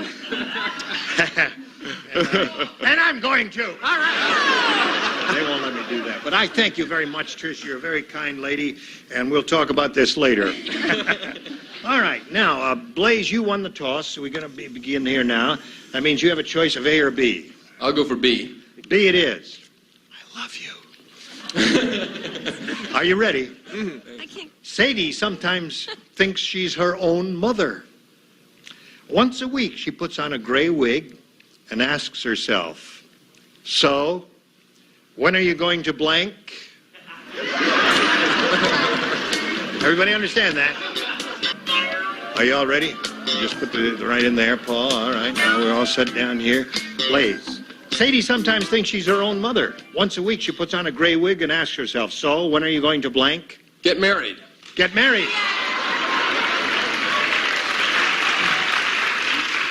I guess if somebody tuned in late, they'd think it's kind of goofy to see me walking around with this here. So I think I'll just stick it in my pocket if it's all right with you, Trish. Put it on your violin. Wait till I get home, yes. Since when have you been wearing that? Since my wife found it in the glove compartment. Okay. Okay, Paul. Oh, that was a great answer. I didn't even think of that. I went for what my mother always asked me, when are you going to write? When are you going to write? Where does your mother live? Next door. It's a... Oh. What do you say, Edie? Well, you know, it's something that my mother's been asking me for a very long time. What is that? And my mother's Irish, and why she's talking like this, I don't know. But she's always like, when are you going to get married? Get married. Okay, one for Blaze. Hello, Brian. Hi, Gene. How are you? Good. How are you? Good. Fine. I feel a little stupid here. Why? Because I misunderstood the question. Uh-oh. I did.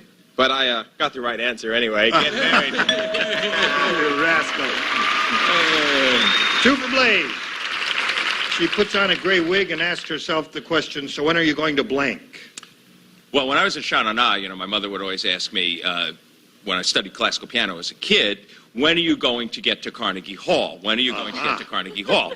And then finally, when I was in Sha-Na-Na, I got to Carnegie Hall, and I was up there singing, ram lam lam lam lam ding dong, ram lam lam lam lam ding, ram. And my mother was out there in the audience like, Jonathan, see, that's my son singing ram lam ding dong. He made it to Carnegie Hall. It didn't make any difference. It was all the same with her. So I was lucky because that allowed me to escape the age-old question, when you gonna get married? Okay. 3 for Blaze. He's starting off like a house of fire. Jamie. Well, I'm already married, so I thought maybe it was, when are you going to call? When are you going to call? When are you going to... How come you never telephone me? Never What call. say you, Lydia? Can't believe that I got such a strange answer. Get married. Get married. Great answer. You and me, idiots. Now, Trish, you've got a little catching up to do. The same answer. You don't. Here we go. Gloria said, my boyfriend has the biggest nose in the world. It's so... Sorry, your heart's not in it. Yeah. Nor are their noses. On a scale of 1 to 10, it was a 3. It'll come up a little bit later, and you got to be ready for it. It's so big, he uses it to play blank. Once again? My boyfriend has the biggest nose in the world. It's so big, he uses it to play blank.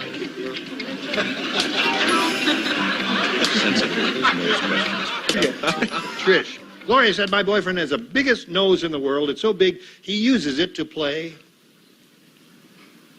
Tennis. Tennis. Sure.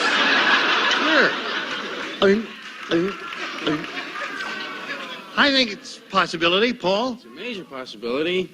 Unfortunately, it's not the possibility. Not the only one, because I think it's bigger than that. He plays golf with it. Golf? All right. Good. And he doesn't even have to bend down. That's right. Well, there's some good choices here. What have you got? Oh, I tried to make a noise. Go ahead. Give her a chance to make a noise. Make a noise. I can't make that noise. Anyway, that's the noise I wanted to make. And then Gretzky with a hat trick. Hockey. Hockey. All right. A good one. What do you say, Brian? Well, I'm having problems here today. You are? I am. I thought that I understood it, but I didn't again, and I said tennis. All right, Trish, one for you. You're a wacky Biggest guy, nose in the world. It's so big he uses it to play tennis, according to Trish. What do you say, John? I could be Gloria's boyfriend, I suppose, with the biggest nose in the world. Certainly the biggest nose on this panel, so I must have the definitive answer. Unfortunately, it doesn't match. Hockey. Hockey is what he said, Trish. Jamie, tennis is what she's seeking. Trish, it's my birthday. You didn't make me a G-string. I have more. In that case, tennis. Okay. We're still talking. All right. Where did that come from? Where did that come from? So Put much. it on, Jane. I'm not sitting next to you. Doesn't really work. Okay. No ear muffs. All right, Lydia. What an ugly hat. All right. This is a very off-the-wall response, but I'm musically inclined, so... And piano. Ouch. His Ooh. a long note. Use it to play the piano, one note at a time. All right, so you picked up 2. This is an interesting game here. 4-2 is the score at the end of the first round in Blaze's favor. And now we have this for you. Come back for round 2, if you please. The bids get big. I'll say 900, 1,200, 6,700. 10,000, Bill. I bid $12,000. 13,000. The prizes get bigger. An entertainment unit. A chest of silver. A complete kitchen. A Thunderbird. Home in Florida. On the biggest game show on TV. Here's our next one going up for bid. I think we're going to lose you before the show's over. The Price is Right. Today at 4. On Buzzer. Everybody ready? Here we go. On with the match game. Round 2 coming up. And Blaze, since you're ahead, you have to go first. I'll pick A. A. All right? The coach said, he said, playing football against the local police was a bad idea. They didn't just tackle our quarterback, they blanked him. You don't write it. There we go. The coach said playing football against the local police was a bad idea. They didn't just tackle our quarterback, they blanked him. Frisked him. They frisked him. Well, what kind of police force was that?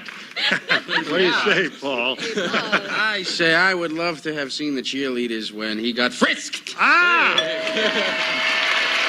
You're going to surprise me.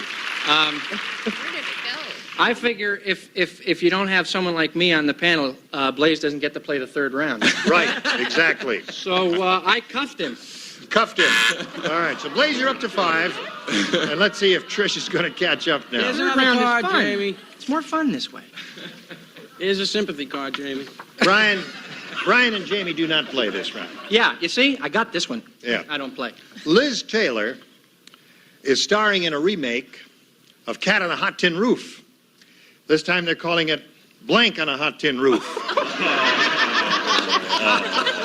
Can I check with the legal department first? Yes. You want to whisper in my ear and get a little guidance? Yeah, all I'm right. afraid to even Come say over it. here. Come over here. Let's see what Bowser's right. John Bauman's right. Okay, Paul's ready, so we'll come over to Trish. Liz Taylor is starring in a remake of Cat on a Hot Tin Roof. This time they're calling it Blank on a Hot Tin Roof.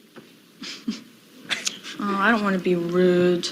Go ahead. You want to win? Wait a minute. Look at him.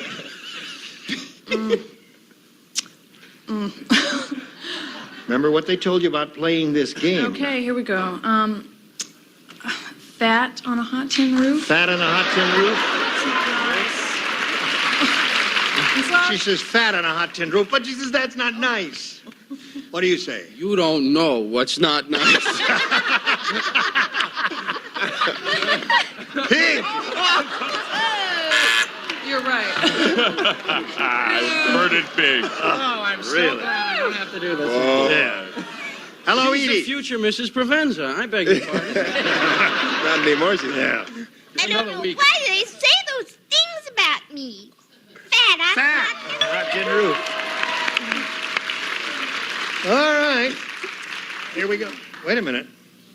John, hello there. Yeah, we've got you. Here I am. This time they're calling it Blank on a Hot Tin Roof. She said fat on a hot tin roof. What do you say? Yeah, she went for the rhyme, and I went for the alliteration. Cat on a hot tin roof. I said, cow on a hot tin roof. I'm sorry, Liz. I like that answer, John. I'm sorry, Liz. I'm sorry, Trish. I like Where's that my answer. J string? Hello there, Jamie. No. Oh, you skip you. And Lydia, what do you say? I'd really rather you didn't pick. All right, we'll pass Lydia. No, we can't do that. No, We must show and tell. We're into barnyard animals. This is a different one. Oh, I feel terrible, Liz. Moose. Oh. It's a tough All one. right. It's a We're at the end of round 2, and here's where we are at round 2. 5-3. And the third and final round is coming up in a moment or so. First, this for you.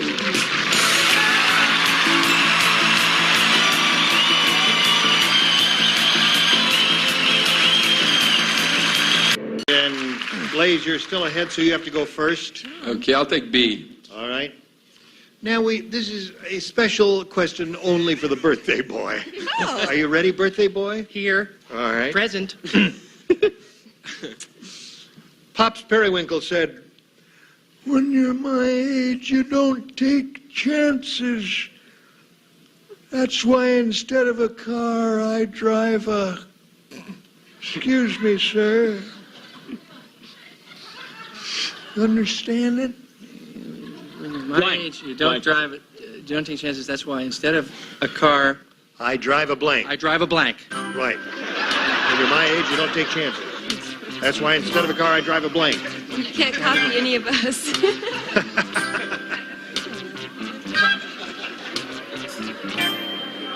All right, he's ready, Blaze. Pops Periwinkle said, when you're my age, you don't take chances. That's why instead of a car, I drive a blank. Skateboard? Skateboard? I don't know what to say. I was thinking horse and buggy or something. How did he get 5? You see, This one's my fault, Jamie. If he were on a skateboard, I know it's dangerous. I know, he but would I be thought, taking a you know, we chance. were Well, gonna- all right, that's his He's answer. just trying to make Jamie feel better. Right. He said skateboard. What do you say to that, Jamie? I say very interesting. And I say wheelchair. Wheelchair. That would be safe. Thank you very much. Ambulance, something like that. Now, Trish, you need 2 to tie and 3 to win. Don't give up hope. Here we go. Rodney Dangerfield said. Hey, I'll tell you. It's Paul, John, and Lydia. 3 people. Rodney Dangerfield said, I don't get no respect. Does anybody do Dangerfield? Yeah, I don't get no respect. Hey, Dangerfield. I'll tell you, I don't get no respect. Why, when I walked into the store and asked the clerk to see something cheap, he showed me a picture of my blank. And a way to go, Rodney. Got a rating. 2.5 on that one. It's John. He's funny. I tell you. He's really You funny. said it. Okay, Lydia's ready. Trish. He said, I don't get no respect. You know Rodney Dangerfield. You probably worked with him. When I walked into the store and asked the clerk to see something cheap, he showed me a picture of my blank. Wife? Wife. Take my wife, please. That's his famous trademark. Now, you know his famous... I tell you, Trish, you're disappointing me. I'll tell you. Why, he showed me a picture of myself. All right. Now, you must match both John and Lydia to stay in the game and achieve a tie. All right, John. I really do have a violin, and I really do need a new G string. And I'm really going to make you very happy. Okay, 5-4 the score. One more wife and we get a tie here. Lydia, it's up to you. Yeah, but I'm not going to make you too happy. Face. Face. All right, so Blaze wins the game. Come on down, Blaze. All right, hang around here. If you would a moment or so, it means you're going to go on to play Hollywood Squares. But first, we got to say goodbye to Trish Burton. Many thanks for the G-string, and good luck to you. We're going to send you some gifts in return. Trish Burton, ladies and gentlemen, thank you for being on the match game. All right. Now, Blaze, it's time to switch to Hollywood Squares. We're going to bring 3 more celebrities out here. Here comes the rest of our set. There it is. Stop. Boing. There it is. I'm going to change places with the host of Hollywood Squares, John Bauman. We ask you to stick around here with lots more excitement coming up here. Don't go away. We'll be right back. A member of our studio audience will receive Hitachi's 13-inch diagonal table model color TV, 100% solid state, low power consumption, special signal tracker system, memory fine-tuning, 70-position UHF tuner furnished by Hitachi. And now, it's time for more of The Match Game. Hollywood Square, our with, from Days of Our Lives, Gloria Loring.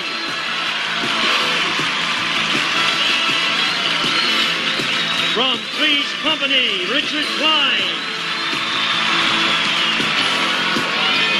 And Marty Cohen. And taking over, the star of the Hollywood Square, John Bauman. And we'll be right back.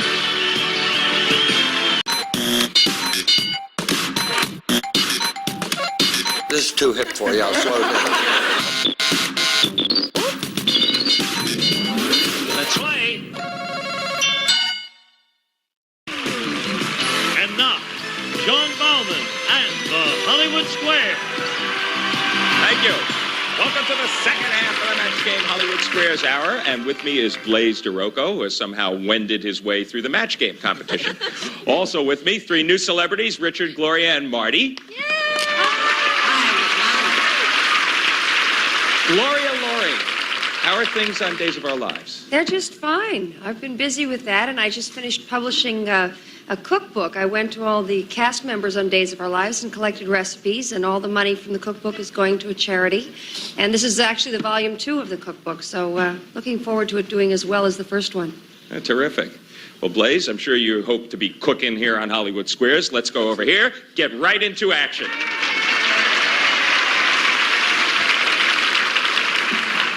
And the first thing we're going to do is meet our defending champion, who is Lisa Gold. Lisa, you're returning with $4,100. Congratulations. Tell us a little bit about yourself, just as a reminder. Okay, I was raised in Tampa, Florida, and I now live in Santa Monica, California, and I've been on the show 2 days, and I'm still single. Not as if we haven't tried, yes. Terrific. Well, I'm sure you're hoping to go home with still more Tampa Bay bucks, Lisa. Yay! And we're going to play Hollywood Squares until you hear the time's up bell. Whoever's ahead at that time is the winner, goes on to play our super match for up to $30,000. Now, our first game is worth $100 plus $25 for every square that either of you captures. Our champion has the privilege of starting. That is you, Lisa. Pick a square. Take the usual. Edie, please. Oh, thank you. Edie McClurg. In a Playgirl interview, Edie, actress Margot Kidder said she has romantic fantasies about this man. Is he Christopher Reeve, Dan Rather, or Fidel Castro? The play interview. Playgirl interview. Oh, Playgirl. Playgirl. She is a news nut, and I'm going to tell you that it's Dan Rather. Okay, so Edie says that Margot Kidder has fantasies about Dan Rather. Agree or disagree, Lisa? I'll agree. It's Fidel Castro. No, you should have disagreed. Your opponent gets the first square and $25. What a surprise. That's news. She was Fidel's in the news. She was impressed. Speaking terms. Okay, Blaze, your move. Pick a star. Lydia, please. Lydia Cornell. The Ms. Guide to a Woman's Health, Lydia, says it's a good idea to drink a glass of wine before you do this. Is it before you breastfeed your baby or before you make love for the very first time? You know, I'm not going to fall for this. I know it's definitely the obvious. Before you make love for the very first time. Okay, Blaze, she says that you should drink a glass of wine before you make love for the very first time. Agree or disagree? I'll agree. It's before you breastfeed your baby. No, you should have disagreed, and Lisa gets that square. Okay, Lisa, your move. I'd like Jamie, please. Atta girl. Jamie Widows, you Yes, got sir. a bad sunburn. What's that? You've gotten a bad sunburn. I know. Ow. Yes, most of it's on your shirt, I believe. Yeah. According to Self Magazine, Jamie, you should apply compresses that have been soaked in something. Is it tomato juice or oatmeal?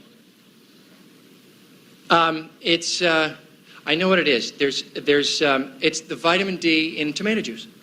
Okay, so Jamie says you should treat your bad sunburn with tomato juice. Agree or disagree, Lisa? I'll agree. You should treat it with oatmeal. No, you should have disagreed, Oh, it's the and vitamin Blaze D gets oatmeal. the. That's right. I know his game. Blaze gets the square, and Blaze gets to pick another star. Gloria Loring to win. Mm-hmm. This will win you the first game. I know. If you get it. However, if you miss it, Lisa will block. Okay, Gloria, according to Young Miss, is it a good idea to send a guy flowers, or would it be an insult to his masculinity? Young miss. We have to think the way a young miss would think. And I think that definitely, they would think it's an insult to their masculinity. Okay, Blaze, for the game, she says that to send a guy flowers would be an insult to his masculinity. Agree or disagree? I disagree. It would be a good idea. You are right to disagree. You win the square and you win the first game. Attaboy. Congratulations, Blaze. Your name looks like Blase, but it's not, and you're not, because you have $175 so far. Our defending champion, $25. We will be right back with a $200 game after this. Stay tuned for more of the match game, Hollywood Squares Hour. Now, back to John Bauman and the Hollywood Squares. Thank you. Okay, our next game is worth 200 smackers and $25 once again for every square that you capture. Now, the last game was won by Blaze. That means Lisa has the privilege of starting this one. Pick a square. Marty Cohen, please. Marty Cohen. Oh, no, it's worth 200 smackers. Well, is that money, John? I suppose. Oh, good, then I'll play.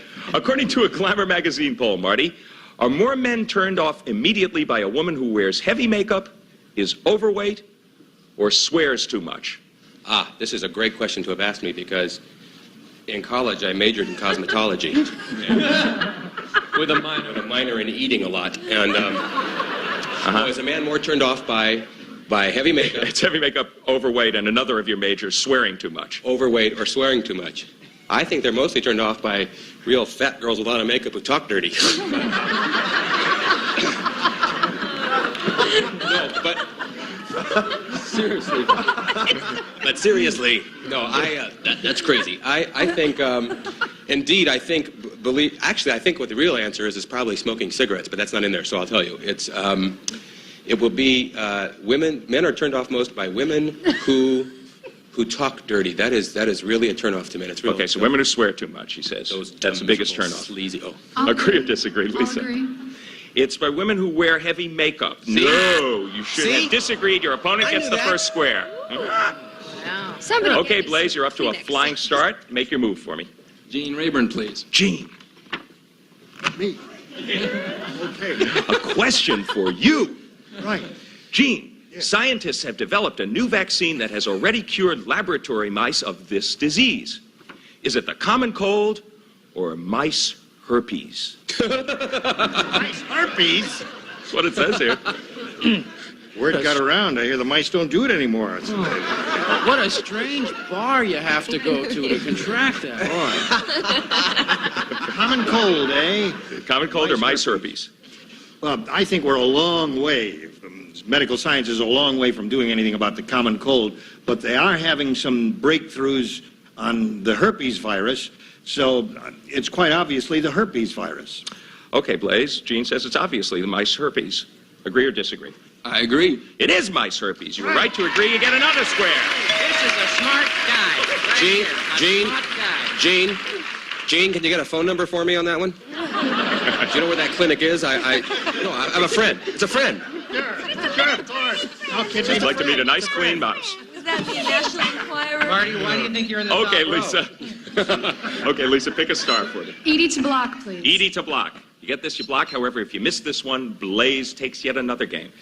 Edie McClurg, you and your pet gorilla are both pregnant. I wasn't anywhere near the place. I wasn't anywhere near the joint, I swear to God. We didn't get mouse herpes. I'm so glad.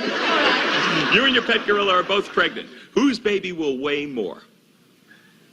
Whose baby's gonna weigh more? Yeah. Eventually? No, at birth, I would imagine. We're discussing at birth, you know. I discovered in my course in neonatal primatology. That's weird. That was my major. Yeah, that was your major, but it was my class. And it was very classy. This is unusual. Indeed. Go ahead. All right. Even though gorillas will weigh more after they have attained their full growth, and they are born more hairy than human beings. Yes? Actually, at birth, because they are able to speak, eat, talk, do everything more quickly than gorillas. And Please stay gorillas forever. never speak, as a matter of fact. Time's up. I'm sorry. Human baby gonna weigh more. What? Really? Human baby. My baby. Okay, Lisa. This, I think, is for you to block, as I remember. And Edie said... Long time ago, I know. Edie said that the human baby will weigh more than the gorilla baby. Agree or disagree, Lisa? I agree. And your baby will weigh more. That is right. You get the square and you block. It's an average of 7 pounds for the human baby and under 5 pounds for those cute, adorable little gorillas. Okay, Blaze. Who's gonna She breastfeed thwarted that you little over there and won Edie's square. Where would you like to move next? Richard Klein. Richard Klein. Yay for the top row. I have an announcement. I've been recently naturalized as a United States citizen. They gave me a green card. I'm very... Thank you. Throw it down to Jamie for his birthday, okay? John. Yes, Richard, which came first, the Tonight Show or the first birth control pill? Oh, now I know that The Tonight Show is 20 years old, and they had birth control way back in the 60s, and it's 1983 divided by 4, carry the 2, birth control. Okay. The pill. The pill. Okay, yes. So Richard says that the birth control pill came before the Tonight Show. Agree or disagree, Blaze? I agree. The Tonight Show came before the birth control pill. Yes, you should have disagreed, and your opponent gets that square. I thought the Tonight Show was the first birth control. That's correct. May I contribute a little? Okay, trivia, Lydia, John? your move. Yes, Gene. May I Hold on one contribute second. A little trivia to here. I was substituting for Johnny Carson one night on the Tonight Show, and one of my guests was one of the doctors who helped invent the birth control pill. That was in the year of our Lord, kidding. 1960, whatever it was. Isn't that So it's interesting? all connected. Well, that certainly means that the birth control Now pill it's predated The Tonight Show. Right. All of which predated Hollywood Squares and predated Lisa Gold's picking a square for me. I'll take Lydia Cornell to win. Lydia Cornell to win. A very logical maneuver. Lydia, you have got a tattoo. Uh-oh. How do you know? Where? How did you find out? I sat just two seats away from you, my dear. If you're like the majority of women who have one, is it a butterfly or a heart? Well, speaking not for myself, it's a butterfly. Show us. Prove it.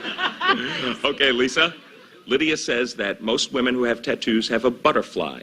For the game, agree or disagree? I'll disagree. It is a butterfly. No, you should have agreed. Your opponent gets that square and blocks you successfully. Okay, we're going to be back to complete this exciting game in just a minute. It's a new day. Good to have you here. With a new lineup. It's Buzzer's Morning Eye Opener, featuring some of your favorite shows, plus the new game, Split Second with Monty Hall. Weekdays starting at 8. And won't have babies that are smaller than human babies and won't get mice herpes either.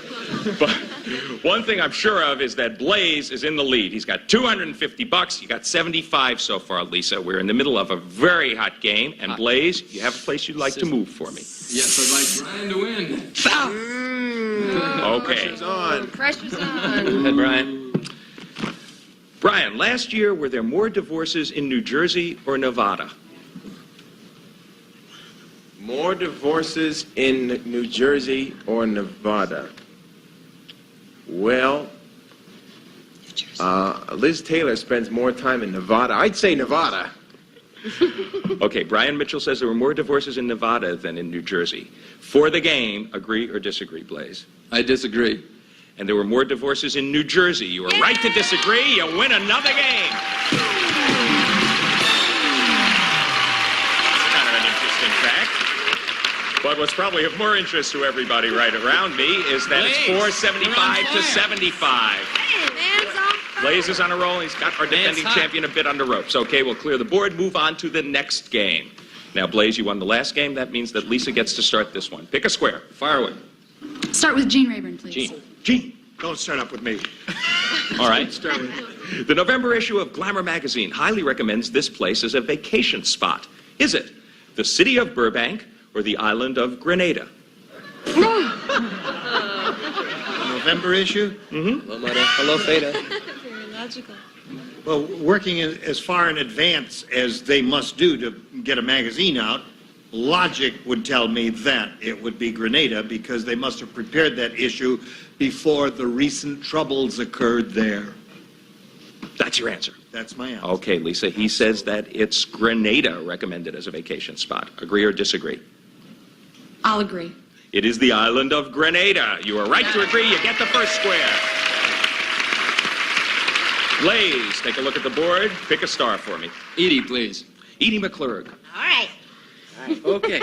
How does the American Dental Association recommend you brush your teeth? Up and down or from side to side? All right. The American Dental Association. And I went to the school where they teach you to become a dental hygienist. If you go from side to side, you're just going to grind the plaque into your spaces in between your teeth. If you go up and down, then you're going to grind the plaque up into your gums. No answer yet.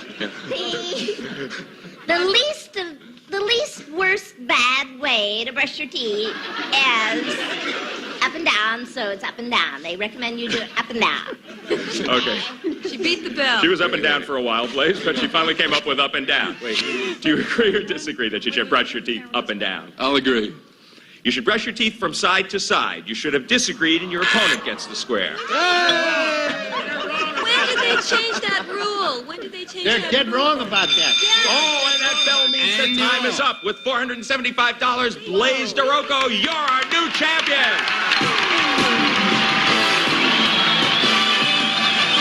Attaboy.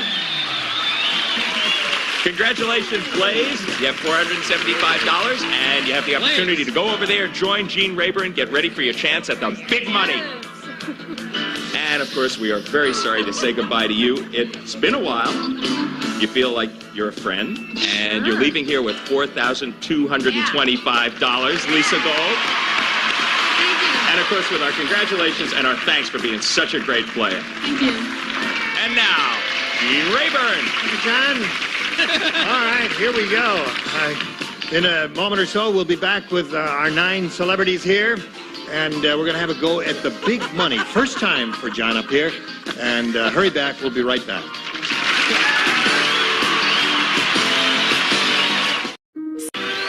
Thank you, sir. Blaze here has a modest sum of money of $475, but here in the Big Money Super Match, he could win up to $30,000, shall we? I think that'd be a good idea. All right. We polled a recent studio audience and got their best response to this. Continental blank. Now remember, the top answer is worth $1,000, the second most popular, $500, and the third answer, $250. Any 3 of the 9 celebrities are permitted to give you suggestions. You may call on them one at a time. Gloria. Continental Divide. Continental Divide is one. Richard. How about continental cuisine? Cuisine. All right. Richard. And Marty. I don't know. I maybe should be disqualified because I knew Blaze when he was just a little flame. So, but I would say Continental Airlines. So you have Continental Divide, Airlines, and cuisine from the Frenchman up in the upper left-hand corner. You may choose one of those 3 answers or give us one of your own. What would you like to do here, Blaze? Well, the first thing I thought of was airlines, so I'm going to go with airlines. All right. Although okay, that was Marty's answer. And they're out of business, so. Yeah, right. So we could all be going home early, okay, Blaze? Let's find out if Continental Airlines is up there. May we see the $250 response? Continental. That was my second choice. Aha. Second choice. Now, the $500 answer is Continental Divide. Okay, Gloria gave you that one. Here's the last chance for Continental Airlines. Slide the big one. You got it. Very good, Blaze. And away to go, Marty. Now, Blaze, so far you have $1,000. Now you're going to play the head-to-head match with any star you pick. Each star, as you see, has a hidden number in front of them, a 10, a 20, or 30. If you pick a star with a 10, we'll multiply your money by 10. If your star has a 20, we'll multiply your money by 20. And there's one star up there with a 30. And if you choose that star, you'll play for 30 times $1,000. All right? Time now to make your pick. I'm going to go with Marty Cohen. We think alike, I think. All right. Marty, would you grab your tab and pull it up in a vertical direction now? Yeah! 30! Wow, wow, wow, wow! Oh! Look at that! Gene? That is good. Gene? Yes, sir, Marty. I hope I don't get electrocuted. I just tingled, I think. So I'm a little too excited. All right. You are playing for $30,000. Right. It's the first time it's happened. I'm so nervous. I can hardly walk over here. I'm going to get it. You're going to face me, Blaze. And, Marty, this will be a written response for you, a verbal response for Blaze. Here we go. Good luck. No help from the audience. This has to be an exact match. Here we go. Good luck to you. Leave it to blank. Leave it to blank. Yeah.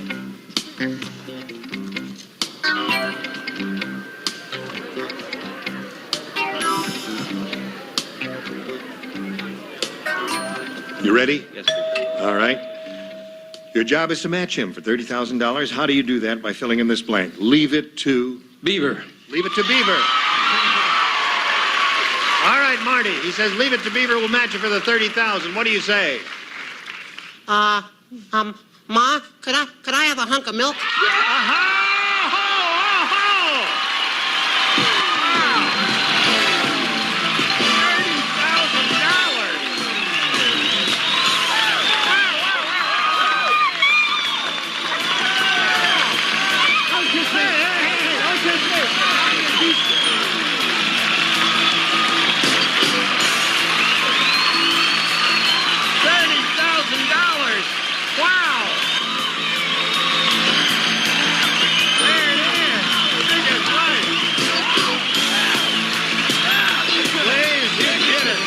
First one on Jamie's birthday. We have a total on Jamie's birthday. First one to ever do it, and he has a total now of $31,475, and we'll be right back after these messages.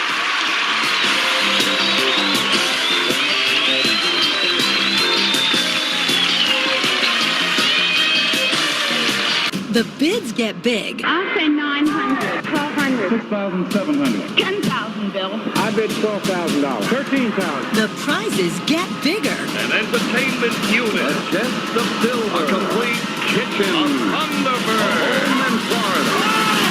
On the biggest game show on TV. Here's our next one going up for bid. I think we're going to lose you before the show's over. The Price is Right, coming up next on Buzzer. Everybody ready? Can't understand dialogue on TV show? And Marty Cohen wanted to join us here. You look a little strange, Marty. I'm in shock, Gene. You are in shock? I just talked to my accountant and I found out this guy made $30,000. I'm working for minimum scale. I think it's very appropriate since you won so much money. I've got a little gift for you too. There's the G-string. Thank you all. But can you get excited next time you win? Would you mind? Really and ends today's session of the Match Game Hollywood Squares Hour. We'll be back tomorrow with our champion here and all 9 celebrities.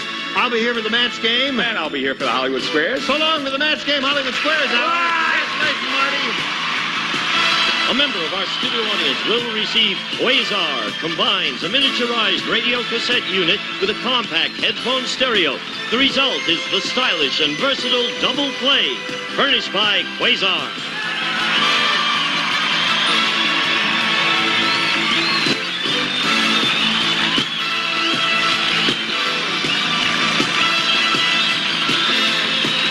This is Gene Woods speaking for the Match Game Hollywood Squares Hour, a Mark Goodson television production.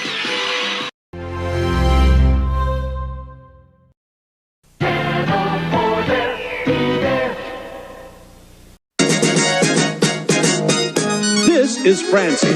She's divorced and ready for marriage again. Which one of these men did she choose? Which one will our audience choose? And this is Charles. He likes women with smooth skin, long legs, and loving eyes. We showed him videotapes of these 3 women, and he picked one as his date. Which one did he choose? Which one will our audience choose? Today on Love Connection, you'll find out who they picked, who the audience picks, and everything that happened on their dates. Now, here to tell us more about Love Connection is our host, Chuck Woolery.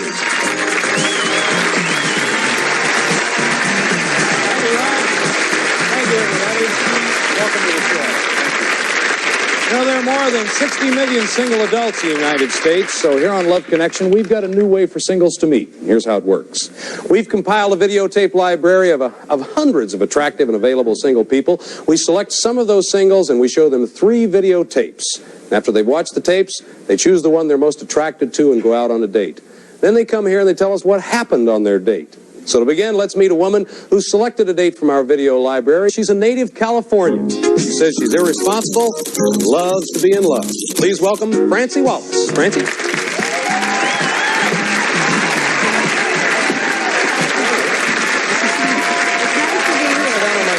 Move the pillow back. Well, what does it take for you to fall in love, Francie? I need something really romantic. Someone that smokes and drinks cigarettes. And, smokes and drinks cigarettes, good. And drinks cocktails and can lift me. And can lift you? Can lift me. Now you're divorced, yes? I'm divorced. Francie, what went wrong?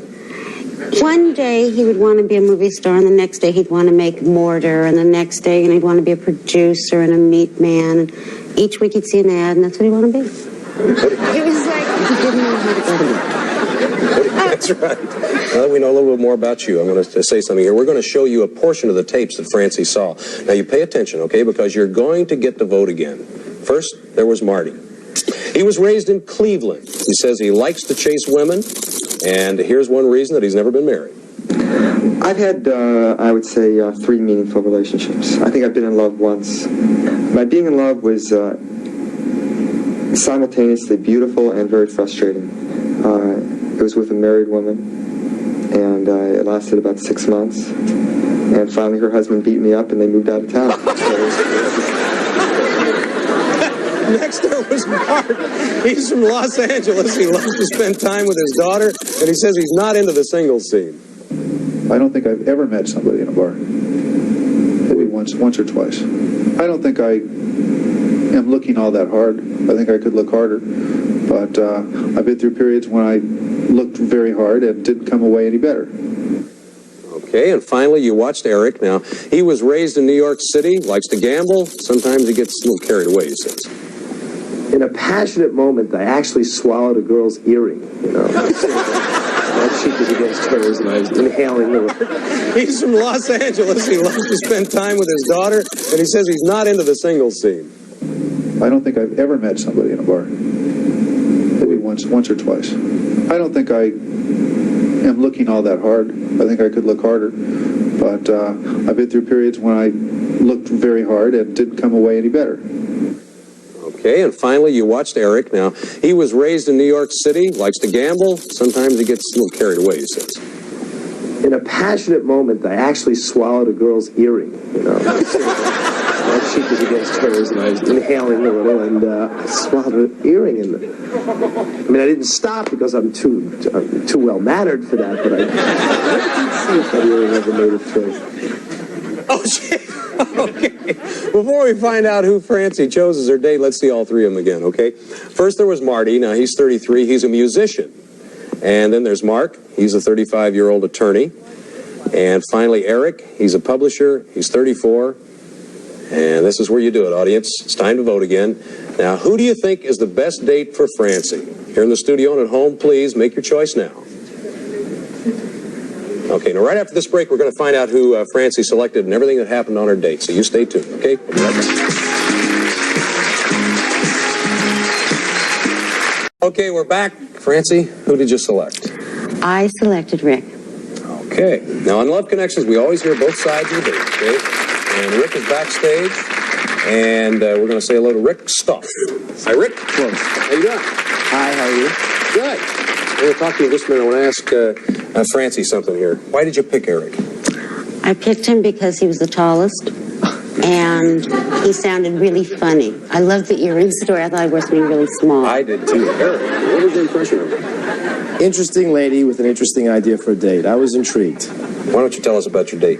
I had such a creative idea. Did you? I rented a limousine. Whoa! And I called him up and I said, okay, I'll meet you in front of a bowling alley in the valley. And you're supposed to wear a black tie.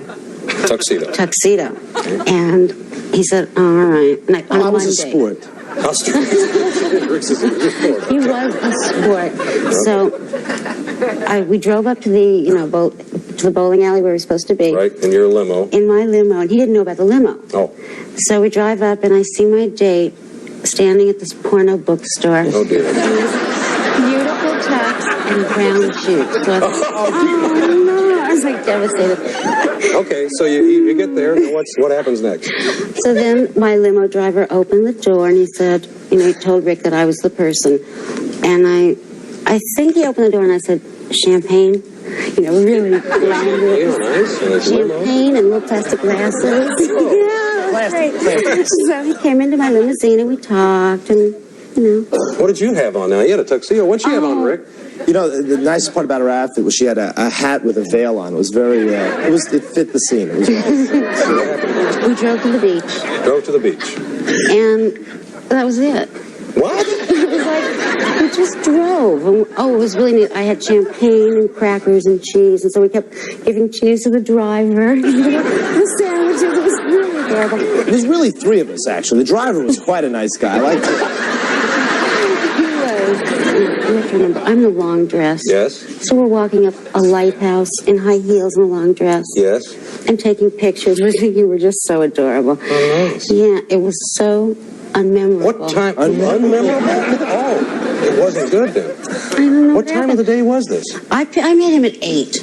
In the morning? At night. Oh, at night. But I only had the limo for 2 hours. 8 to 10. It takes longer to get warmed up. Well, I mean, yeah, but you're the guy who ate earrings off a woman's ears. What happened? I wasn't hungry. You were hungry. Well, how did it really end, though? I had a date at 10:30. Oh, that's how it ended. I see. Okay, let's take a look and see the audience. Marty, 56%. Yeah. Wow, yeah, Marty, 56%. Okay, now here's the deal. What are they? All right, if you follow the audience's advice, we'll send you out on another date with Marty. Oh, you don't want to do that? No. He's too short, and he's just got weird ideas. Well, listen, I want to thank you, Rick. Thank you very much for being on the show. My pleasure. We have a nice gift for you. Maybe we'll see you again. Thanks a lot. Okay. By the way, we have a nice gift for you. Good. Thank you so much for being with us. We'll be back in just a moment.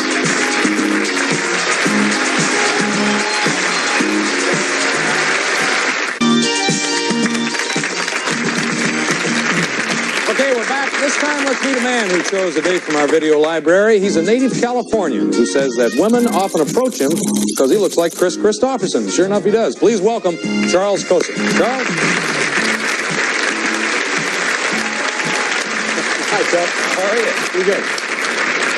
You really do. I was mentioning to you earlier that Chris is a friend of mine. You do look a lot like him. It's incredible. Yeah. You probably hear this all the time, don't you? Yeah, it's absolutely incredible. Being a bartender, I hear it probably 10,000 times a year. You get a lot of dates just because you look like Chris? Well, yeah, I get to be selective, let's say. The women, what do they do when they find out you're not? Obviously, some of them think you are in different places. Obviously, yeah. People think I am, but the places I hang out aren't the places that Chris Christopherson hangs out. Does it help? Oh, definitely.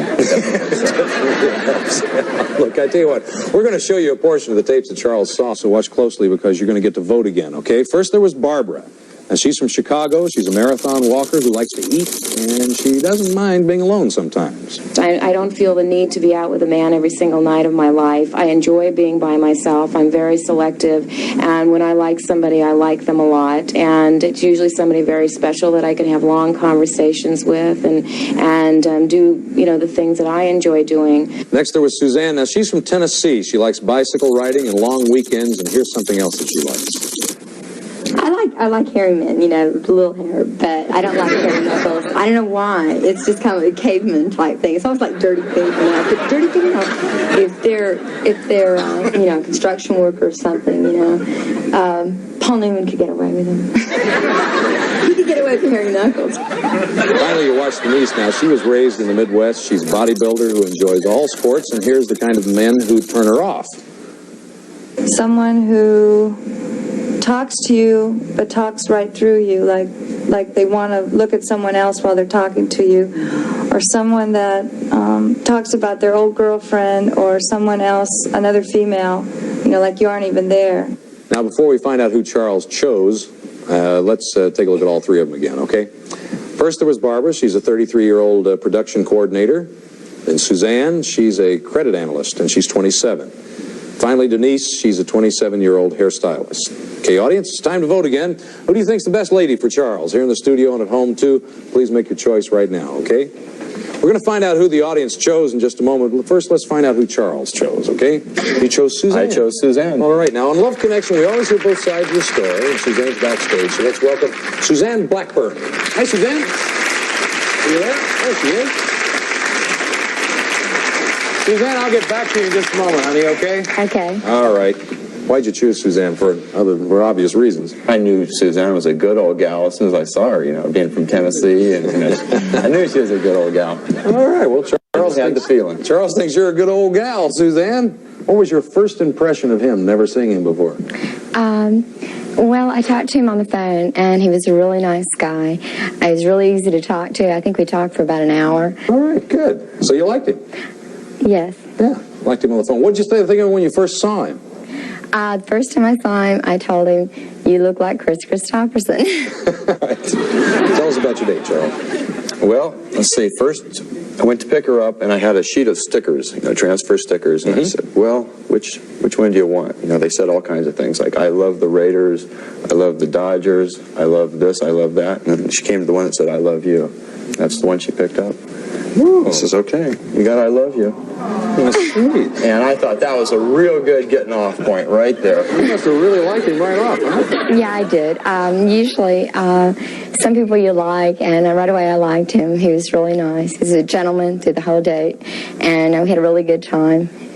Southern girls, boy, they're so sweet. What happened next? Then we drove out to Dodger Stadium, got our place to park, and I says, well, it's time for breakfast. Went to the ball game? Sure, Dodger Stadium. So I got in the trunk and whipped out a bottle of champagne, and we had breakfast called tailgate party. Well, what else happened, Suzanne? Well, after a few drinks, it was hard to remember exactly.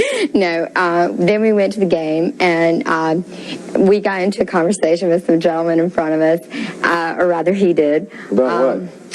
I don't remember.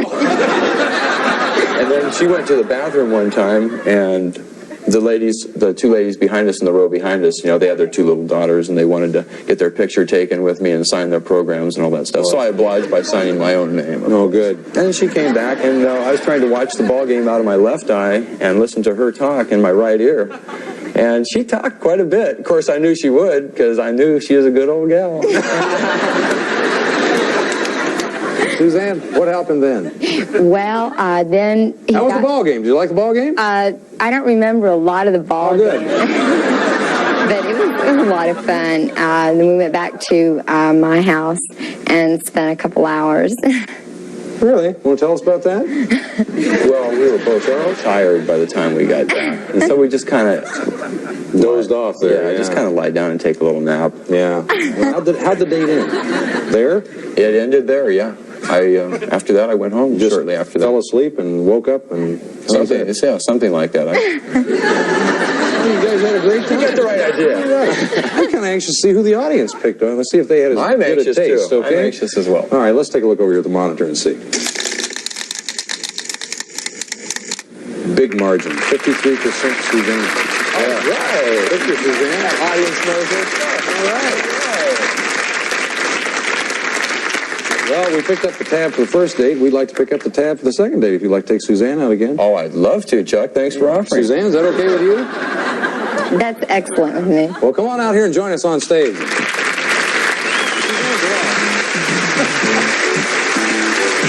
haven't seen him for all this time. You adjusted my time? You guys haven't seen each other for how long? How long has it been? Almost 6-8 weeks. Long time. It's been a while then. Well, you got anything to say to each other? It's a souvenir of our ball game. Oh, sweet. Thank you. I'll take that. Have anything to say to each other about Oh, I missed you. Yeah. Well, hey, let's go out Saturday night. Sounds great. Sounds good. Thank you very much for being on the show and thanks for sharing your day with us. We really appreciate it. Now, on a previous show, the studio audience selected a date for our next guest, and when we return, we're going to find out what happened on that date. We'll be right back in just a minute.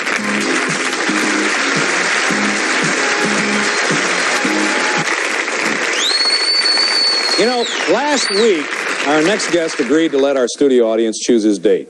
We're going to meet him again and find out what happened on the date right now, okay? He was raised in New York City. He claims that women either really love him or they really hate him. Please welcome Benny Richards. Benny! Hey, Benny! How you doing, pal? Sit down. Now, before we find out about the date and everything, let's talk for a minute, okay? Last time you said you were a great boyfriend and a terrible husband. Explain that to me. Okay. It all comes down to percentages. 0 for 2 in marriage and 500 out of 1,000 approximately in boyfriend-girlfriend relationships. 500 out of 1,000. Right. That's half good, half bad. The other part is all bad. Okay. Last time you were on the show, we showed the audience tapes of 3 women And they chose one as your date, Karen Marie Bosenberg, I believe it was, right? Karen Marie Bosenberg. Now, you and Karen Marie went out, right? In a way. What do you mean, in a way? How? What did you do? It's easy. The way my life's been running, I had chosen a week ago for the audience to pick for me because, you know, I've been doing a lousy job lately, and I admit it. Now, it turns out that the audience did a worse job that I could have done.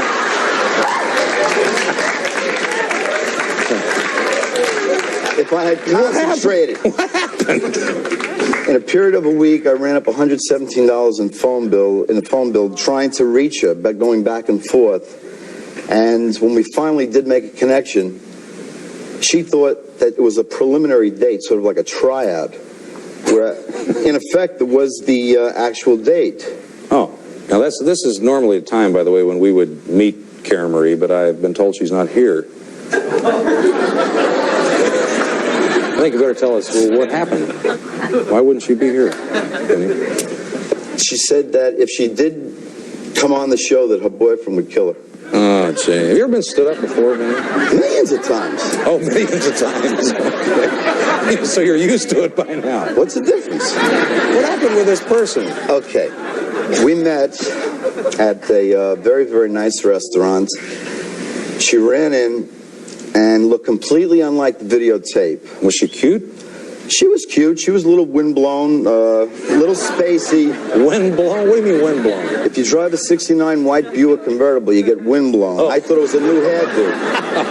So she wanted to meet me in order to see how our vibes were. And I told her, this is the date. This is it, man. Like this, we're going on a date.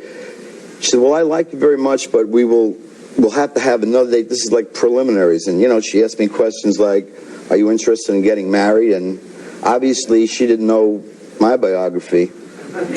So she mentioned a very funny thing to me. She said that she usually went on longer dates than just a day or so. And, for instance, her last date was 6.5 months. She met a very lonely guy, and she went out with the guy, and it lasted 6.5 months. It's a long date. She was in trouble right then because I told her it's not going to be nearly like, you know, if she makes 6.5 hours of me, it's a miracle. Yeah, forget it. Did you do anything to offend her? No, I did absolutely nothing to offend her at all. Did she remind you of either one of your ex-wives by any chance?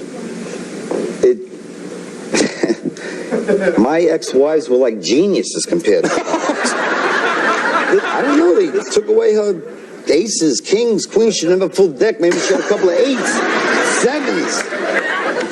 It was rough. It was a rough, another rough night for me. I see people that come out here, they're kissing, they're hugging, they're holding you. Thank God. Oh, they're going to see each other again. I can't have it. If someone shows up, I have a conversation for 20 minutes, I light a candle. It's unbelievable. You light a candle? 2, 3 candles I'll light. It doesn't matter. Oh, gee. You had a tough time on this one, Vinny. Always. This is my life here. You know, Vinny, since your date didn't work out, I think it's only fair for us to offer you a date with another lady. Okay? Is that okay with you? At this particular point in my life, anything's okay, Chuck. Let's take a look at the 2 that were left over, okay? One time. First, there was Becky. Now, she's divorced. She's 31 years old. Kind of cute. Next, there was Marcia. She's 37. She's never been married. She's kind of cute, too. Would you like to go out with one of these ladies? I'd like to go out with both. I'll start with the number 1. So you're going to go out with Becky, right? Right. We're going to pick up the tab for that. Again, we'll pick up the tab again.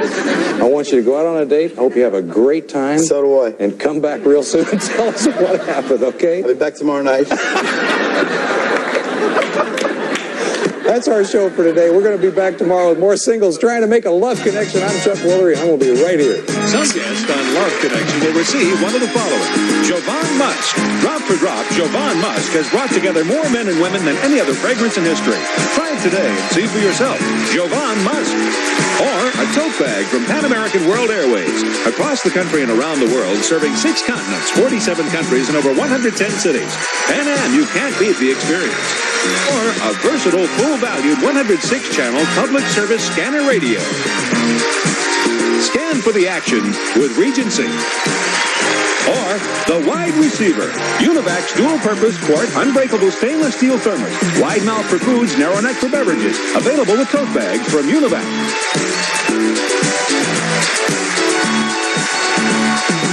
This is Rod Roddy, speaking for Love Connection.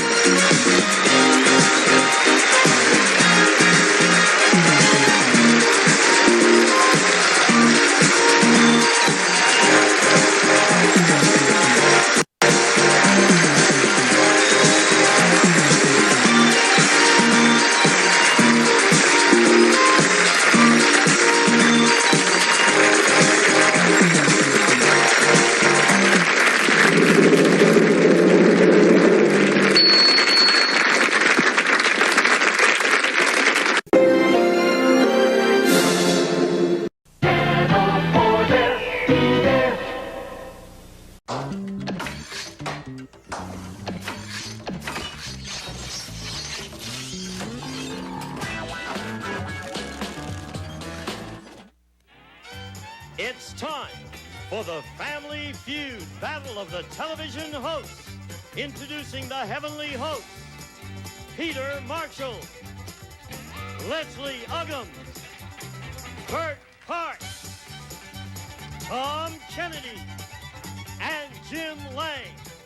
And now, the magnificent MC, Betty White, Jim Perry, Bill Cullen, Nipsey Russell, and Bob Eubanks. Let's start the Family Feud Battle of the Television Hosts.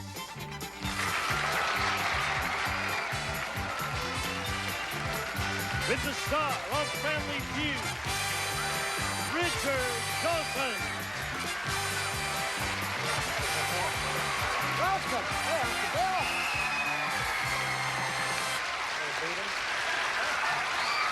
Thank you. Thank you. How are you, Big Bob? Thank you. Thank you. You know what a thrill this is for me? Because these people know what every host dreads. And the magic is, right now, I'm about to go into heaven for a game show host. I am. Now, children, if you're watching at home, don't try this. Because danger could be involved. Give them a big hand. They're my buddies right here, the heavenly host. How are you? Good to see you, my friend. I'm delighted you're all here. First, tell me the charities you're playing for. Well, a charity that I'm quite involved with at Children's Village and City of Hope. Yeah, that's a yes. City of Hope, Children's Village. Got to get a lot of money for them. Hope so. All right.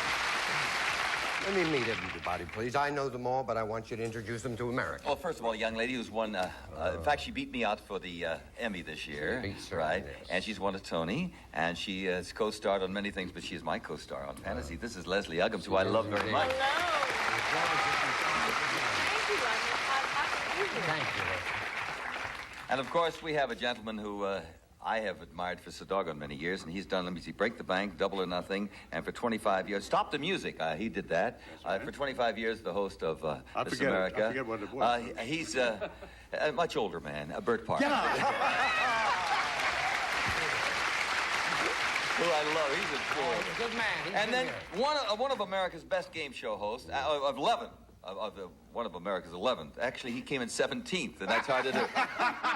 This is Tom Kennedy, who has been a buddy of mine for many years. Hello, Reggie. Thank you for being here. Pleasure, sir. And, of course, on the end, the fellow who was on the dating game. How many years, Jim? Well, overall, about 17 years. There you go, Mr. Jim Lang. Here's the boy, Big Jim. By the way, there was a fellow on the... You got dates twice for a fellow on... What was his name? Dawson. Me. Richard Dawson, that's right, for the dating game. I went to Peru with one girl that... well, that's a different story. I better move along. There's legal action still pending. Well, do with the book. Thank you for being here. Thank you, You're Richard. my man. It's a pleasure. I love you, and I thank you. Thank you. You're very special. Thank you. I said we did. God love you. God love you. We did a Love Boat special in prime time. Bert was there. We You all bet. wore your buttons, didn't we? We sure did, baby. God bless So you glad for to see being you here. again. Here's Hello, my pal. Richard. How are you? Great, how are you? Are you still? Oh, a little bit. More tennis now. Let's Really? go. Yeah. How you doing? I want to talk about Peru.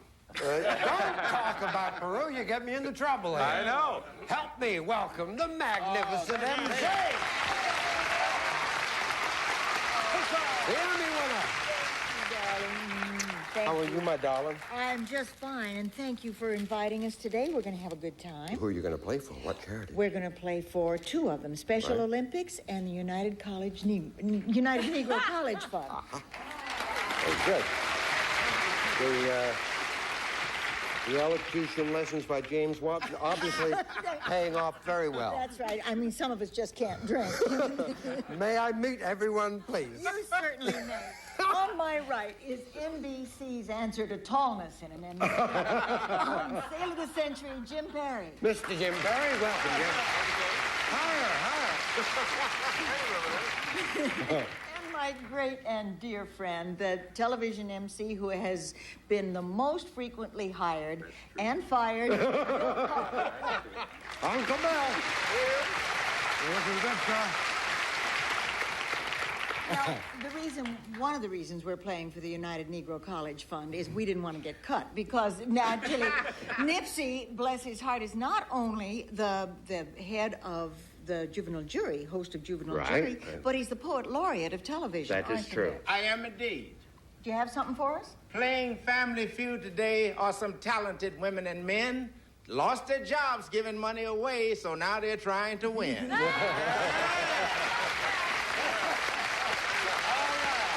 Very nice. And after 14 years of doing the newlywed game, it just stands to reason that now Bob Eubanks would do Dream House. Giving away Dream House. Giving away Dream Heist. Nice big hand, Mr. Bob Eubanks. This is a very important part of Mama's family, and my family too, and I thank you. Thank you, darling. Higher. Hi, Richard. How you doing? Good, sir. Good. My buddy here. You doing well? Trying, yes. You're like us all. You're a survivor. Uncle Bill? Hello, Richard. Haven't seen you for a little while, but yeah. All is well? I'm out to kill. Really? Yeah. Anyone. Nipsey, Jim. We'll have a good time. Okay. What would we do? Match game? Masquerade party? Yeah, I would kiss you, but there's a little talk going around about me now. Let him talk. Let him talk. Could you get us on Dream House? We're looking for Richard. Nice to see you. Nice to see you again. Thank you for being here. Thank you very Come much. on, we're going to play the feud. Let's go!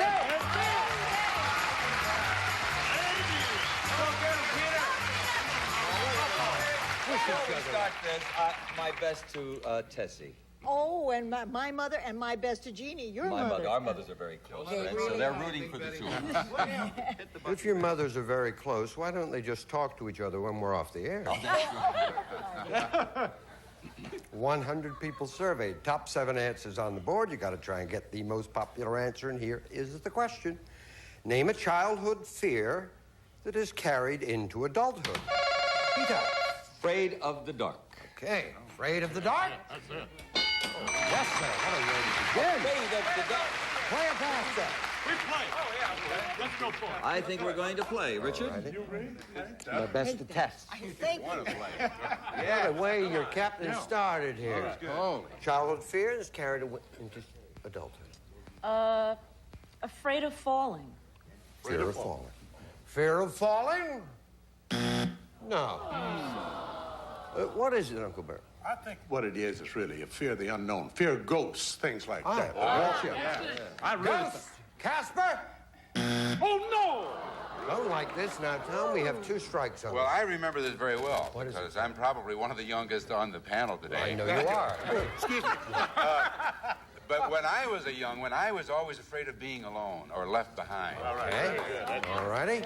If it's there, okay. If not, 3rd strike. Fear of being alone?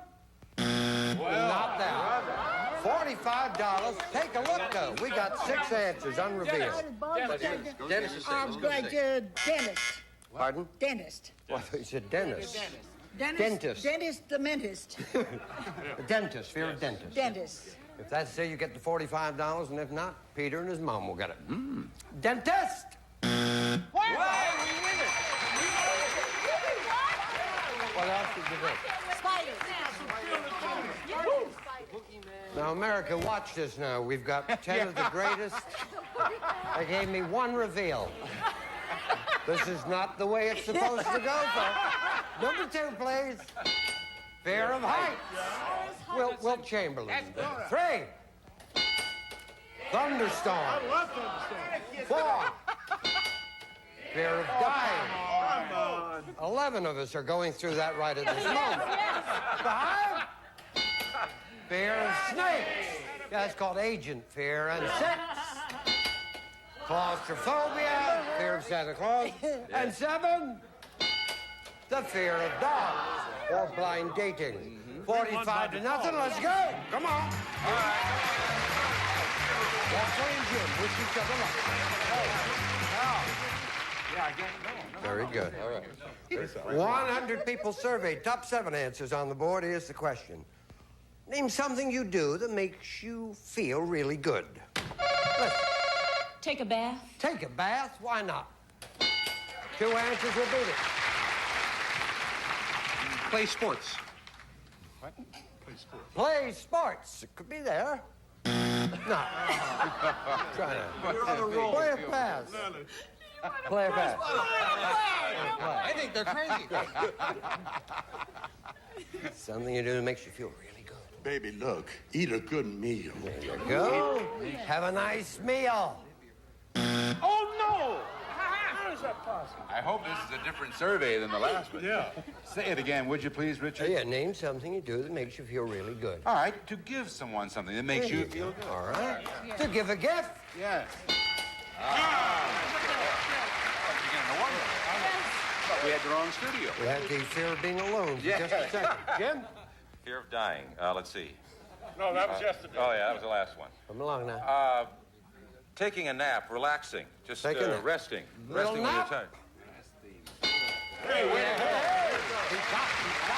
Well, I've got 2, but I better go with the one I think is the best. Something really. I like to work out, and feels good. I work, run, Work out. work sports. Don't give me lots of answers. Work out. Work out.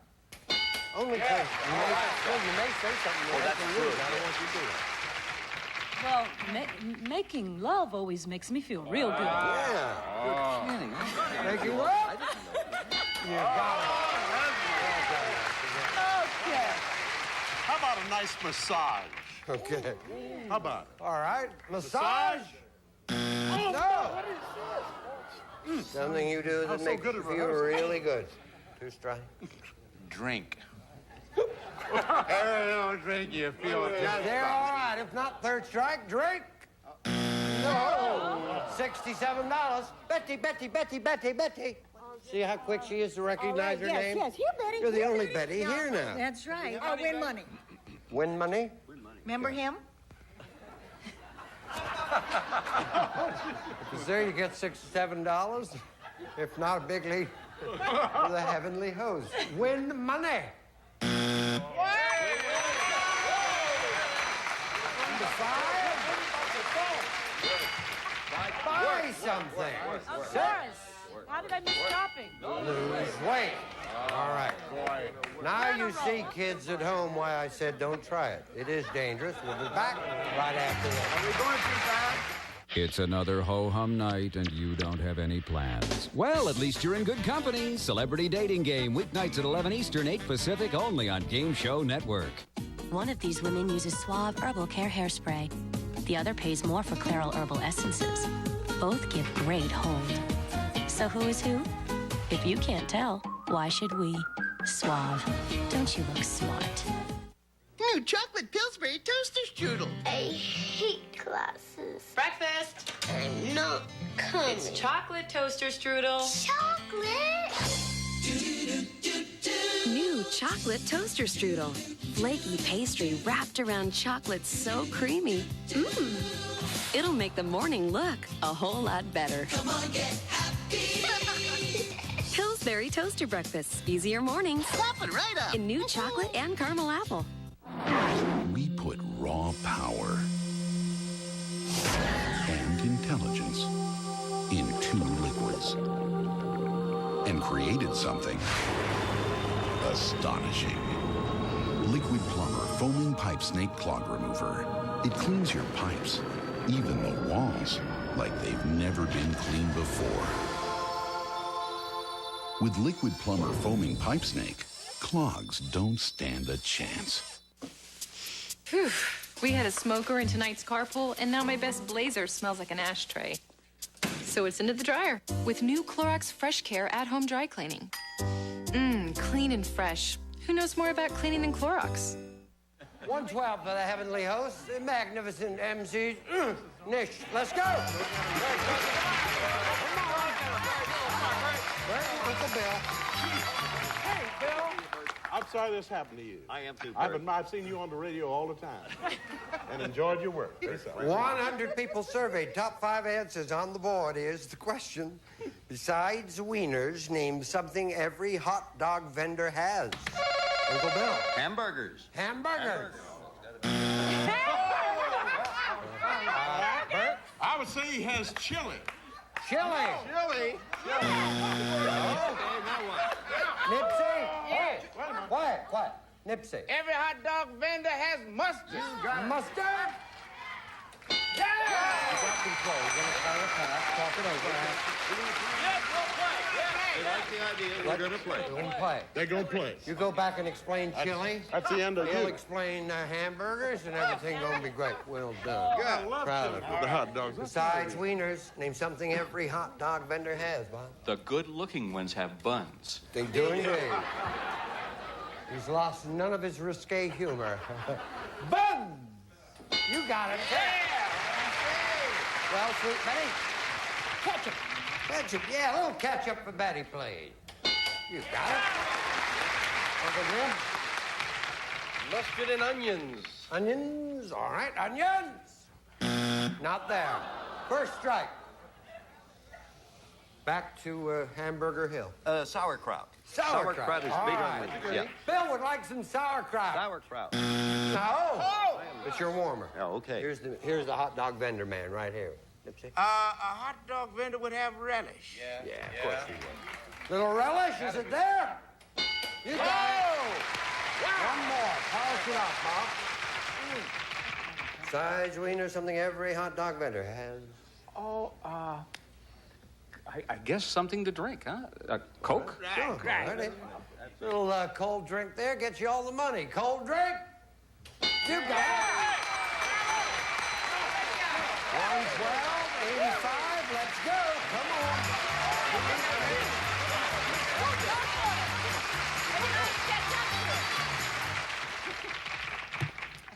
Dollar values are doubled. One hand, Nipsey, please. Dollar values are doubled. 100 people surveyed. Top 4 answers on the board here is the question. Name someone who performed a miracle. Yes, sir. Jesus. Jesus. Player pass. Player pass. Come on, gang. Let's play. All right, miracle workers, what do you say? We can't Wanna give play? it to them. You want? I need an answer. We are going to play, Rick. Thank you, sir. Thank you. Good. We'll play. We'll start with Madeline Murray O'Hare down here, who was saying pan. Someone who performed a miracle. St. Francis of Assisi. Okay. St. Yes. Francis?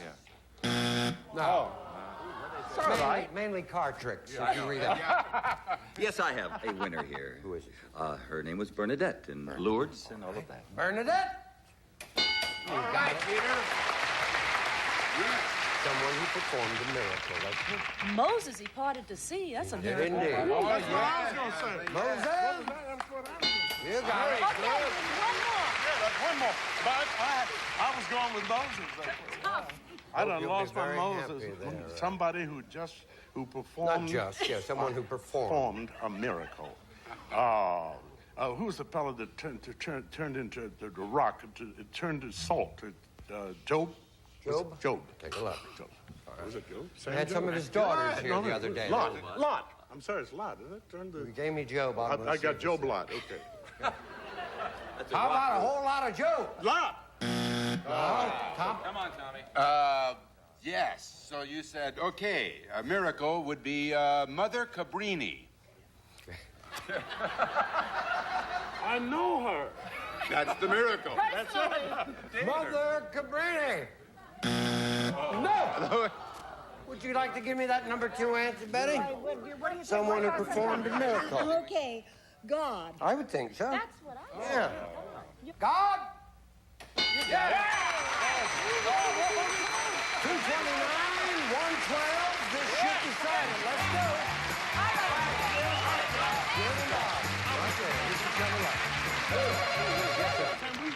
With 100 people surveyed, top 4 answers on the board. Here's the question.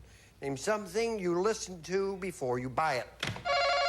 Bob? Stereo. Stereo? You got it. Play a pass. Talk it over. We play with it.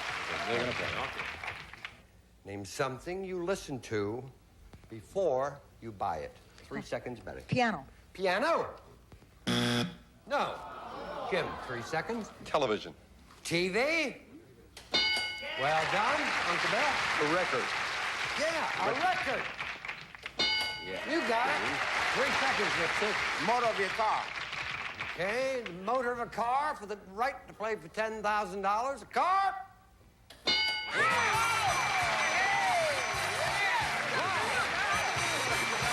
Who will play for money? Will you read them? Who will play? Who's going to play? One out play. Who'll go first? All right. Jim and Betty playing for $10,000. After we watch this. Well done. Are you one of the millions of American males who would like increased sexual energy? If you've been considering Viagra as a solution, consider something different. All-natural Enerx. Clinical studies show various ingredients of Enerx enhance sexual energy, increasing desire, performance, and satisfaction. Enerx is all natural with no side effects. With Enerx, you'll feel the increased energy within minutes and with no chemicals. We're so sure you and your mate will be completely satisfied. We'll offer you a 30-day, no questions asked, full refund. Enerx stimulates sexual energy by expanding the blood vessels, causing increased blood flow to specific areas of the body. Unleash the power of Enerx now. Call 1-800-637-7075 in the next 10 minutes and find out how you can save 30% off the retail price. Take advantage of our special TV offer. Call 1-800-637-7075. Hi, I'm Wilford Brimley for Liberty Medical. I'm a diabetic. I know how serious this disease is, but I also know a way to help control it. Check your blood sugar and check it often. And Liberty makes that easier. If you're 65 or over, on Medicare and diabetic, call Liberty right now. They're the country's largest Medicare mail-order diabetic testing supply company, and they make things simple. They bring your supplies right to your door. Then Liberty bills Medicare and your insurance company. That's right. No money up front and no more forms to fill out. Diabetes doesn't have to take over your life. Check your blood sugar. Check it often. See, there's just no reason not to. And call Liberty. They're professionals and they can help you live a better life. For more information on free home delivery, call 1-800-942-4062. Of that TV that you watched as a kid is about to pay off. Are you ready? There is no shame in knowing this stuff. The new Newlywed Game, tonight at 10:30 Eastern, 7:30 Pacific. All righty, 15 seconds, please. Name a specific food that you give up to lose weight. Potatoes. Any room in the home. Living room. A mean-looking breed of dog. A German Shepherd. An occasion when people go out to eat. Saturday night. A state with palm trees. Hawaii. Turn around. Specific food you give up to lose weight. Potatoes. Survey said 12. Any room in the home. You said living room. Survey said 12. A mean-looking breed of dog. German Shepherd. Survey 18. An occasion when people go out to eat. You said Saturday. Survey said state with palm trees. Hawaii. Survey said okay. If it's over 50, it can be done. You go stand right next to Bill. We're looking to Betty. Here is Tom Betty. You'll do this. I predict right now you'll do it. Please remind the answers Jim gave us. And when you stop laughing, give us 20 seconds on the clock, please. Name a specific food that you give up to lose weight. Sugar. Any room in the home. The kitchen. A mean-looking breed of dog. Bulldog. An occasion when people go out to eat. Anniversary. A state with palm trees. Hawaii. Try again. California. Oh, okay. Specific food you give up to lose weight. You said sugar. Survey said. What? Candy. Chocolate, number one. Any room in the home. You said kitchen. Survey said 20. Bedroom. I would have bet I just didn't want to say that. I got you. Mean-looking breed of dog. You said a bulldog. It was number one. Survey said.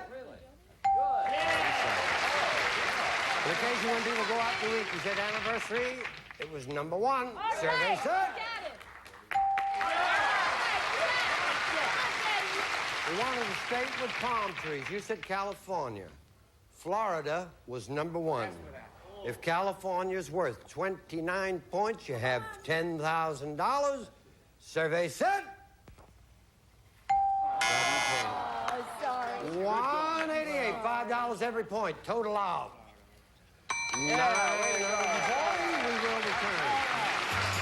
This week on Hollywood Squares, Pamela Anderson meets a long-lost brother. We're twins, separated. Don't I look good? We'll be seeing George on VIP pretty soon. And the ladies get wild. Could you do that one more time just for the hell of it? Hollywood Squares, where the stars come out to play, weekdays at 10:30, 2:30, and 6 Eastern on Game Show Network.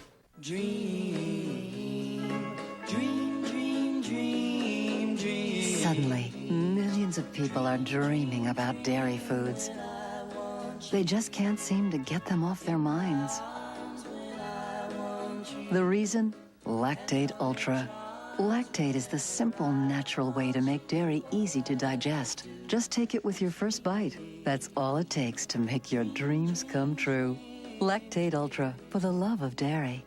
For itch sufferers, announcing a first 12-hour Lanacaine with antibacterial plus vitamins. Works all day or all night. It stops itching plus kills germs. Lanacaine, itch relief that works all day, all night. I'm the best bleach. I'm the best bleach. I get rid of tough stains. So do I. And I work on colors. What Clorox Bleach does on whites, Clorox 2 does on colors. Clorox 2 Color Safe Bleach. The Clorox Bleach for colors. Experience the madness and mayhem of the WOF. Wheel of Fortune, weekdays 1 p.m. Eastern, 10 a.m. Pacific, only on Game Show Network. Imagine this is Florida, and that's Walt Disney World, SeaWorld, Universal Studios, Epcot Center, and this is Kissimmee St. Cloud, offering the closest and most affordable accommodations in the middle of Central Florida's best attractions. Call 1-800-992-KISS, and we'll send you a free vacation guide with information on affordable hotels and campgrounds. If you can stay here, why stay anywhere else? Kissimmee St. Cloud, location is our biggest attraction. You need more than exercise to firm your skin. Nivea Skin Firming Lotion with safflower oil and advanced liposomes visibly improves your skin's firmness in just a few weeks. Nivea Body Skin Firming Lotion, only from Nivea. You're on Love Matters. When love matters, I'm here to help. Dave? Yeah, I'm having this problem with my girlfriend. It's kind of involved. Diarrhea. Get it, and you want it gone. You're a really good listener, you know. He needs Imodium AD. Imodium Advanced. It's even better. Only Imodium Advanced relieves diarrhea plus cramps and bloating by combining 2 medicines, and it's even faster than Imodium AD. So was I right to invite my mom along on my honeymoon? Oh, Dave, absolutely. Imodium Advanced. Faster relief you can count on. Paying bills has been difficult since my husband got hurt. Bill collectors called day and night. We thought of bankruptcy, but then a friend told us about Garden State. Garden State is a non-profit agency that works with your creditors to make an affordable payment plan for all your bills. After speaking with our counselor, we saved thousands of dollars in interest. Thank you, Garden State. Get your bills together and call now for your free consultation. We can help you get out of debt. Call 1-800-99-BILLS. Bye-bye. A promotional fee has been paid by Post 40% Bran Flakes. If you want better tasting fiber, it's Post. The best tasting 40% brand flavor. Harlequin Temptation. The sensuous new romance series you won't be able to resist. Harlequin is romance, and you can never have too much romance. New Liquid Shout. It's thicker to remove tough stains better. Want a tough stain out? Shout it out. Rental of the Rug Doctor. The steam carpet cleaner with the vibrating brush. Remember, there is only one Rug Doctor, steaming mad at dirt. Today, you need a motor oil this good. You need Quaker State Super Blend. Now exclusively in easy-to-pour plastic bottles. From the Quaker State Oil Refining Corporation. Only Q-Tex Remover has a moisture guard to protect nails from drying and breaking. No wonder it's America's #1 remover. To be a real Hollywood player, tip number 13. You can drive an expensive car, but not until you win the game. Hollywood Showdown. Be a player. Weeknights at 8 Eastern, 5 Pacific. This is Gene Wood speaking for Family Feud. A Mark Goodson television production.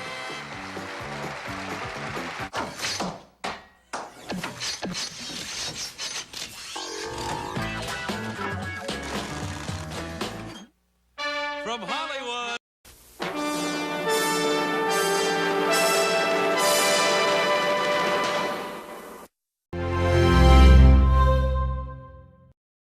This is the NBC Television Network. You can NBC there, be there.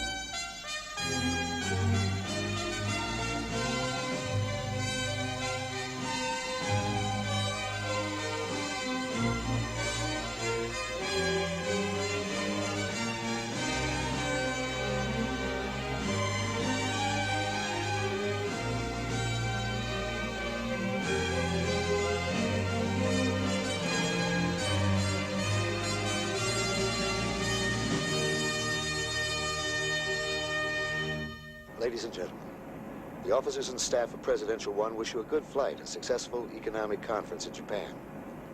We're going to have you all back in Washington for Thanksgiving in the Army-Navy game. As a flyer, I won't predict the outcome.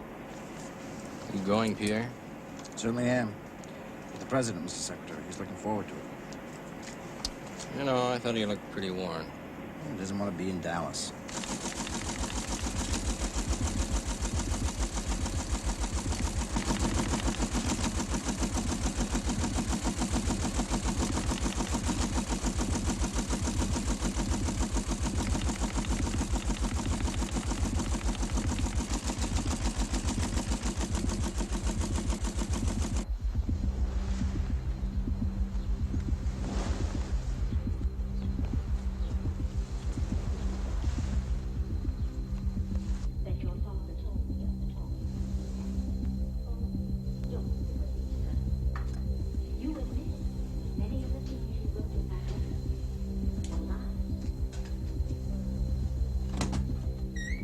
And what happened between and today that is really important for Mother.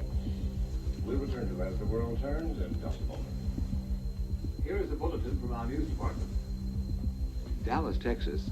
3 shots were fired at President Kennedy's motorcade in downtown Dallas. The first reports say that President Kennedy has been seriously wounded by this shooting. More details have just arrived.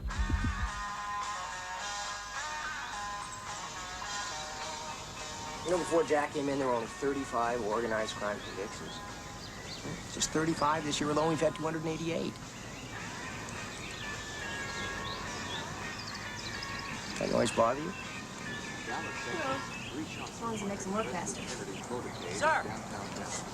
Mr. Kennedy! The first reports say that President Kennedy is seriously wounded by this shooting. More details. Mr. J. Edgar Hoover. How does he want? Yeah? Bob Kennedy. For an urgent news flash from Dallas, Texas. President Kennedy was hit by assassin's bullets at 12:30 p.m. Central Standard Time. The bullets were fired from a warehouse just off the motorcade route. Governor John B. Connolly was also seriously wounded. Caroline's staying with the Posens tonight. It's her first night away from home. Come on.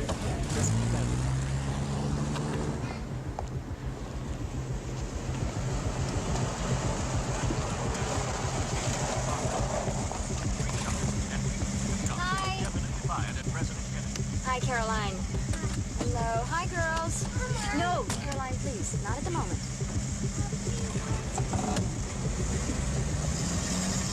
Caroline, no. No, sweetie. You get in the back with the others, okay? Caroline, come in the back. Brown from Dasher. Request immediate instructions regarding Lyric due to the present situation in Dallas. Over. It appears as though something has happened in the motorcade route. Something, I repeat, something has happened in the motorcade route. Several police officers are rushing up the hill at this time. Stand by. Just a moment, please. Brown from Dasher. Request immediate instructions concerning previous inquiry. Lines tied up. Stand by. We can't see who's been hit. We understand Governor and Mrs. Connolly. Something is wrong. Something is terribly wrong here. Off. What do we do? No one knows right now how serious it is. Okay, keep going.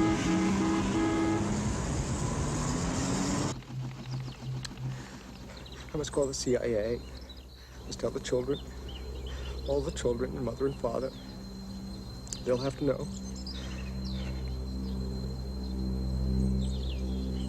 Call McNamara, get a plane. I must be with Jack. Oh, Jack.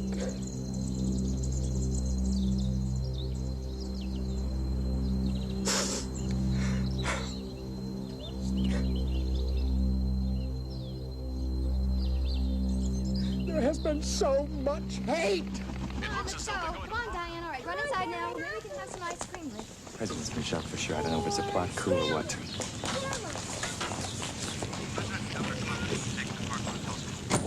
know that President Kennedy and Governor Connolly have been hit by a gunman. More than one shot was heard. I'm taking her. Why? Come on, Caroline. We have to go home. Are you sure? We have to go. Here's your bag. See you later, Mrs. Dawson. I'm sorry we have to go so fast, Miss Shaw. I'll tell you all about it later. We have a problem. I know. What do you know? Also in the motorcade, I heard. Mrs. Kennedy, Vice President Johnson, and Mrs. Johnson. We have to go back to Anchorage. Situation to Wayside. The president is dead. Repeat. The president is dead. He is dead.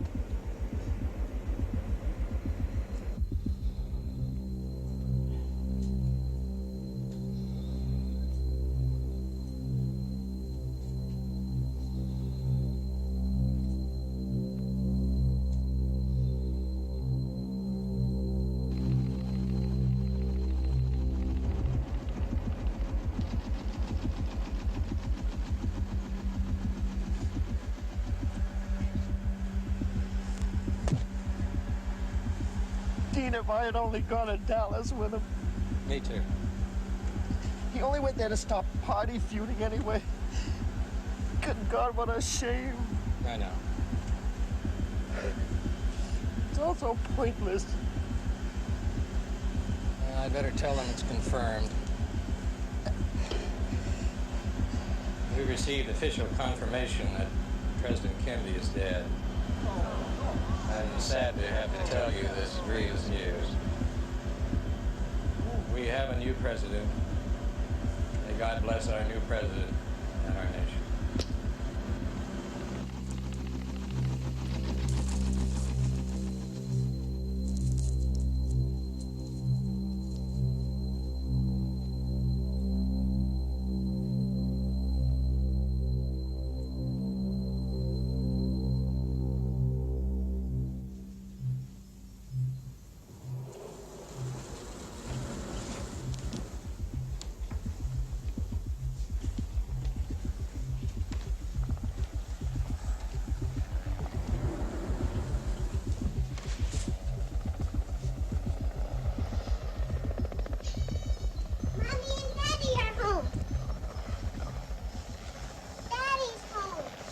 Daddy will be back later. Daddy's home. For 43 years, whether I was in London, Washington, the South Pacific, or elsewhere, this has been my home. And God willing, wherever I serve, it will always remain my home. It was here my grandparents were born. It is here I hope my grandchildren will be born. I speak from neither false provincial pride nor artful political flattery. For what Pericles said of the Athenians has long been true of the Commonwealth of Massachusetts. We do not imitate, but we are a model to others. Richard Milhouse Nixon has triumphed in GOP loyalty, and he has destroyed Kennedy across the Rocky Mountains. Vice President Nixon has not lost.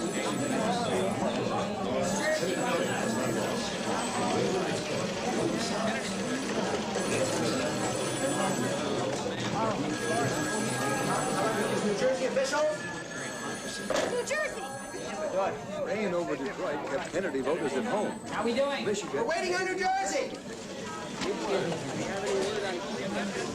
Yeah, wait for Cleveland! The total vote in Cleveland is lower.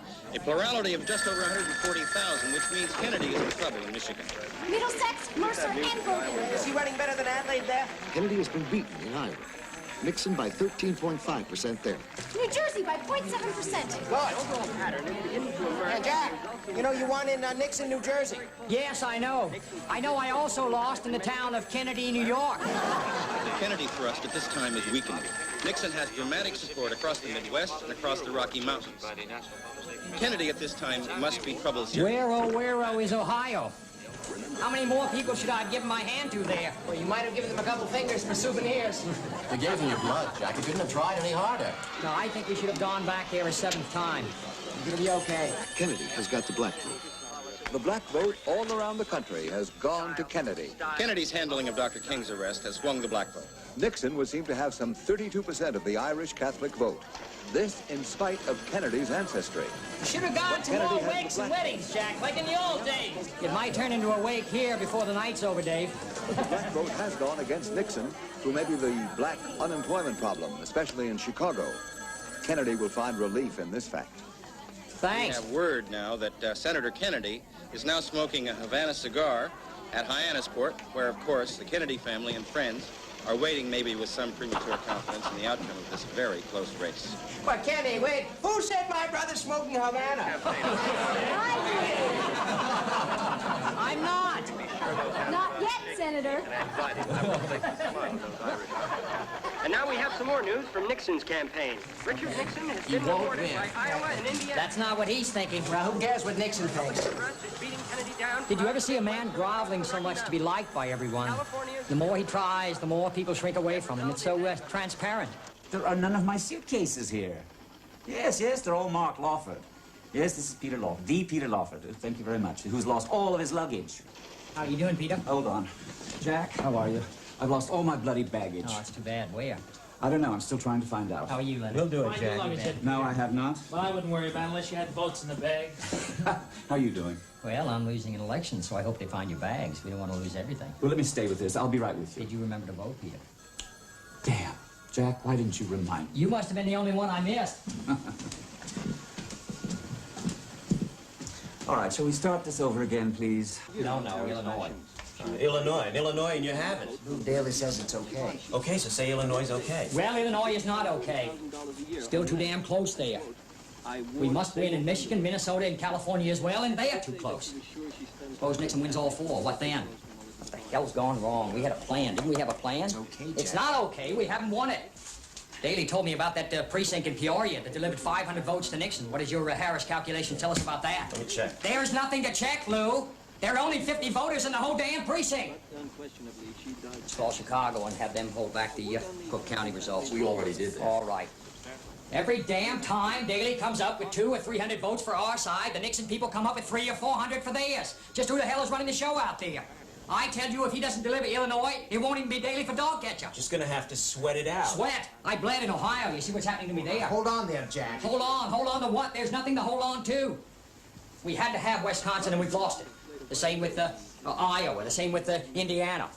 There's nothing left coming in from the south and the northeast. Jack, they did come through. Yes, I know they came through.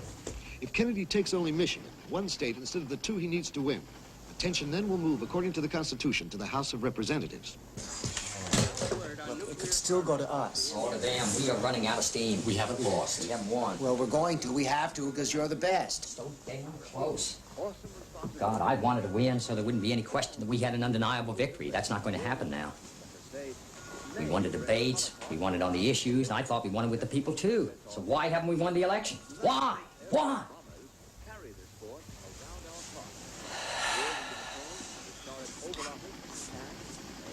I'm sorry, gentlemen. You know, of course, I don't mean any of this personally. I'm going back to my house. I'll be back later. Thank you. Richard Milhouse Nixon has earned his place in history, and he is a man of destiny. Oh. Almost 80% of editorial support backed Mr. Nixon.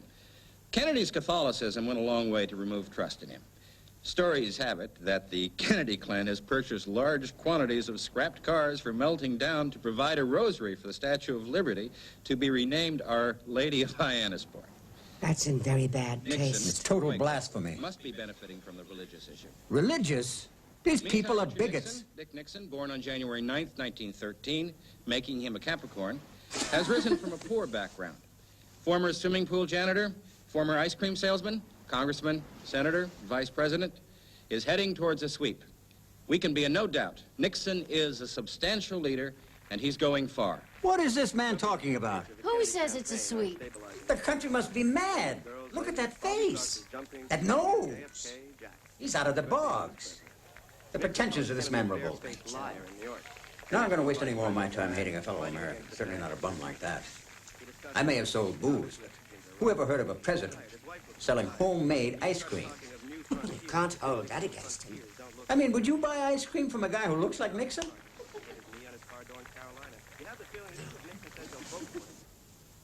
Yes, well, I think we're doing fine, Lyndon. Just fine. I mean, no one else could have done it, could they? Nice. Sort of, primitive. Too knowingly primitive, perhaps. No, it's good. You think, Bill, I might get a show of my own? Why not? Yeah, wouldn't that be great? Yes, of course. All right, then I will. You too, Lyndon. Thank you. Bye-bye. So what does your pal Lyndon have to say? He said, I hear that you are losing in Ohio, but don't worry about anything because we are winning in Pennsylvania. You got some nerve, huh? Come and see this masterpiece.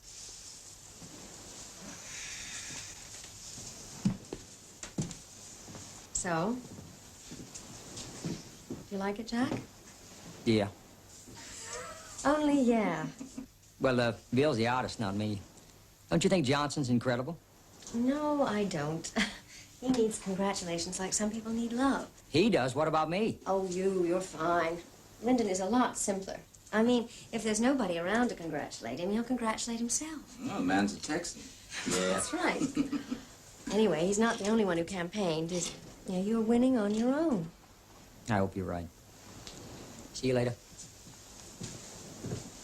It's a great painting, Jackie. Really great. Makes you think. He doesn't win, it'll be the whole family that loses. And you too. Well, no, not as much as the sisters. You know, they are not only alike, they look alike. Poor old Hubert Humphrey said he was fighting lots and lots of Jacks. Every time Ted or Eunice stood up in a stocking cap and a raccoon coat, everybody thought he is Jack. Strong family blood. Yes, I guess that's what it is. Anyway, thank God for the baby. I mean, I wasn't going to stand around coffee clutches and hot dog roasts all the time. Still, maybe I didn't do enough. What are you talking about? Everybody remembers Kenosha. Bill, now don't start. All I did was I walked into a supermarket, took up the manager's mic, and spoke to the customers. Attention shoppers, would you all please move to the produce Now, that is not what I department? said. What I said was, let me tell you about my husband. Now, he was in the Navy, you know, and Congress heroics and all that. And then I said, he cares very deeply about this country, so please vote for John F. Kennedy. Do you know most of the time, you can't tell what state you're in. They all seem the same, except West Virginia. Oh, that hurt. I saw kids with pregnant mothers on doorsteps, no teeth, bad food, rotting houses. I never knew there was so much poverty in this country. I don't think you want to underrate your contribution to Jack. It's good having an old friend around at a time like this. Anyway, if he wins, he's promised me a holiday. I don't campaign unless I get a holiday. And some clothes, lots of clothes. White House? Yes, Salinger calling. Give me the President's press secretary, please. You got a message from us. Are you sure? Hold on. Mr. Haggerty. Yes, please. Jim, it's Pierre. What's this about a congratulatory telegram from Eisenhower? I think we've done it. Has Nixon conceded? That's a funny sort of mistake, Jim. Does anyone have news of Nixon conceding? Not yet. California, Illinois, Michigan, Minnesota.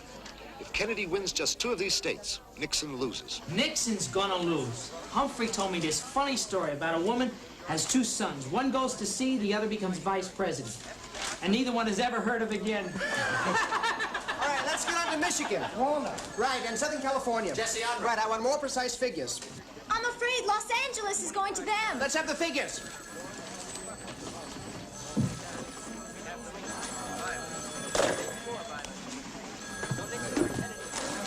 Well, I'm smoking one now. Does your mother come from Ireland? What? Aren't you the one that sang that in New Hampshire? Oh, no, it was in Vermont. Oh, yes, right girl, wrong state. You're the tuba player, the tap dancer, the yodeler. Yes. That's right. Do you remember we did Tour Lura Lura? Yes, let's do it now. Well, let's have a yodel then. I'll save that for the White House. Well, I hope you get your chance. We will. Thank you.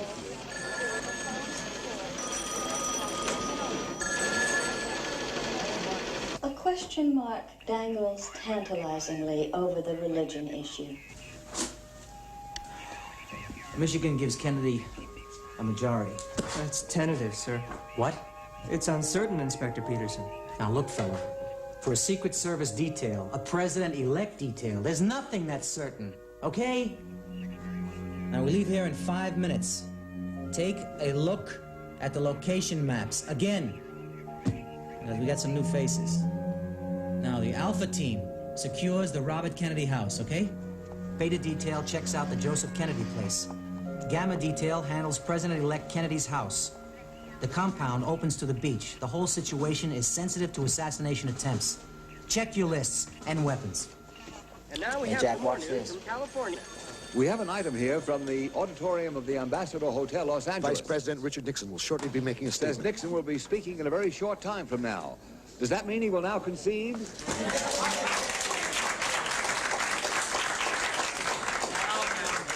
He won't concede. The absentee ballots in California will give it to him there. He can go to sleep believing he's blown it, wake up tomorrow president. The same thing happened to Wilson in 1916. Well, I wish he'd concede. I wouldn't if I were he, would you? No, I wouldn't. No, neither would I. Not yet. I'm gonna get some milk. Excuse me. Come on, Nixon, get off it. Get off it. Nixon has Henry Cabot Lodge as running mate. Nixon's alone on his own now. Must be, I guess. And the teeth in the jaws of political defeat inflict pain. They're closing in over Dick Nixon's ambition. They're closing in on his past, his present, his future, as now we wait imminent announcement. This is a lonely moment for Richard Nixon. Richard Nixon is approaching the platform. His aides, many of them, are in tears. I see Pat Nixon. She, too, is weeping at this time. I want to say that one of the great features of America is that we have political contests, that they are very hard fought, as this one is hard fought, and once the decision is made, we unite behind the man who is elected. I want all of you to know. I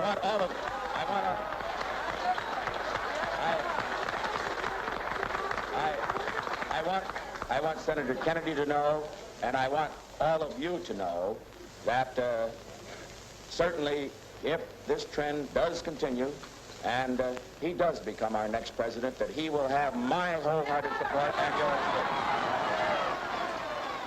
Celebrating, Jack? There was no milk. And no concession. Jack, the press at the Armory, they'd like an appearance. You want me to make an appearance like Nixon just did? You heard what they said about his wife? No thanks, Pierre. I don't want any part of that. Yeah, but the press know that the Secret Service are crawling all over the place. They must know something we don't. Now, I'll make an appearance when I know we've won. I think you won, Jack. It's a great day for the Irish. Thanks, Dave. What would you be if you weren't Irish? I'd be ashamed. Then can I have a statement? Use Dave's. Nixon gave the West what they asked for. Well, we should do the same for the East. No, Pierre. When I'm ready.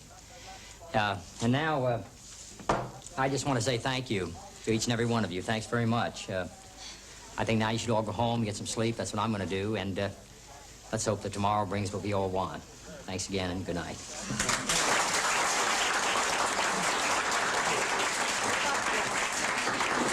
Night. Thanks very much. Night. Thanks. All right, don't go away. Thank you. Ted.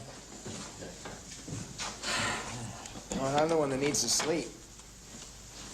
Somebody has to stay up, Bobby. Yeah, well, Nixon won't. He hasn't slept more than 4 hours in the last 48. Did he tell you that? Well, yes. Every time he falls asleep, he calls me. What are you going to do now? Well, I don't know. I'll stay here, shoot the breeze with Ted, see what happens. Now, Illinois and Michigan look okay. We're only 9 away. I don't know, Jack. I think we won. So do I. Thanks, Bobby.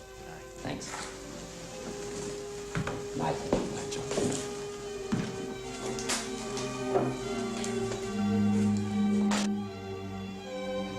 Here he comes.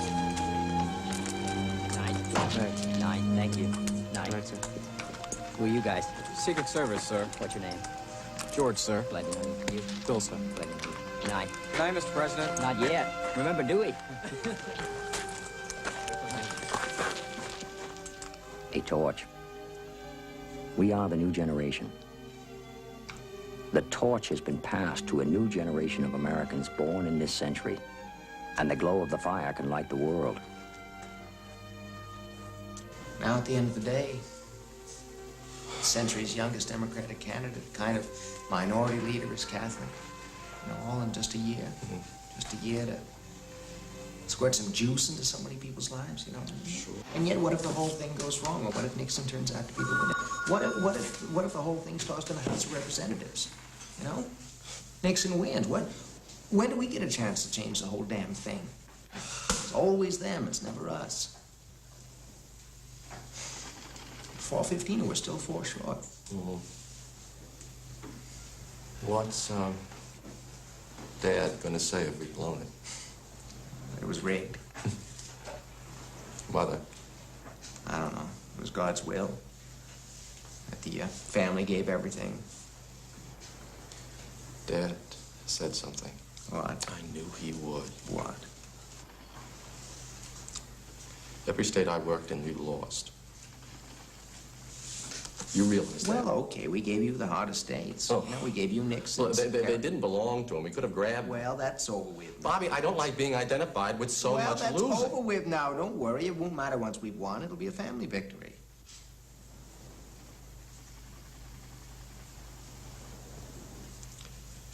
Right? Call Michigan. Illinois. Dad doesn't forget.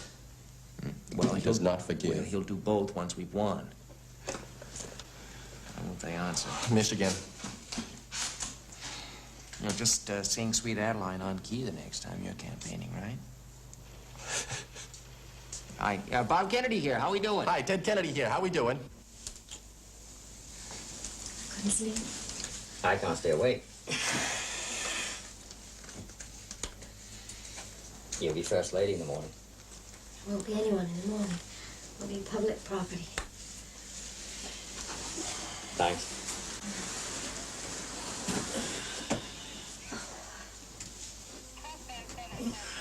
It's frightening, all these people. These Secret Service people. They're just doing their duty. You haven't won. Then they'll all go away. You know what I'm saying, don't you? Yes. You're the only person in this country who isn't free to ask who I am, free to answer it myself.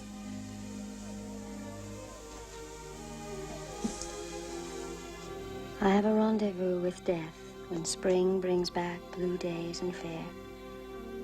It may be he shall take my hand and lead me into his dark land and close my eyes and quench my breath. It may be I shall pass him still. I have a rendezvous with death on some scarred slope of battered hill when spring comes round again this year and the first meadow flowers appear.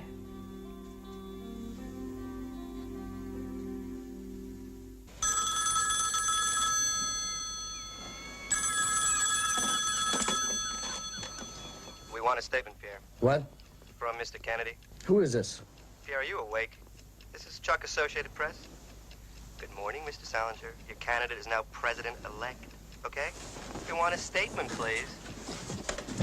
You? All right, we're on our way. Any word from Nixon yet? Nothing. Yet. Well, we don't claim a win until Nixon concedes. I need him to give in. My God, it's so close. Why is it so narrow? Yes, but you won. Yes, I think of the problems we're going to have with the new Congress. But you have a mandate. I wish I did. A win by a single vote is a mandate. All right. God, Ohio hurts worse than my back. Who voted against us there? Well, certainly the Catholic issue, but also whites, women, high-income earners. Forget about Ohio. It's a win, and it's a miracle. Well, you can believe in miracles, but you can't always rely on them, Ted. I still can't believe we did it without California. Mr. President, can I have a statement, please? No, not yet. I need Nixon giving in, personally, with his face to the nation, and I see it. Well, who says Boston's Jack Kennedy's home? Who? The family is Boston. That's correct. That's ridiculous. He was at college there. He goes on vacation there, like he vacations in Florida. Look, in '46, why did he take rooms in a hotel when he was running for Congress? Because for 20 years he'd been out of Boston. Who is this woman? This is Charles. It's true, Joe. You forget that Joseph Kennedy was Ambassador Kennedy once bleated, "I was born here. My children were born here. Here is America.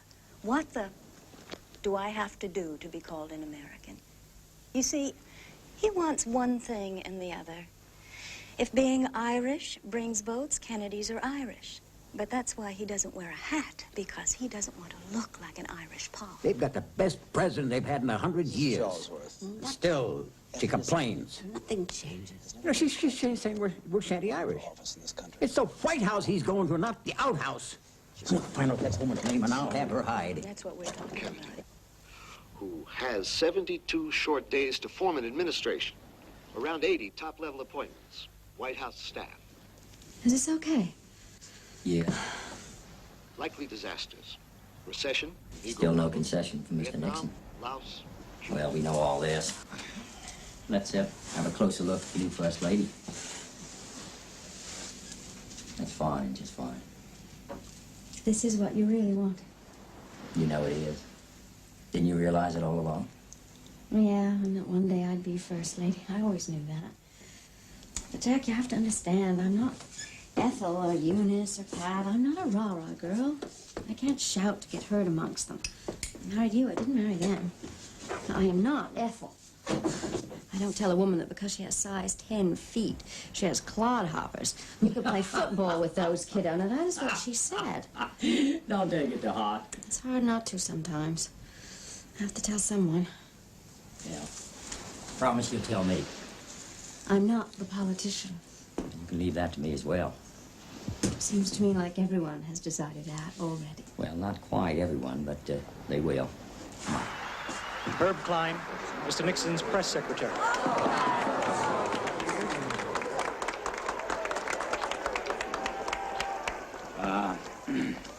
Admit Mr. and Mrs. Nixon are resting. Accordingly, I am instructed to read from this telegram sent to Senator Kennedy by Vice President Nixon. I extend to you congratulations and best wishes upon your election. I know that you will have the united support of all Americans as you lead the nation in the cause of peace and freedom in the next 4 years. Well, that's it. Thank you. That's it.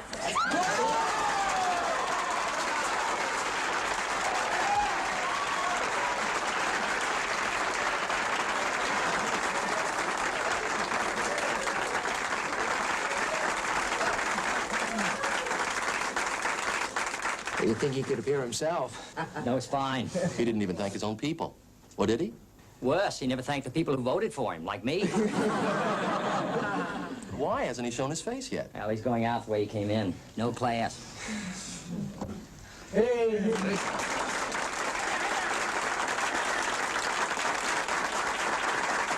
Mr. President, Mrs. Kennedy.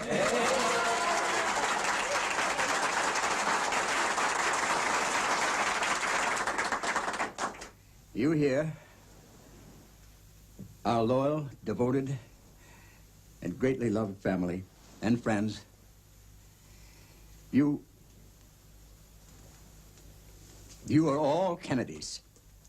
Rose and I now share our son with the nation. I'm proud of you, Jack. From now on, I'll be about, but in the background. But I want to tell you, to confess that I am proud of you today, and I pray forgiveness for it. I'm proud of you all who share our name, Kennedy.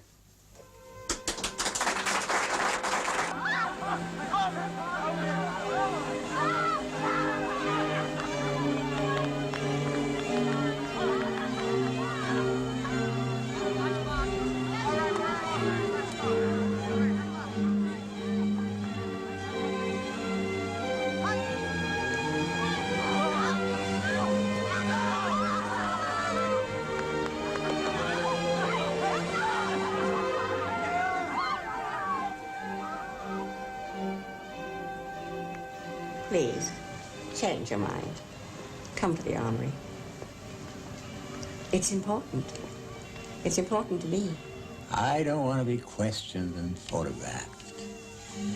I don't want people to think I had anything to do with it. It's their generation now. I've had my day. Your family hasn't. Right. And you should be there, too.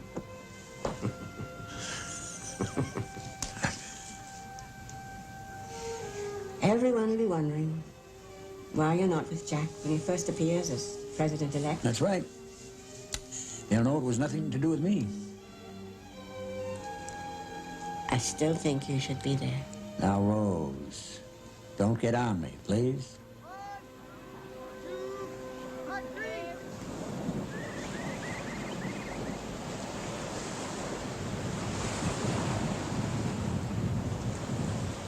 Strange to feel it's all over. It's just beginning. I couldn't have done it without you. You ever think about today? I mean, now, what it would feel like now if we'd lost it? Did you? I thought about it once or twice. I could never imagine it. Never see us losing. Me neither. What do retired campaign managers do? Who says you're retired? There's an election in '64. It won't be the new frontier anymore. Well, maybe we'll find another one. Meanwhile, the one we've got isn't too bad, is it? I had a good time. Me too. But, Bobby, I want a Kennedy landslide in '64. Go and see Jack.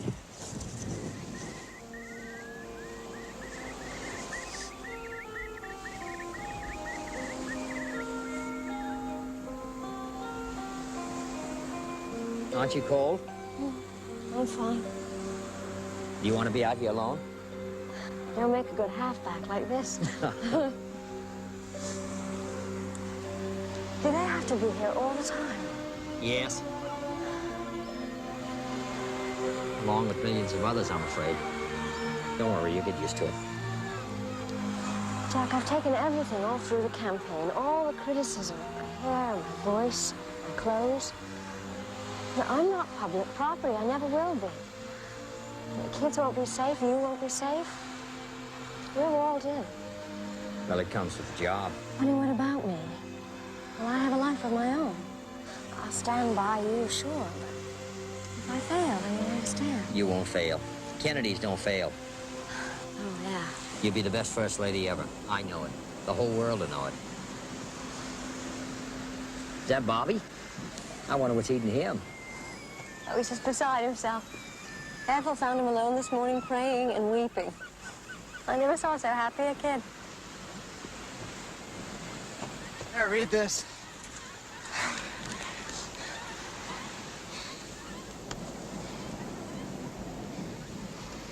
On the occasion of your election to your great office, I salute you. The thoughts and support of the free world will be with you in the challenging tasks that lie ahead. Winston S. Churchill. That's nice. And now we're beginning. Feels so good. So very good.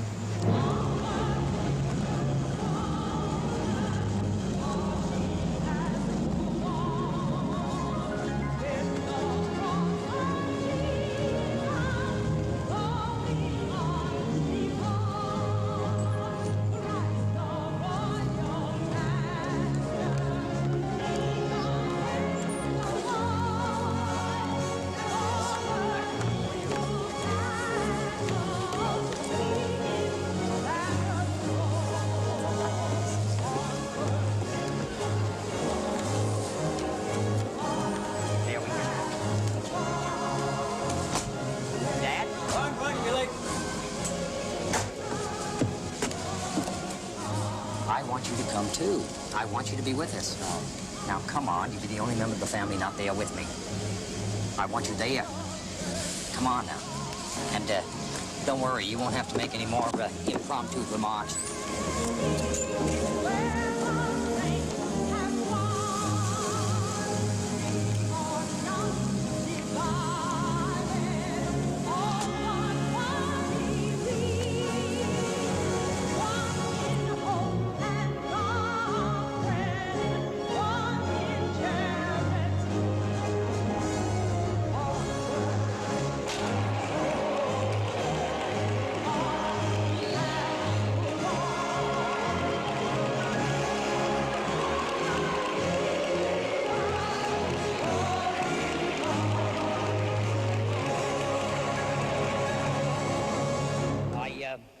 Have replied to Vice President Nixon. I know that the nation can continue to count on your unswerving loyalty in whatever effort you undertake, and that you and I can maintain our long-standing cordial relations in the years ahead.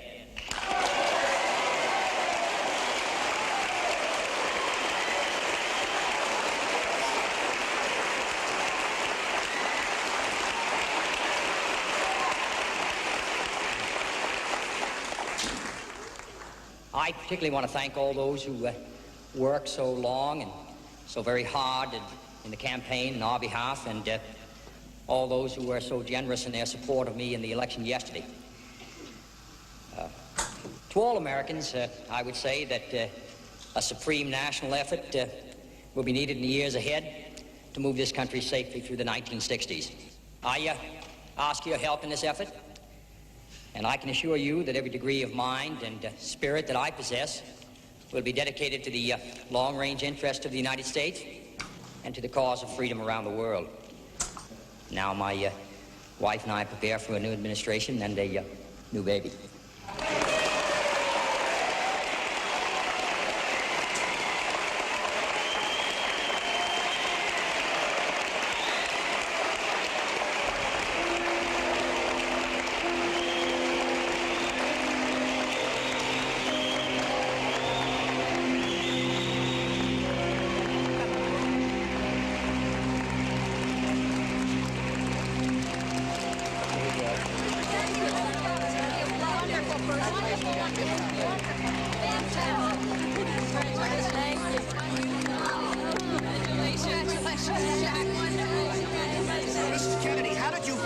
about awaiting the returns? Excited. Were you up all night, Mrs. Kennedy? It was the longest night in history. Kennedy, do you plan on having the baby in the White House? Well, that's up to Mrs. Kennedy and the baby. Pulse nigh to pulse and breath to breath, where hushed awakenings are dear. But I've a rendezvous with death. At midnight in some flaming town, when spring trips north again this year, and I to my pledged word am true, I shall not fail that rendezvous. Joseph Kennedy.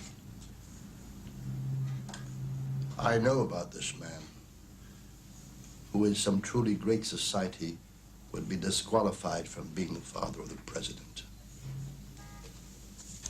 Let me tell you, the Kennedy father sold short Paramount Picture stock and vast quantities of stocks of many other kinds. He depressed the market. He destroyed the spirit of America for his own personal gains. Made bum movies. Received medical permits to import scotch from England before repeal. I know about all this. You don't have to write it down, boy.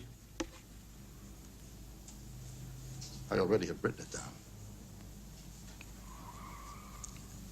The Kennedy weakness is sex. In 1942, I had a visit from the father and a Danish woman. The woman was in connection at high level with the Nazis. She was also married. Kennedy asks for a memorandum to the effect that this woman is no sort of Nazi agent. I said like hell. Didn't seem to matter that she was married. She was beautiful, sexually. She was potentially likely to pass across naval intelligence. Sexual relations took place with this married lady. After that, Kennedy's father came to see me again. I placed with Roosevelt, he made out to establish my directorate on even firmer foundations. I want you to understand, boys, the methods, my intentions. I said to the father, good. Then I put him under surveillance with the son and the married lady. She was called Inga Arvad. Inga Binga was the sex name. Kennedy, naked with her across the bed, called her Inga Binga. Meanwhile, the father pursues this Arvad lady also. It's all here. Since then, of course, listings on hookers, married women of all kinds, classes, types. No black women. White. And this is the man we now have as president.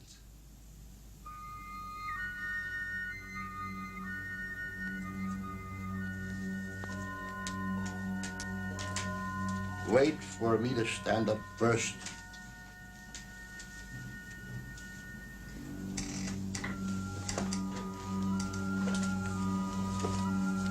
You stand.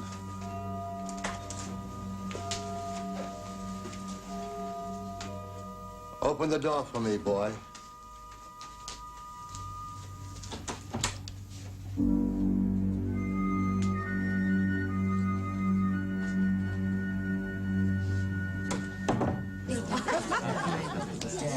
No, I tell you what it is. I like it.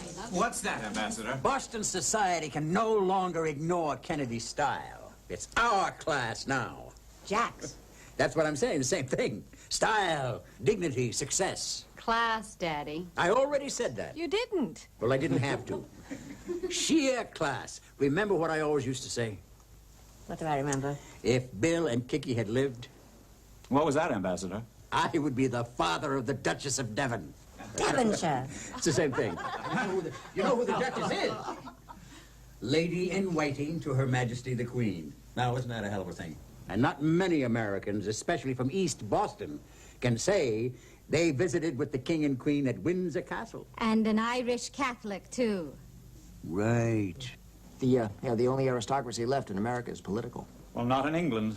That's monarchy. You don't vote for a king. Being president isn't bad. I think it's better. So here we have an aristocratic president bringing in the best minds. Youngest, most vigorous, most stylish men in the land. Sounds like Hollywood. It's better than Hollywood, Lawford. And the cleverest men in the country are begging. That right, Bobby? Begging for what? Begging to give their right arms to work for Jack Kennedy.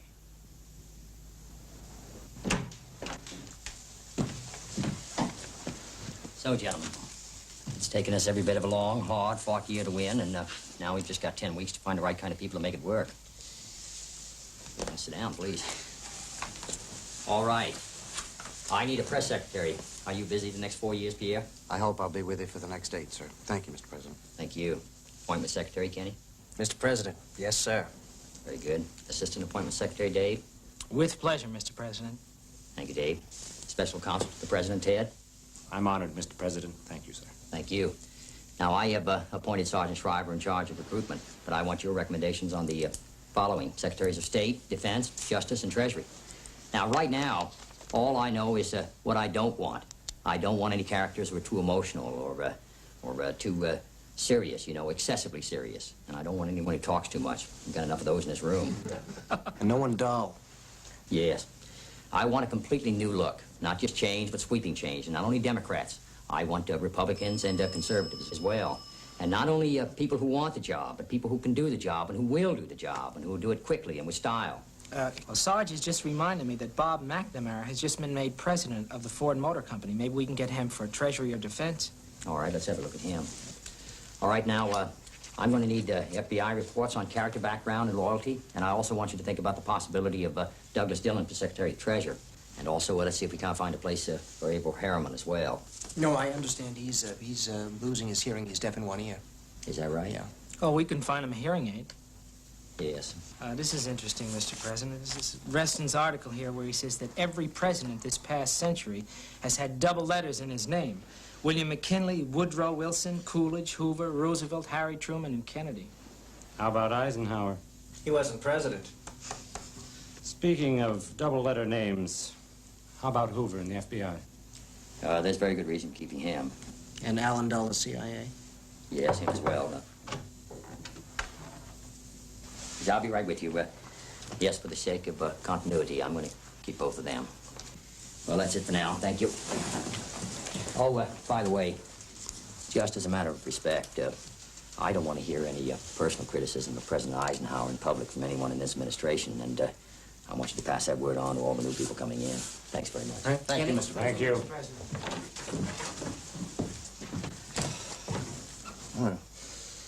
He's keeping Hoover. He has no other option. In all this, we have an Adlai problem, a Harriman problem. Everybody's a problem. And what about Bobby? What's Jack going to do with Bobby? Attorney General, maybe? Justice at 35? No. But he's got to find something for him to do. I want reports on all Kennedy's appointees. And on Robert Kennedy. Medical, financial, sexual. No. No, I don't need his birthday boy.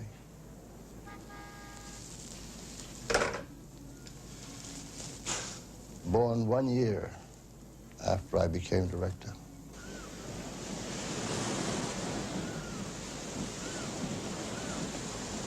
If Bobby's to be Attorney General, I like the idea of Bobby and Hoover. Hoover won't. What he won't like is not being able to put Bobby in his pocket. He's a crook. And he doesn't like women. Our women. He doesn't want anyone to even touch a woman. And women don't like him. You gotta be careful, Jack. You too, Dad. Hoover will try and wreck everything. He's not only a crook, he's a fag. And he knows a lot about us, Jack. He's made that his business. Are you joining us for supper? Yes. Yeah. Jack. I know things are different now that we don't have the campaign, but that doesn't alter the fact that I need you. No, I know that. I appreciate it. You know how I feel about too many Kennedys, too many Catholics. Well, we'll talk about it. And, too much exposure about certain things. What things? You know, personal things. Those things have to change, Jack. Especially now as Catholic president. I'm sorry, I just felt I had to say that. I know. See you. Okay, I'll be there.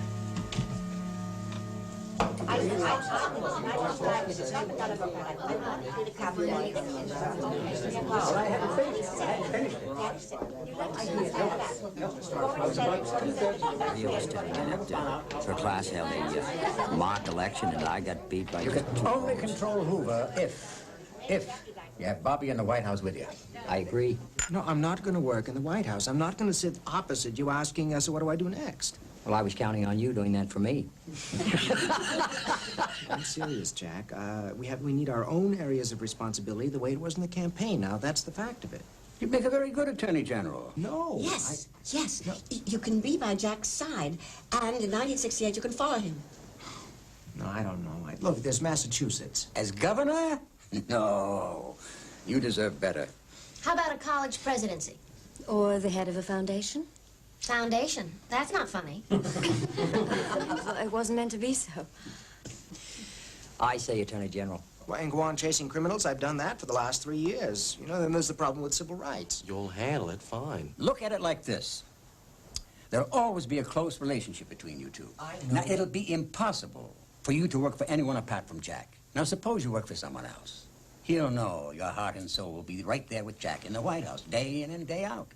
I don't want to work there, Dad. In God's name, why not?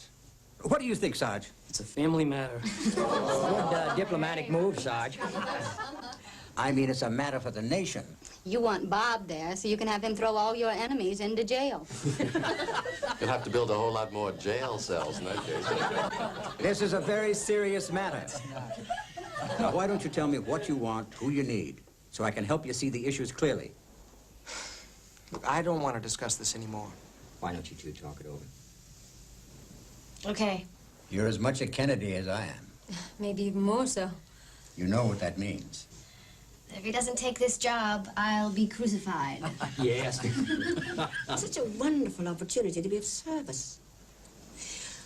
There's no man of your age in this country who wouldn't accept. Yes, there is. Robert Kennedy.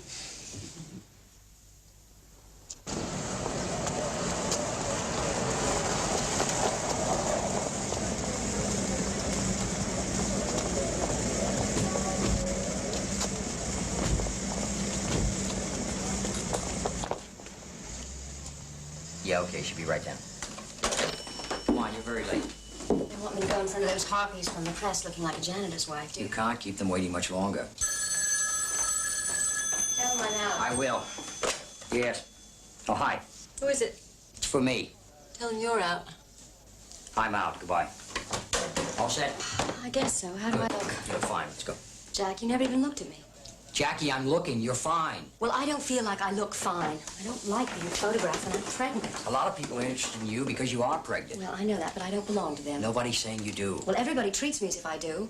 And this house is surrounded by people day and night. They never go away. I mean, how do they think I feel? I guess they don't think about it too much. Well, maybe they ought to, about me and the children. But I have a right to privacy, just like anyone else. I won't be kept prisoner in my own house. What about the hat? You wear it. Won't the burden of very large-scale White House entertaining be a terrible strain to so young a First Lady? Oh, yeah? Why don't you make speeches? Because my husband is better at it than I am. Mrs. Kennedy, you're incredibly confident for the daughter of a broken family. You have a stepsister, a half-sister, 2 stepbrothers, and a half-brother. What contributed to so mixed a family? Divorce. Senator Kennedy has received many letters saying your hair is a mess. What are you going to do about it? Well, what do you suggest I do? I don't think that I will ever fit the Main Street apple pie image. Do you?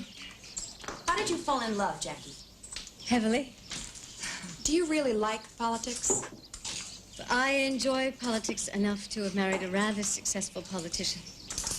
What are your plans for the White House social scene? I think my social secretary would like to say a few words about that. Sure. I'm Tish Baldridge. We're going to be having lots more press conferences like this one. Mrs. Kennedy will have so much news to impart to you.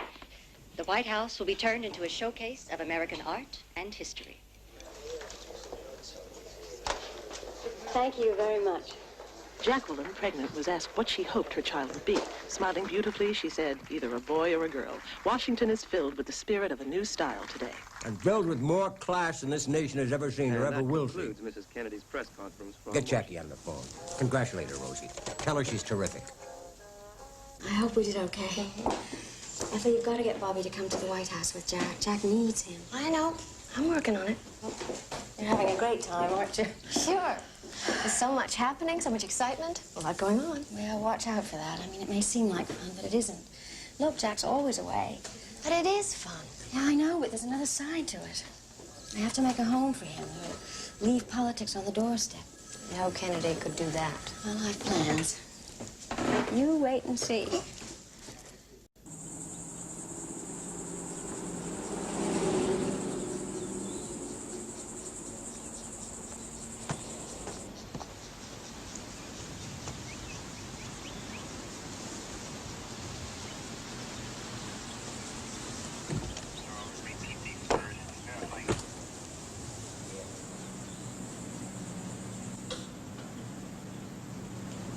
All right, I will. Thanks very much, Orville. I'm very pleased. Goodbye. We got Orville Freeman for Secretary of Agriculture. Now all we have to do is find a postmaster and an attorney general. So far, so good. Yeah, so far, great. Does that mean you accept attorney general? Well, that's one you're not going to win. You know the definition of a loser? A Yale man. Behind the wheel of an Edsel. Or with a sticker on the bumper that reads Nixon. Am I moving around too much, Mrs. DeCooney? Yes. Well, I apologize, but it's their fault. Kenny, I noticed those Secret Servicemen out there in suits look overdressed and uncomfortable. What would you like them to wear? Well, ask them to dress for the beach and tell them to relax. I'll speak to them. Keep those very difficult for me to sit still for any length of time. I hope you forgive me. I understand. Maybe you should do Pierre. He never moves. Dulles and Bissell are here. Very well. Wonder what they want. And we'll find out soon enough. All right. I'll be in the study. All right, Bobby. Dave, would you tell him I'll be right there? Yes, sir. Do you mind if I have a look at myself? Not at all. It's amazing. It's just a start. Yeah. We seldom see ourselves as artists do. Alan, how are you? Thank you for letting us take up your time. Not at all. May I introduce Richard Bissell? Mr. Bissell, what has Yale got to tell Harvard? There's a matter we'd like to brief you on, sir. A secret matter. Excuse me, gentlemen. Thank you, Dave. Sit down, gentlemen. Now, I have not asked President Eisenhower's permission to visit you. And that's a matter between you and President Eisenhower. Well, I would appreciate it if... If I wouldn't say anything? Alan, I've reappointed you director of the CIA. What you tell me is my business, no one else's. Appreciate that. Be brief. We'd like you to know about an important intelligence initiative. Cuba. Go on. You have to make an inaugural memorable, phrase by phrase, like Lincoln's Gettysburg. Spare, sparse. That's good, Ted. Taking the campaign phrases we dreamed up. It's time, in short, for a new generation of Americans. For the televised address from Washington, September 20th. We do not campaign stressing what our country is going to do for us as a people. We stress what we can do for the country, all of us. That's good, Arthur. Don't ask what the nation can do for you. Ask what you can do for the nation. Now, use country, not nation. And introduce my fellow Americans. You're telling me we can establish a beachhead in Cuba, and with what you call a surgical operation, we can neutralize Castro effectively, decisively, with no U.S. military involvement? That's right, sir. But this will involve anti-Castro Cuban forces already inside Cuba, is that correct? Yes, sir. How far have you progressed with this plan? President Eisenhower approved it and the training of anti-Castro forces. Where? Beyond our shores. Where? You know, I must know everything. Guatemala. How many men are involved? An entirely adequate force. And how much is all this costing? President Eisenhower authorized a training expenditure. How much? $13 million. President Eisenhower didn't rate Cuba that high a priority. The vice president does. Mr. Nixon does? Yes, sir. Mr. Nixon has taken a personal interest in the whole operation. I'm not surprised. But you yourself did make a campaign statement in support of Cuban freedom fighters. Yes, but I did not know I was endorsing a military force. Well, it's not military precisely, sir. Well, then, what are you calling it? It's a clandestine force, sir. Not an invasion per se. It's the child of CIA planning and funding. We take a communications center. We use an unexpected site, the Bahia de Cochinos. The what? The Bay of Pigs. Now, we don't want this intelligence passed to any other government agency. What about the Joint Chiefs of Staff? We don't want them to know about it either. Well, you understand, gentlemen, I'll have to decide about that. Now, tell me what it is you're asking for. Your authorization to continue this into the next administration. Complete control. With you both being personally in charge. Yes, sir. Yeah, we should use nation in reference to other countries. For example, let every nation know, but et cetera, et cetera. There we shall pay any price, bear any burden, meet any hardship, support any friend, oppose any foe. And introduce liberty? Why not? But $13 million on an invisible operation is a lot of money, don't you agree? Yes, sir. Well spent if what you're saying, if what you believe is that you can harness an internal revolutionary force against Castro. Right from within. That's what's so good about it. But if you lose control of the reins or anything like that... That won't happen. If it does, I don't care to think of the consequences. You need have no fear on that score, sir. We've got new men, new ideas, a great deal of energy. With no U.S. military involvement? None will be necessary, sir. Now, as long as we're clear about that, I will authorize continuance of the plan, but keep me informed. I want to keep my options open. I still don't care to think of the consequences if anything goes wrong. I appreciate your initiative, and you know you're a Yale man. I like your style. Thank you, sir. Thank you. Thank you, sir. Thank you, sir.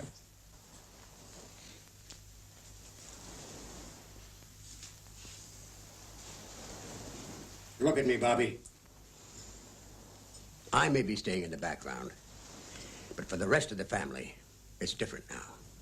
Everything has changed, especially for you. Oh, you think so? Oh, come on. You're being offered the second best job in the country. How old are you? 34. Okay. So what are most kids your age doing? Junior executives, junior professors, junior this, junior that. You're being offered a chance that those small people would die for. Just come off it, Dad. You're the one who's saying no to Attorney General. Think of what Jack wants. Well, what about me? What about me? I didn't spend $7 or $8 million of my money without thinking there was a part for you. This is very important, Bobby, to all of us. Your mother, your brothers, your sisters, the family. Yeah, I know all that, Dad. Okay. You never had to work. So tell me, Bobby, why do you think I arranged trust funds for all of you at 21? $1 million each. Because I wanted you to be above having to scratch your way up like I did. Isn't that what every father wants? The best for his sons? Look at what Jack's done with his advantages. Could anyone ask more of a son? Show them you're not some sort of dumb rich kid with time on his hands. You know what I'm really thinking? What? You're showing a yellow streak a mile wide. Don't say that to me. Then don't let the United States of America say it to you either. Let Jack talk to you. Listen to him, like you've listened to me.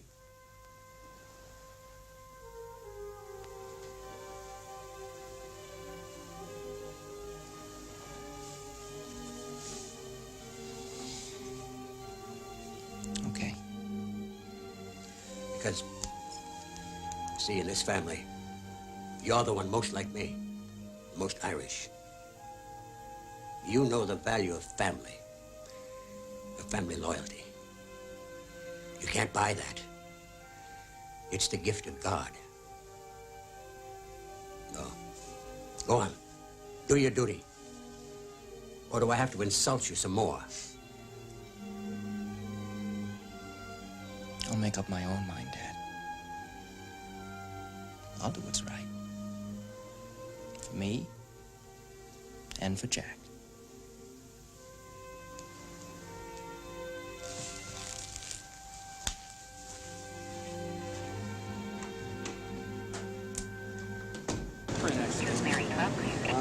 Well, it was full-size 35. They used to print up a little squarer. We're off to a great start with a lot of bright young guys. Are there going to be any women in the new frontier? Sure, there'll be some. What about Negroes? You want the whole show to look like it's being run by a bunch of rich Ivy League guys. What's the matter, Jackie? Why are you so unhappy?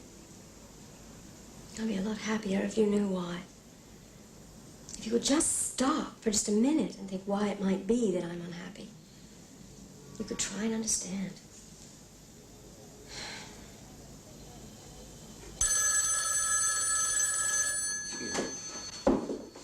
Saved by the bell. Yes? Jack. Bobby. Jack, I'm sorry. What do you mean? It's not going to work out. I see. Well, I'm sorry, too, but let's not talk about it now. Come by and see me in the morning, will you? Okay.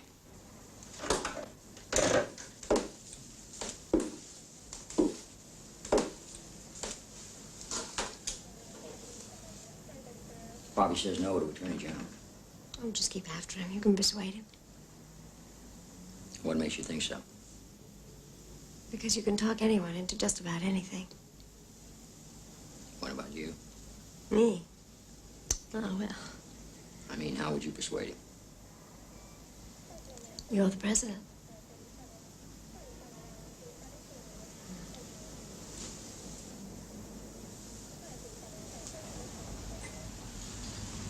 We fought all the way together. I wouldn't have won it without you, and now, when I need you the most, you're backing off. That's not the brother I know. Bob McNamara's coming with us. Why? Because he believes in us. Can't you feel the electricity around here? Jack, you know where I stand.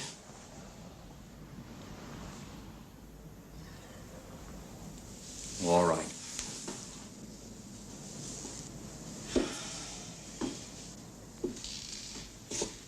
I'm going to be even and direct with you, Bobby.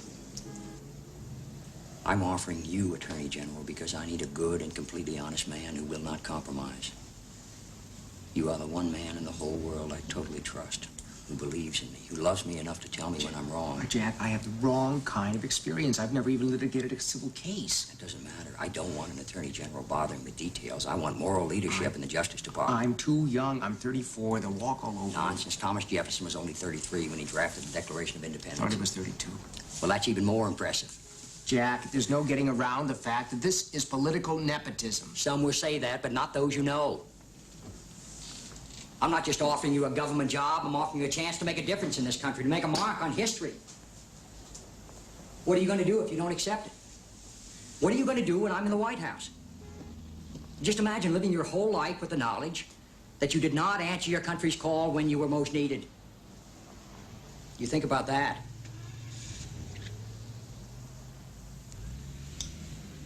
And let us not forget J. Edgar Hoover. Bobby, you're the only one I know who can look that man straight in the eye.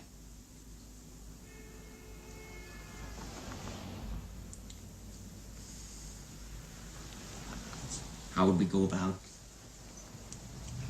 telling everybody that you're appointing your kid brother as Attorney General? I mean, people are going to eat us alive. Now, you just leave it to me. I've got it all figured out. We'll wait till it's dark, then you and I will go out the front door, look around. And if it's all clear, we'll whisper, it's Bobby.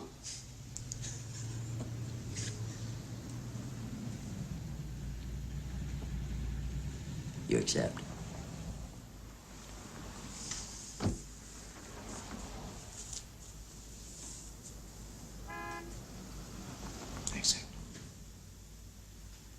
Yeah? Make that one. Let's make that one a strawberry. That's good news about Bobby. I'm happy for you. Yes, thank you. I'm not so happy with you, Jackie.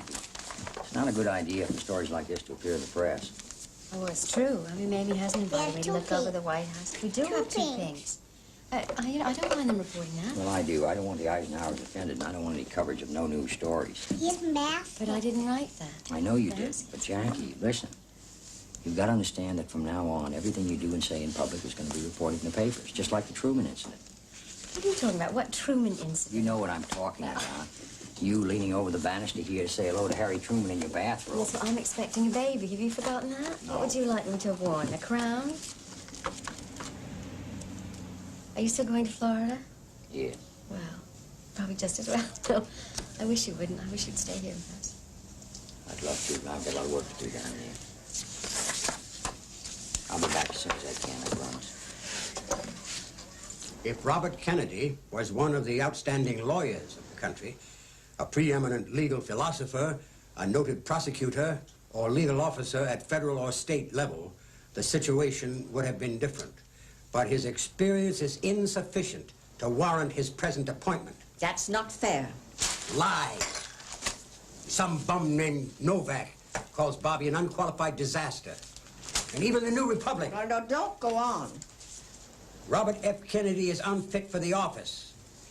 Hogwash. Bobby has vision. We know, and Jack knows. The country doesn't realize how damn fortunate it is to have an honest man in the job. Bobby will take the knocks. I want him to hit back, and hit back hard. Damn hard. Oh.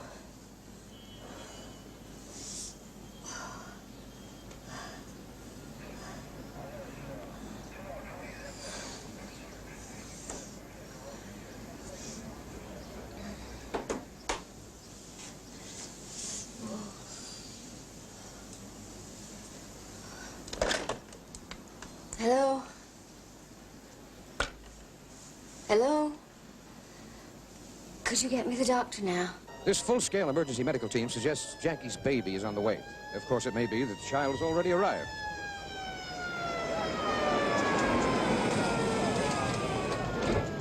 The world hangs on this news at this moment. During the election campaign, Mrs. Kennedy said she would name a boy for his father. We have no word on a girl's name. President-elect Kennedy is meanwhile bound for Palm Beach. Have they been able to get a hold of Jack yet? They haven't arrived in Florida yet. I want him to be here with me. Everything's being done, Mrs. Kennedy. Okay, let's go. Are the TV people still here? No, it's okay, Mrs. Kennedy. Everyone understands Mother's position. We sure have news. It's a boy, a baby boy, weighing in at this moment at 6 pounds and 2 ounces.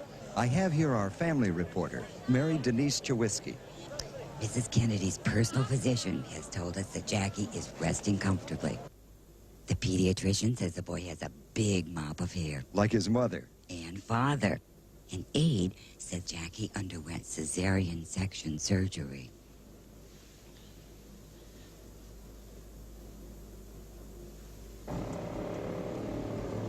Let's go, Don. Move it. Yes, sir.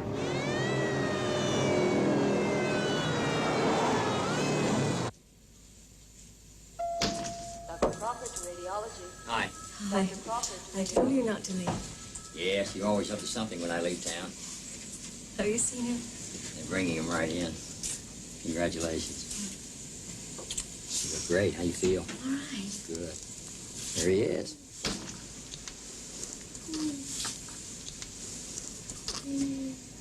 Isn't he perfect? Yes, he's beautiful.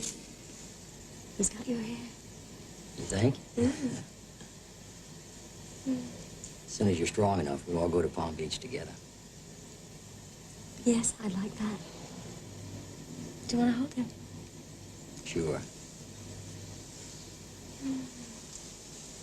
Go to one. I got There him. you go. Got it. There you go. Hello. What do you got to say for yourself? Looks like a Democrat to me.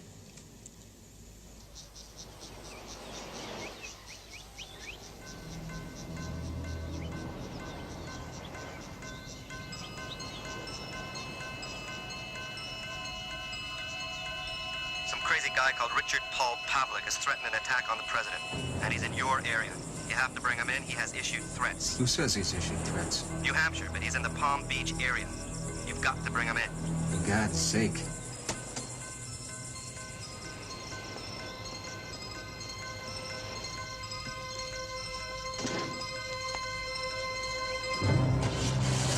Check this, okay? Richard Paul Pavlik. 36 years old. 5 feet 10 and a half inches. 160 pounds. Fair. Balding. Potentially dangerous. Carrying explosive.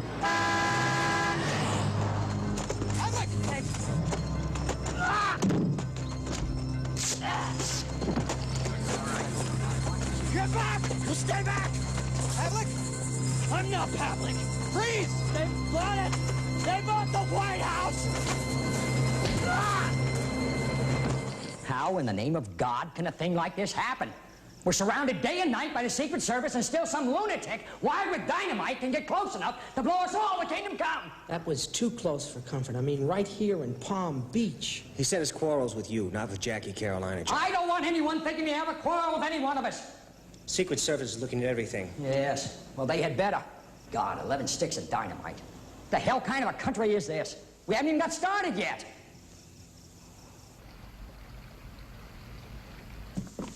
I have a wheelchair if you feel weary at all, Mrs. Kennedy. Oh, no, thank you, Mrs. Eisenhower. You're fine. Okay.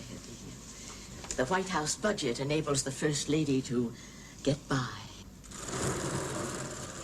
Oh, yes.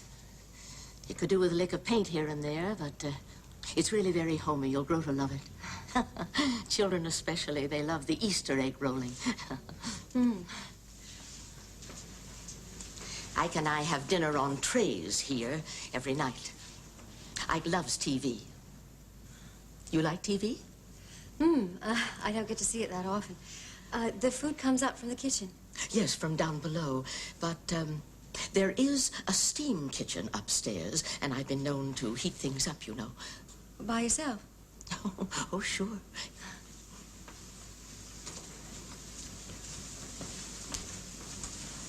And what's in here? A dentist chair. Ah. If you have any trouble with your teeth, you can have a dentist come over from Walter Reed.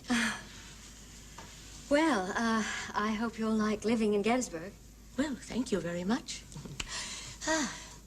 I guess we'll miss our old home. I can see why.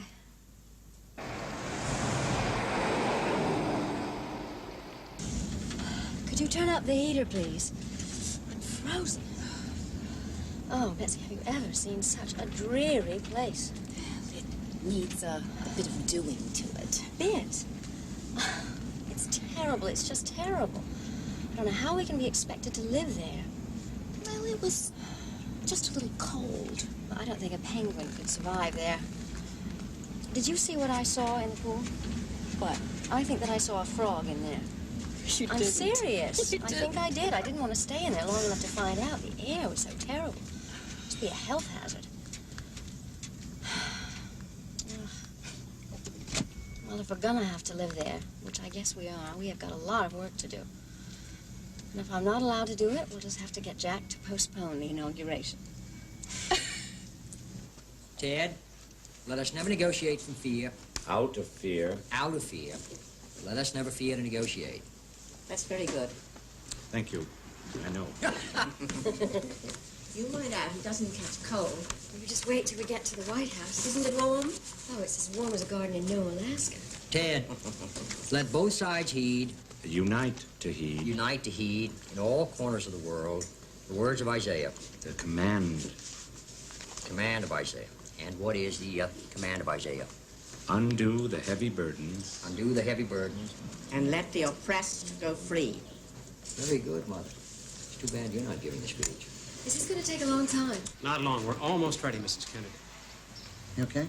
Well, no, not actually, Pierre. Can you try and speed things up? I'm not a model, you know? Well, you take a pretty good photo. You think so? Yeah. It's your job to see I do. Right. Where's Caroline? Caroline. Oh, don't you look pretty? Here she is. Don't sit up here. Dave, please. Hello, sweetheart. Oh. All right. Nice. Let us begin. Can we clear away, please? We're ready to shoot. You can give us a big smile, sweetheart. Yes, sir. Now what? Look right into the lens, please, everyone. Smile. That's nice. Look at those pretty eyes. That's wonderful. Thank you.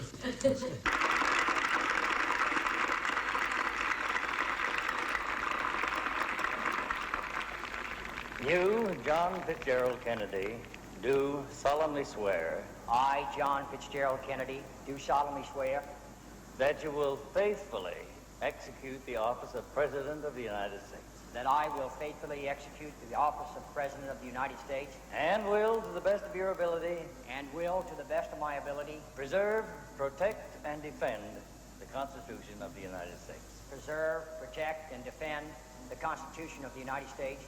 So help you God. So help me God. Congratulations.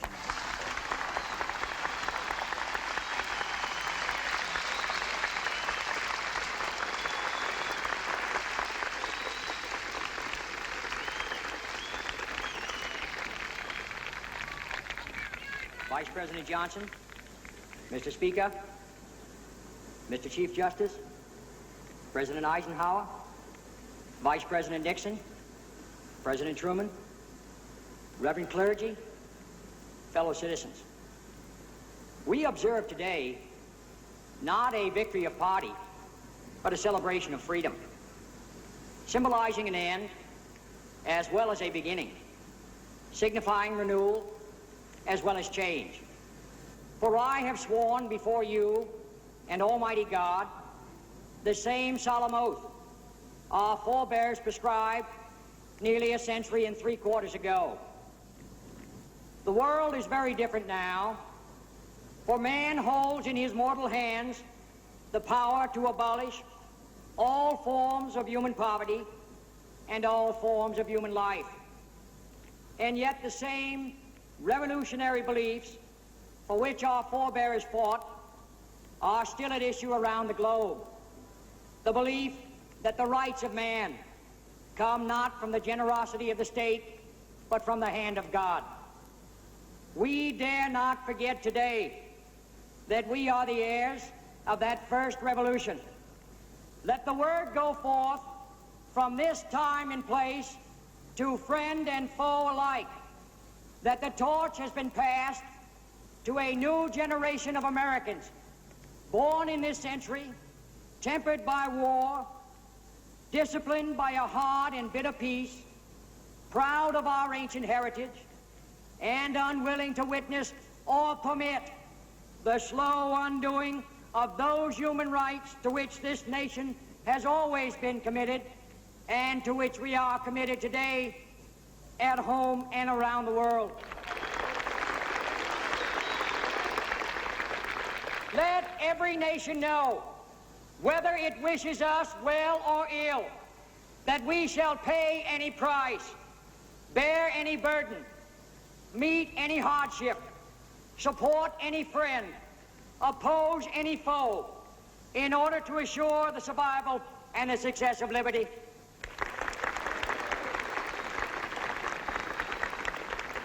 This much we pledge and more. To those people in the huts and villages across half the globe, struggling to break the bonds of mass misery, we pledge our best efforts to help them help themselves for whatever period is required, not because the communists are doing it, not because we seek their votes, but because it is right. If a free society cannot help the many who are poor, it cannot save the few who are rich.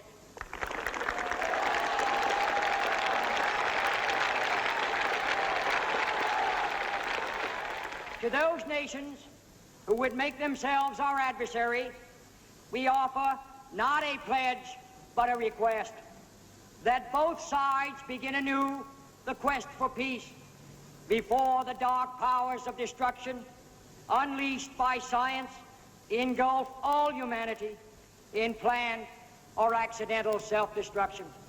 Let us never negotiate out of fear, but let us never fear to negotiate.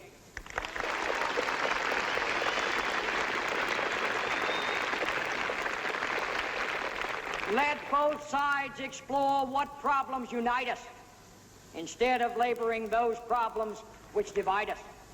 Let both sides seek to invoke the wonders of science instead of its terrors.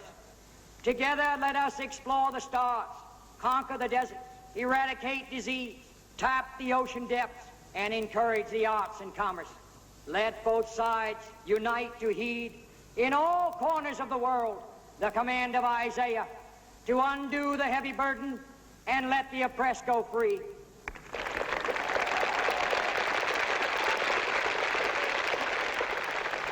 All this will not be finished in the first 100 days, nor will it be finished in the first 1,000 days, nor will it be finished in the life of this administration, nor even perhaps in our lifetime on this planet. But let us begin.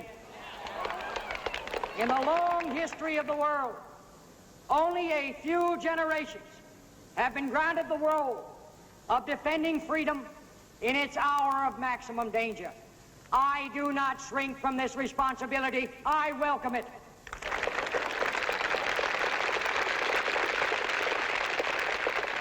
I do not believe that any of us would exchange places with any other people or any other generation.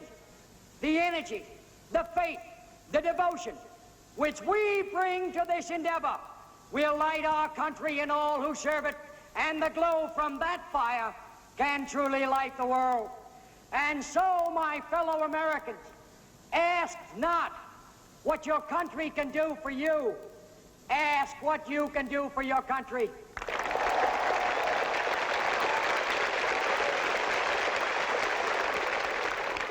My fellow citizens of the world, ask not what America can do for you, but what together we can do for the freedom of mankind.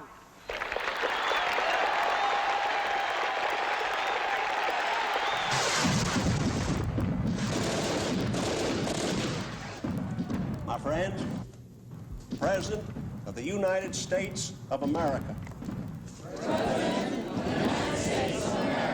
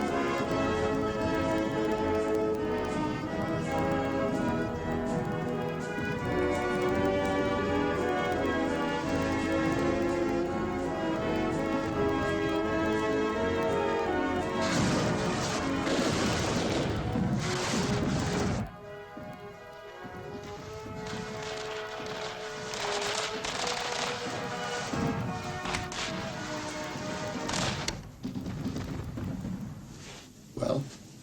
There's nothing on Robert Kennedy, sir. Yet. Keep digging. We have hot facts on Kennedy's father, Kennedy's son. Now you go out and make the record on the brother, because men of that kind have women. There aren't any, sir. Then look at the wife. They have a whole lot of children, sir. I am not interested in children. I am interested in sex, in activities of disrespect to this nation. The Guard, the Bureau. Do I make myself clear?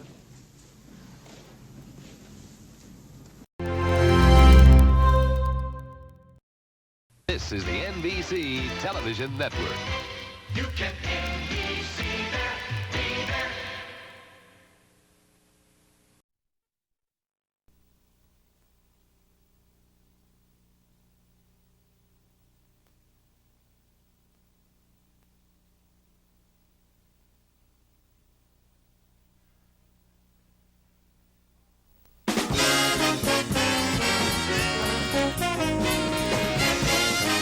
From Hollywood, The Tonight Show, starring Johnny Carson. This is Ed McMahon along with Doc Severinsen and the NBC Orchestra inviting you to join Johnny and his guests, Red Skelton, Sterling Hayden, and Donna Theodore. And now, ladies and gentlemen, here's Johnny.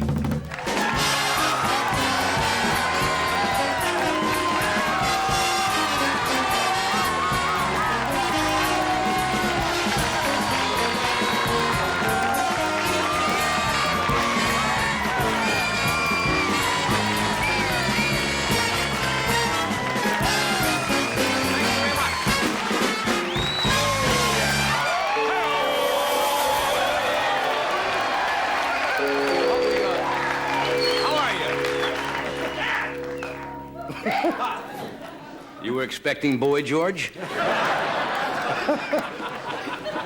I saw that show with Joan. Wow.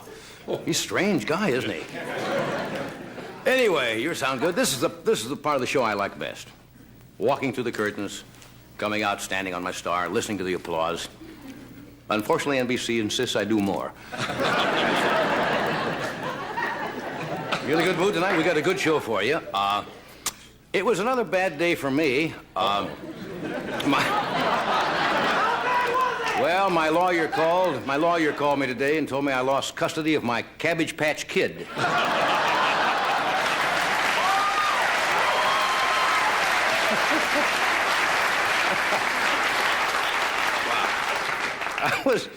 I was watching television last night. I turned on the set. I saw hand-to-hand combat, war, people punching each other out. They were filming inside Toys R Us. What is going on? Have you read about this phenomena, the Cabbage Patch dolls? Yeah. How many of you have tried to get them? Apparently you can't get them anywhere. They sell for about $30. Mothers are going, I guess, bananas, trying to buy the Cabbage Patch Kid. One woman was such a frenzy. I understand she got in the store, bought 2 Cabbage Patch dolls, left her own kid in the store. What a phenomenon. How did this start? I don't know. Isn't Advertising. What? Advertising. Yeah, but the press picked it up. Yeah. There have been fistfights. Dolls have been kidnapped, held for ransom. It's pandemonium in the toy stores. Hervé Villechaize, you know, from Family. Now, don't get ahead of me on this. He was shopping today at the May Company. He was mistaken for a Cabbage Patch Kid and forcibly gift-wrapped.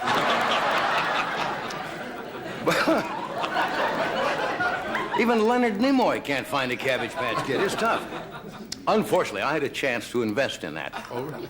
Yeah, but my financial advisor, Bombastic Bushkin, says that'll go nowhere. I invested in the Toxic Dump Kids. Kind of a nice doll. You squeeze it and it cries real acid rain tears. There's some good news and some bad news. Uh-oh. Well, you might think the good news is that New York Yankee owner George Steinbrenner, would you believe it, is firing manager Billy Martin again. Yeah. I don't know. Who knows? Who cares? The bad news is he's hiring Yasser Arafat. No, the Yankees say Billy is not fired. He's just out with a cold. That's what they say about Yuri Andropov, you see.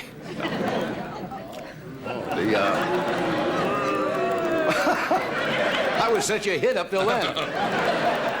The Yankee owner Steinbrenner is a warm guy. He once told Lou Gehrig, "Look, I hate long goodbyes. Just clean out your locker." Rules. Have you sent out your Christmas cards yet? Yes. Did you read in the paper today that the Reagans, President and Mrs. Reagan, send out 75,000 Christmas cards? Yeah. Well, mine's probably in the mail. I haven't received it yet. I don't know where he's going to send it.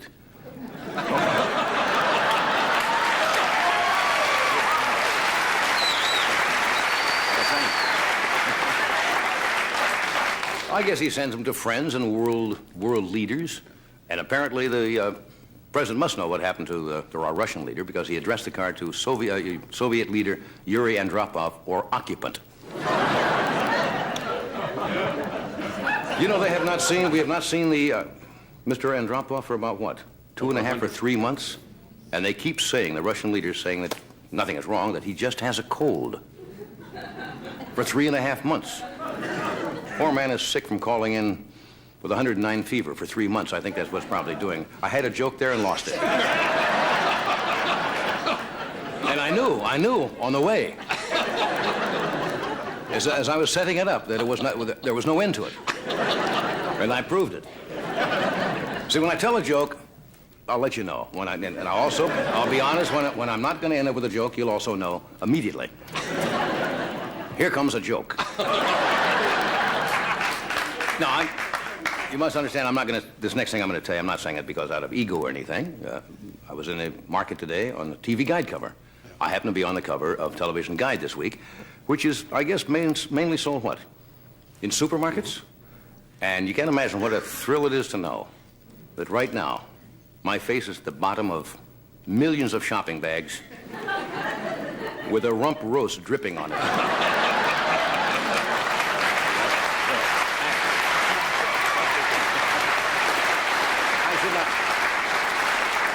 I should mention, in all fairness, I'm not on the cover alone. It's a picture of Barbara Walters and myself.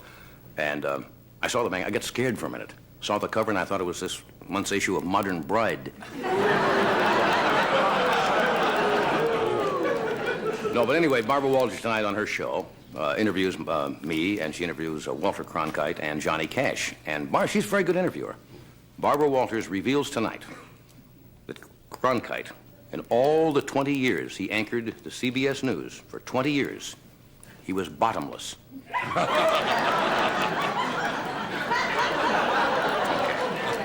Well, tonight you're in a good mood. We've got a great show tonight. We have two fascinating gentlemen with us tonight and a great singer. First of all, one of the great clowns of all times, the zany, wild, and crazy Sterling Hayden is here.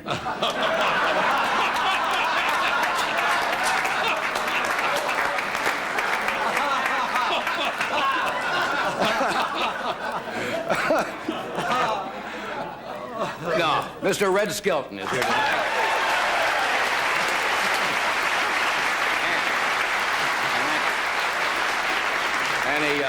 And a truly fine actor who's appeared in over 40 motion pictures. Mr. Sterling Hayden is here. And wonderful singer, Miss Donna Theodore. So stay where you are, and we'll be back in just a minute.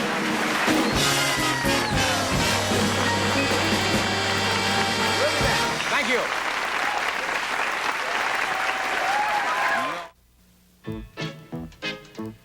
When IBM personal computer owners look for good software, where can they turn? To IBM for programs that help you keep up with modern times. Business programs, entertainment, productivity, education, and more.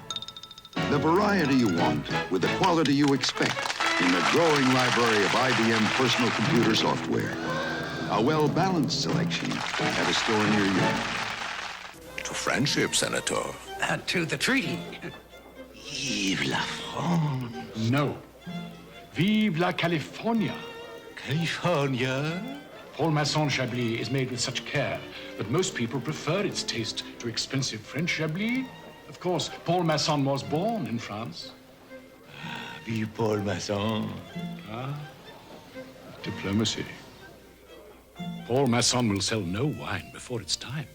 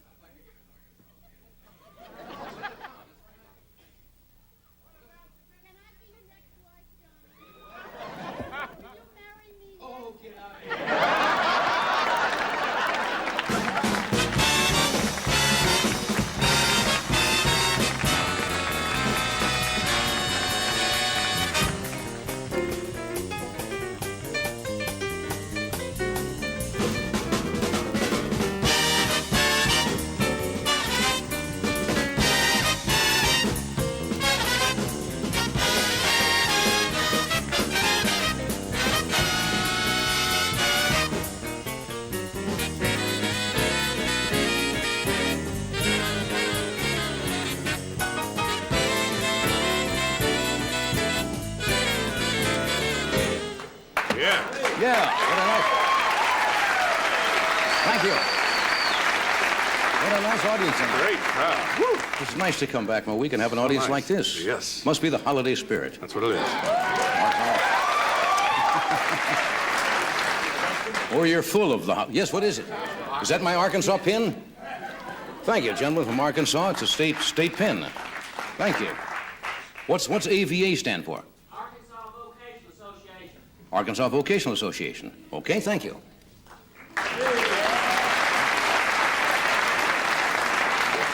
The rest of you who have gifts may leave them over here at the Johnny Carson Gift Boutique.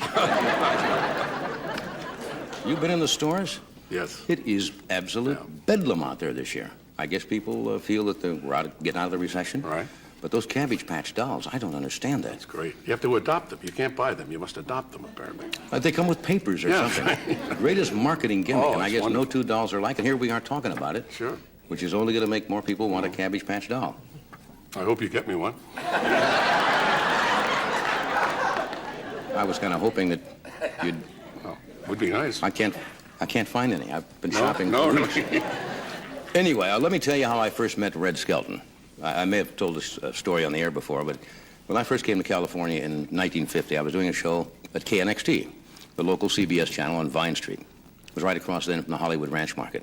And I had a 5-minute television show in the morning. It went from 8:55 to 9 o'clock. Well, if you take the half-hour station identification time, it really comes down to 4.5 minutes, right? It was sponsored by a coffee from the Midwest called Butternut Coffee. So by the time you take out the commercial, I had 3.5 minutes of show. Right. And I had a little 2-flat, and I had a little a door on 2 sawhorses. That was my desk. Very little money.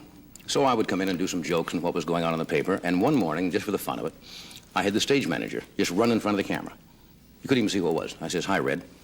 I said, "That was today's guest, Red Skelton." And we don't have any more time to talk with him because of the limits of our show. I got a call on the telephone from Red Skelton, who watches a lot of television. He's a television fan. And he's watching a local kid in a local station here in Los Angeles do this show. He says, "Would you like me to come down and be on the show?" I said, "You've got to be kidding." Next morning, he gets in his car, he drives down from his home. Red Skelton shows up at KNXT, and been a fan of Red since I was a kid. And he says, "What would you like me to do?" And I said, "Well, if you don't mind, nothing." And he said, "What do you mean?" I said, "I just want you to sit behind me, and I'll do the show, and you just sit there." He said, "Okay." So I came out and I'd do my 3 minutes of jokes and so forth, and at the end of the show, I turned around, and I said, "And what's your name?" And he would say, "I'm Red Skelton." And I would say, "A likely story." And I'd say, "Thank you, we'll see you tomorrow." This went on for about 7 or 8 shows. This man got in the car, drove down. I didn't let him for 6 days, and the final day we opened up the show, and I found the Kinney the other day at home. I still have that little segment. And I was bound and gagged. My hands were tied, the gag, and Red was sat there and did the 3.5 minutes, did the commercial and everything. Right. And that is the way we met. So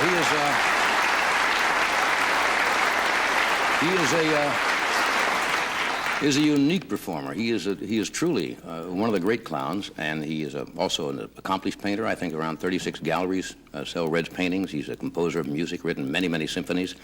He writes fiction, and he's constantly out working. He's doing college concerts all the time. He's 60 years in show business, if you can believe it. Friends to 7 presidents. Audiences with 3 popes. I haven't made that yet. No. I met Count Basie once. Would you welcome, please, a truly great clown, Mr. Red Skelton.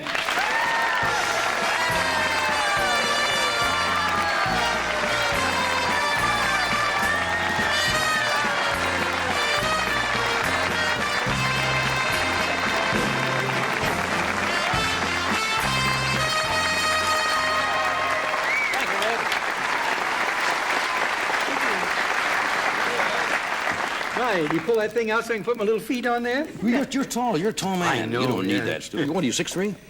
I was 6'3". I'm 6'2" now.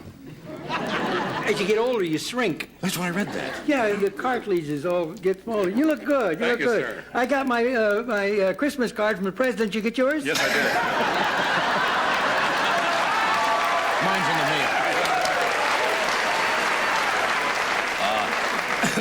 And I got you a cabbage doll. Yeah, Joe. I don't know if you heard the story I was telling before you came out about you coming down to that local show I used to do in KNXT, where you sat there night, day after day after day, and then we ended up you doing the show? Yeah. That was a lot of fun in those days. Yeah. And like you say, 60 years in show business, you know, and people, they walk up and say, you look good and all that stuff, you know. Well, one lady came up and says, Red Skelton, the first time I've ever seen you live. How are you feeling? You look wonderful. Oh, wonderful. I don't let age bother me. I'm hanging around long enough to see who gets Brooke Shields.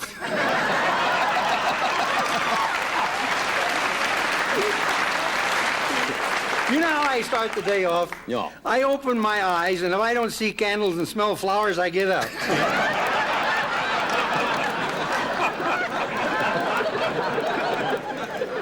Then I thumb my way through Playboy to get my heart started. You haven't changed at all. What? Are you into... I haven't changed. Yeah, no. I put on fresh stuff today. Oh, no, I mean... Are you into any of this running and stuff they're all doing now? Aerobics or anything? Exercise? Yeah, naps. Naps. Aerobic naps. Aerobic naps, I think. No, the only exercise I get is acting as pallbearer for my friends who exercise a lot.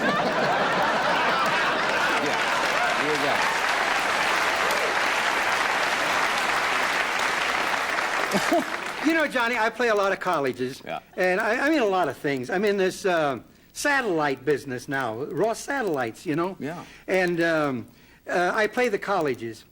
And I must say something to you. I tell the students, I say, this is one of the greatest men. I think, truthfully, you are a greater wit and humorist than Will Rogers in this respect. He was great, don't get me wrong. But he had to go out, he'd go out and use the same topical joke maybe for a week, 2 weeks. In what? Where you have to come out every night when you're here. And you were doing so good. You have to go out every night and in your monologue and you tell topical jokes. What you're doing, you're releasing a vent in all the people because they're all looking for something to find humor in the things that are happening each day. And sometimes you'll look at the audience if well, that didn't go too good. But they are. You're only playing to 2 people. They're at home right now in bed, see? And, now these people here, when they all say, gee, I hope at the office they didn't hear this because I can use it tomorrow. Yeah. So the best you're going to get from them is intellectual nods. Well, that's nice of you to say. No, that's true. And you're a great inspiration for the students. Oh, thank you. They figure if you could make it, so can they. We're going to tell that story, too, when we come back. What do I got? Okay, all right, I got to sell something here. All right. Is this it here? Good, just in time. You may need one of these. This is this is a new sponsor, so I have to do this very nicely. Tonight, we'd like to welcome a new sponsor. I just get near you and I start to do this.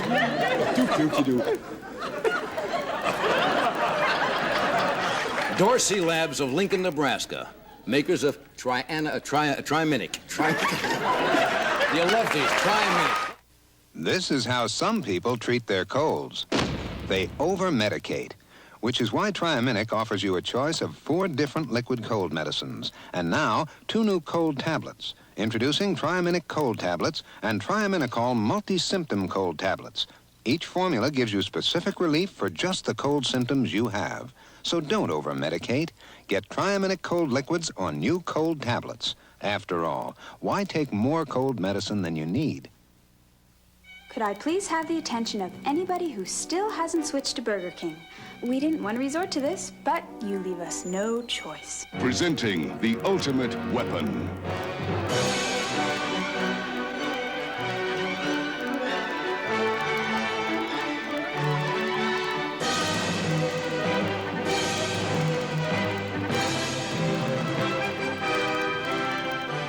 We hope it won't be necessary to do this again.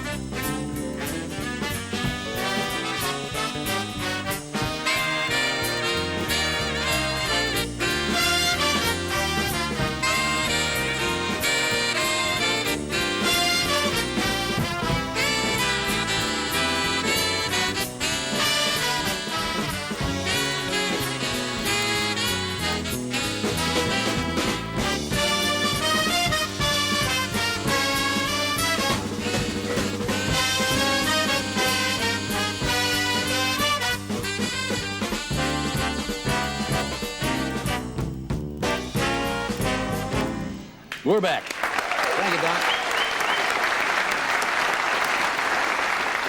Could you hear him? Oh, yeah. We're talking with Richard Skelton. That's my maiden name. Yeah. When's the first time they called you Red? Well, that's my middle name. Yeah. The teacher one day says, "What is your middle name?" I says, "Red." She says, "No, that's a nickname." I said, "No, it's Red." She says, "No, that's a nickname. Go home and find out what your middle name is." So I went home and I said to my mother, "What's my middle name?" She says, "I'll hit you in the mouth." Well, the teacher says, "My name's not Red." She says, "Well, that's your name." So I went back to school and said, "What's your name?" I said, "It's Red, my middle name." She said, "No. Now don't come back until you've got a middle name." So I went home and my mother said, "Make up one." So I looked in the newspaper and there's a place in Vincennes called Bernard's Clothery. So I said, "That's my name, Bernard." So I went to school and I says, "What's your name?" She says, "Bernard." She says, "See, I told you had a middle name." Then later on, I was in Washington, D.C., and J. Edgar Hoover says, "Well, how are you, Bernard?" I said, "Bernard? Where'd you get that?" He says, "It's on your dossier here." You're kidding. Yeah, So you put up a phony name and they had it. Yeah, they have it there. They have it there. But Red is my middle name. Yeah. I was Vincennes, Indiana, right? Yeah, my home. What's the very first show you ever played that you remember, being on a stage in front of an audience? With doing a show myself? Yeah, or anything. With a medicine show. A medicine show is a platform out in an open field, and you do a performance, and then you sell the product. Right. They call it television now.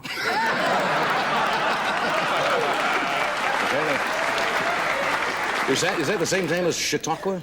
Chautauquas. I played a Chautauqua. Yeah. I was with an Uncle Tom's Cabin show. You know what Uncle Tom's Cabin show is? It's Uncle Tom. This is the play. I played every part but Mrs. Sinclair. I played Eliza crossing the ice, and I was just a little kid, but I'm all blacked up, you know. Right. And I had to put a half a pound of liver in my pocket so the dogs would follow me across the stage. So I was anemic, you know. And then I played Little Eva, and that's when I got fired. I'm on this, I've got this wig on and this long dress and stuff, and I'm hanging on a wire, see?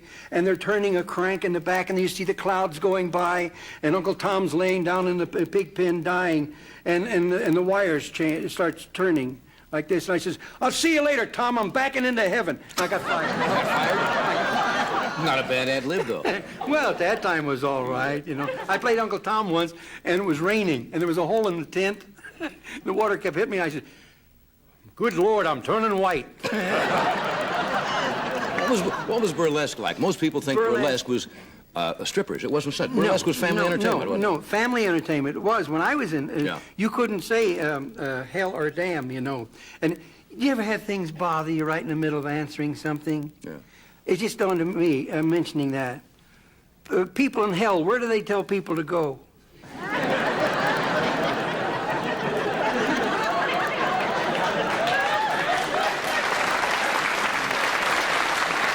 Burbank? Another thing I can't figure out is why do they have a handicap parking lot, space rather, in front of a liquor store?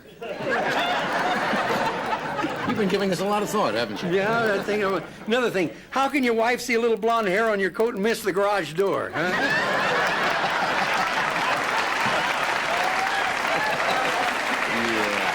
I have one you can answer for me. That new automobile, the DeLorean, is that a garage car? Yeah. Don't go. Oh. You only heard one lousy joke. I've stuck with thousands of them. You never liked these, do you? No, I've known you for many years. No. You carry this expensive cigar. Is it? But the United States Tobacco Company gives them to me. Yeah? Yeah. I do their commercials for them, you know? I see. But As a matter of fact, I just did one of it. Yes, you did, as a matter of fact. So you just hold that and... I just hold them. I think it's must be a form of security in a way. I used to use a corn cob when I was in burlesque. Is a tramp comic, and they had a corn cob. Then I used a rubber cigar. And when I was in burlesque, Matty Ellison, the straight man, says, "Why don't you learn to do all those things you're doing with that cigar with a real one?" So I did. And after that show was over, the matinee show, the first show, we used to do 2 shows a day, one in the afternoon, one at night. Guy came backstage and says, "Have you ever thought about going into vaudeville?" I said, "Who hasn't?"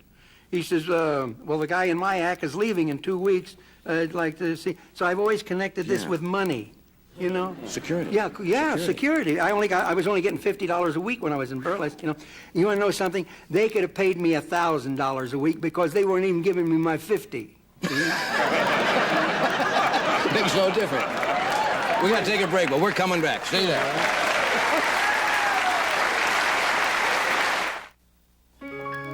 diamond, a miracle. Every diamond is rare, but a diamond of a carat or more is only 1 in a million. And like love, becomes more precious with time. The diamond solitaire, born from the earth, reborn on a woman. An extraordinary diamond of a carat or more. Show the world you couldn't have made it without her. The Denerex Dandruff Shampoo difference. On this side, I feel a tingling sensation, and there's no tingling on this side.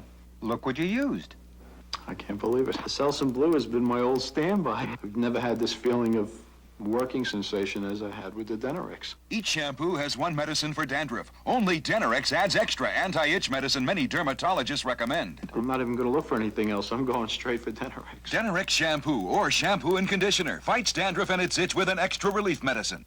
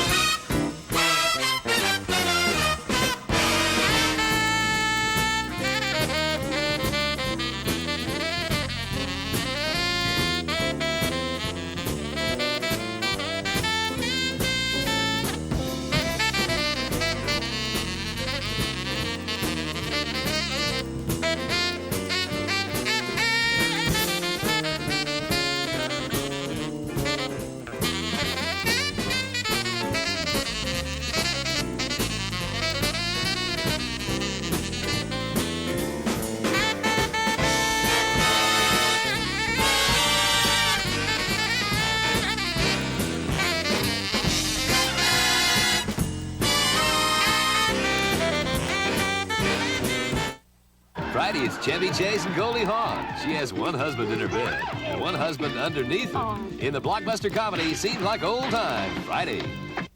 Tonight on Late Night, actress Amy Irving, Professor Irwin Corey, and we have actual bloodhounds chasing our own announcer, Mr. Bill Wendell, through the 6th floor. Should be fun, so join us, won't you? Thank you.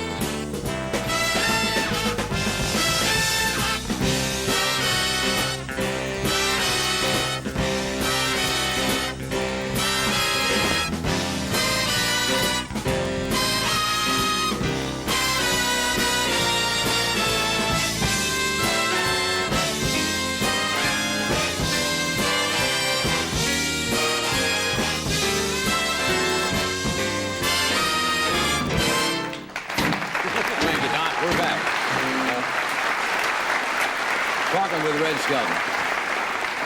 I've told you this story before, and I've told it on the air, but I'm going to tell it briefly because I wrote for you one season. I was one of the writers, and I'd sit at home trying to write jokes, and you were doing, you know, occasionally you do Heathcliff and Gertrude, the two seagulls. So I'm sitting one night, and I'm sitting in front of a mirror to try to get the feeling, you know, and I'm going see Gertrude said to Heathcliff, and my wife walked in. And she saw this grown man with his thumbs under his armpits going, do. And she knew there was trouble in the marriage right then and there. And she said, what are you doing? And I said, I'm writing. I would sit and do that. She says, I hope it's a check for the cat.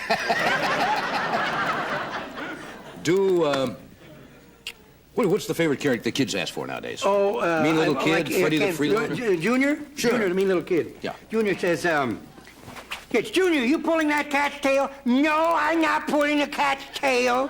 I'm holding on. He's doing the pulling.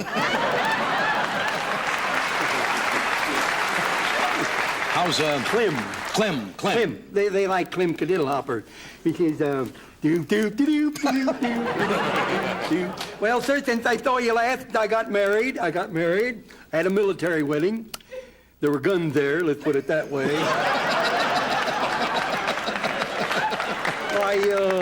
I met my wife through her brother. He says to me, would you like to meet one of my sisters? I said, you got sisters? He says, I got two. One's name's Lassie, the other's Hortense. I said, Lassie's a dog. He says, wait till you see Hortense.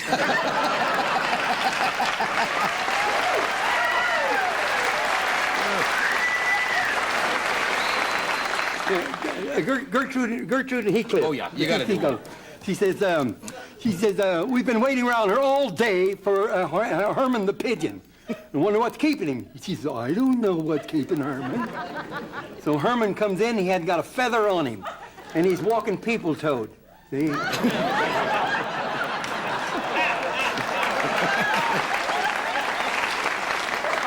And he got a feather on him, and Heathcliff says, what on earth happened to you? He says, the worst thing ever happened to me. I was flying too low over Beverly Hills, and I got in the damnedest badminton game you ever saw.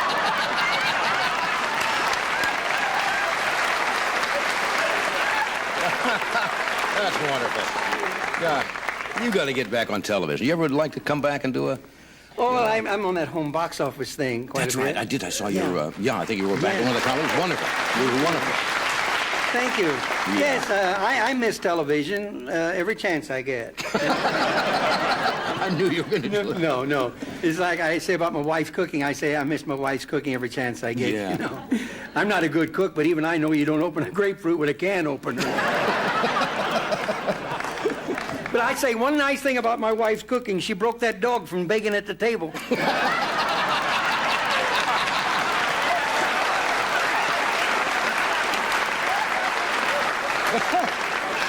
It's fun to be around you again. Oh, thank you. The best times I ever had in my life was hanging around CBS in the 50s when you were on the air and all those great shows came out, Playhouse 90 and Bob Crosby and Art Linkletter and all those great shows were working there. It was a lot of fun. Yes, well, you're a wonderful man to be around. You taught me a lot. I stole a lot from you. No, you didn't. Oh, yes, I did. No. It's like the students. They say, when Johnny was with you at one time, you helped him get started. I said, no, nobody helps you get started. If you've got talent, they can put you behind a brick wall. You'll come through, you know? Yeah, that's nice. So that's what you have.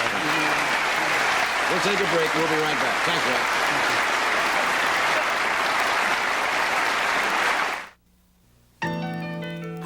Shows he loves you in so many ways, and all he wants from you is just a little praise. Dogs love the taste of praise. Dogs love praise. Your dog deserves praise. Praise dog food from Purina. Soft, chewy chunks with real meat and delicious crunchy nuggets.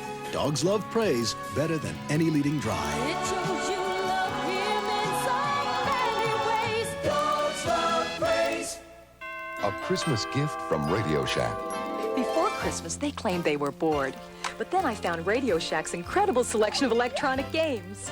He's rescuing the fair maiden with the Kingman game. She's exploring dangerous new worlds with Zackman. And with the Alien Chase game, he can do space battle with an opponent or by himself. There are more gifts if anyone's bored. I won! Fascinating electronic games from $7.95 to $59.95, only at Radio Shack.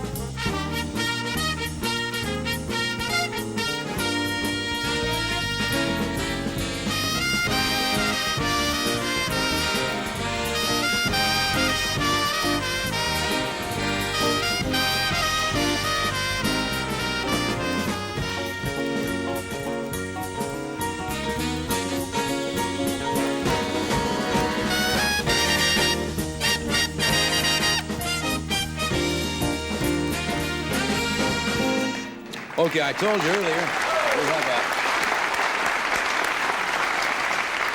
My next guest, Donna Theodore, is really a wonderful singer and entertainer. She's going to be starring in a play called Here's Love at the Music Hall in Houston, Texas, of course, which runs December 21st through January 1st. Then she'll be at the Palmer House in Chicago on January the 8th and January the 15th in San Antonio, Texas. Would you welcome Miss Donna Theodore?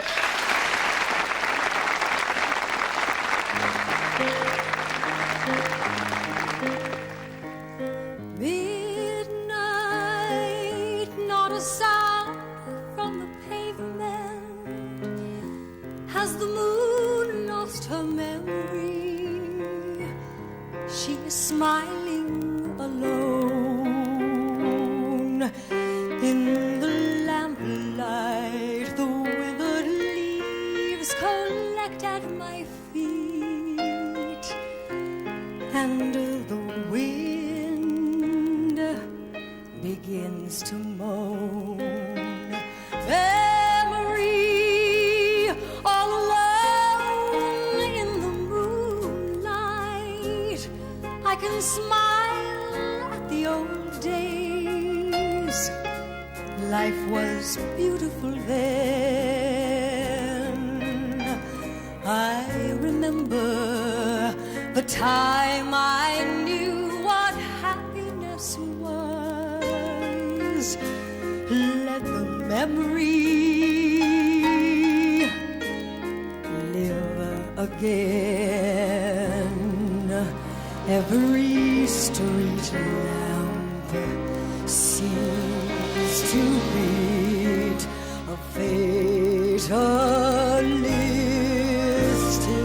warning. A street lamp sputters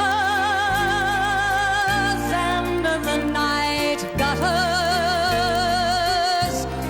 and soon it will be morning. Daylight, I must wait for the sunrise. I must think of a new life, and I mustn't give in. When the dawn comes, tonight will be a memory too. Look, a new day will begin.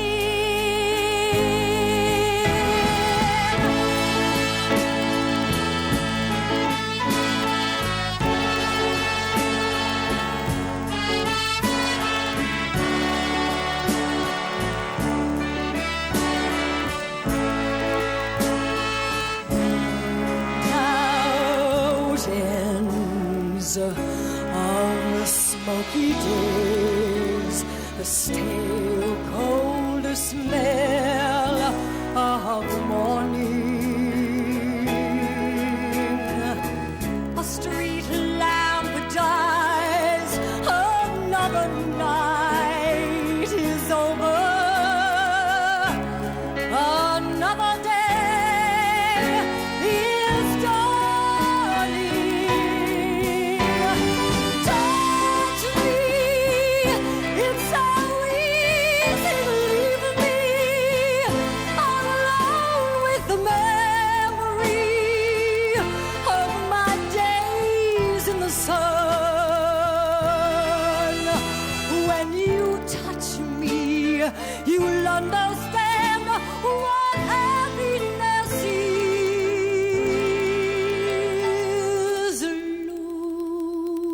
Look, a new day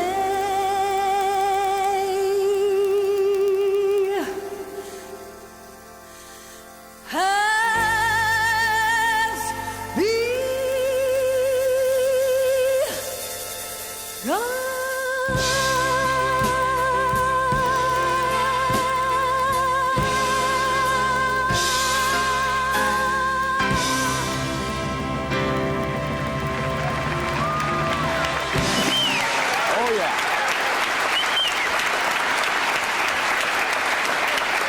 Donna Theodore.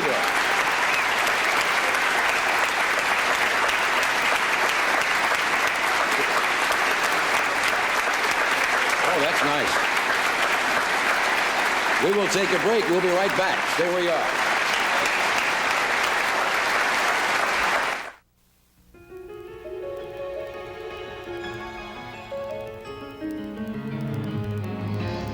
Break free and feel. Feel how splendid you are with the fragrance created by Gloria Vanderbilt. Vanderbilt, a rich, expressive fragrance that reveals to the world just how splendid you are. Vanderbilt, let it release the splendor of you, Vanderbilt. There's nothing like my slice and bake chocolate chip cookies and kids. Oh, that poppin' fresh dough. Cookie. Baking up hot. Baking up so. Chocolate. All those chocolate chips. Melting into it. Oh, that poppin' fresh dough. Pillsbury slice and bake chocolate chip cookies. Poppin' fresh dough.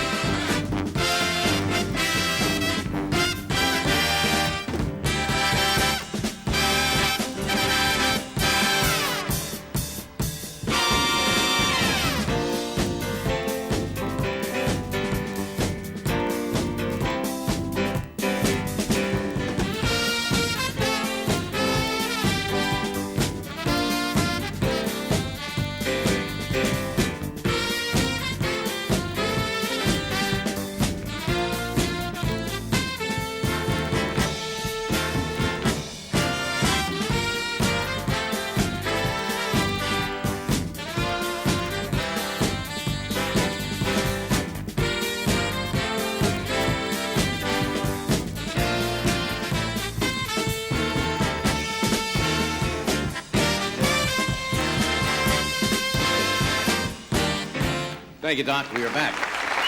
My next guest, Sterling Hayden, has been a major motion picture star for over 40 years and starred in almost 40 pictures and directed some of them. And he's somewhat of a maverick. And he's written, good heavens. He's written 2 best-selling books, one called Wander and Voyage, about, I think, probably the real love of his life, which is oceans and sailing ships. And he's written an introduction to a new book called Down to the Sea. Would you welcome, please, Mr. Sterling Hayden.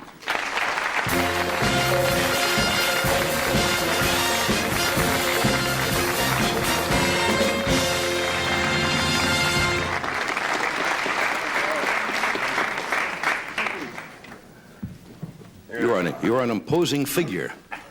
Well, I'm tall enough anyway. You can't judge the book by the cover, as somebody said. You look like you're ready to lead the audience out of Burbank. Anytime.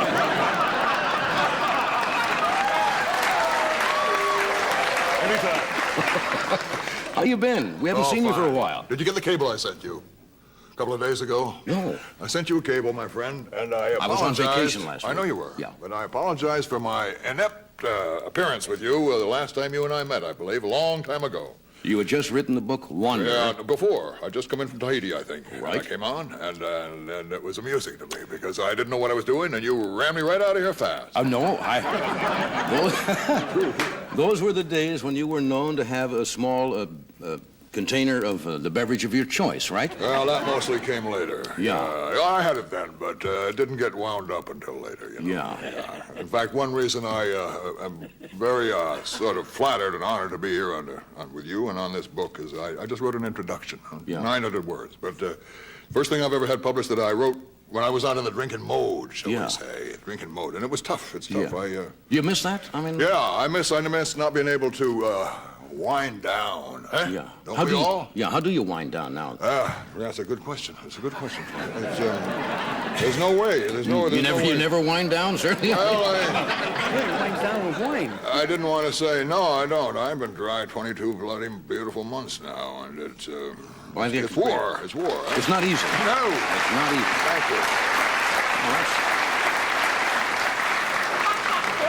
People who've been through that know that it is not easy. Yeah.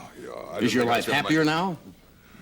Oh, of course, yeah. Well, I pretty near took myself out, to tell you the truth. I drank through antabuse once in a hotel in New York, yeah. I lay 6 hours paralyzed in a hotel room. I'd been to Tito's funeral, and I'd taken antabuse. A doctor up in San Francisco gave me the antabuse, and I took it because I knew I might want to drink because I'd been there in the ward. Antabuse is the thing you've taken when you take alcohol. It makes you violently ill. Yeah. So somebody said it combined with alcohol, it creates a chemical virtually like embalming fluid. Eh? And I drank right through that, and then I fell. But we laugh. It's funny how we laugh. Yes, I laugh all the time. All my friends do, and yet we die, and maybe we laugh for the obvious reason. Yeah. Well. You're anyway, looking well, man. so are you. Yeah, thank you. It's nice to see you again. Thanks. You have also some interesting ideas about, if I remember, about money. A lot of people equate success with having a lot of money. You're not particularly for saving money, are you? As such, or just accumulating it? I never have. No, I've never owned a house. I've never had a bond or a stock. Of course, I've been very lucky. Anybody that's in this business, even the way I'm in it, which is the opposite of the way you gentlemen are all in it. I mean, I'm a son of a ringer, eh? Right. Always have been. But something said to me, keep it marginal, and I've never saved anything really. And I've got a canal barge over in Europe, and I've never, like I said, never had a house, but I had 14, 15 vessels, and maybe that's the same thing. Right. And we'll see what happens. Huh? Yeah. You're not worried about security? People always say, well, I want to have something for a rainy day, or well, I had a lawyer once who set up a pension plan or something, but that's going by the board, I think.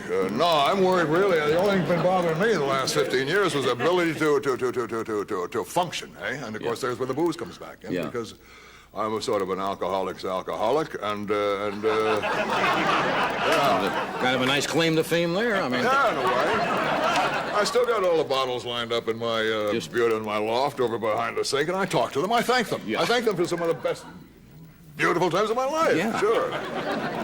But tell me about this barge. You have a canal barge? Yeah, I bought a canal barge about 15 years ago in Rotterdam. Right. I read a story once of Stevenson's when he talked about the life in the canals, and I've been, I've always liked to sort of take it easy, you know. Yeah. I'm pretty good when it comes to laying back, and I like beauty, and of course the beauty of that, and you get away from the Mickey Mouse and the Winnebago, and you know what I mean, the whole thing. It's another world. Yeah. And, a couple of years ago, more than a couple, you defied, I believe, the judge's order or something, and you took your kids and just departed and went on this voyage? Yes, that was a convoluted thing. Yeah.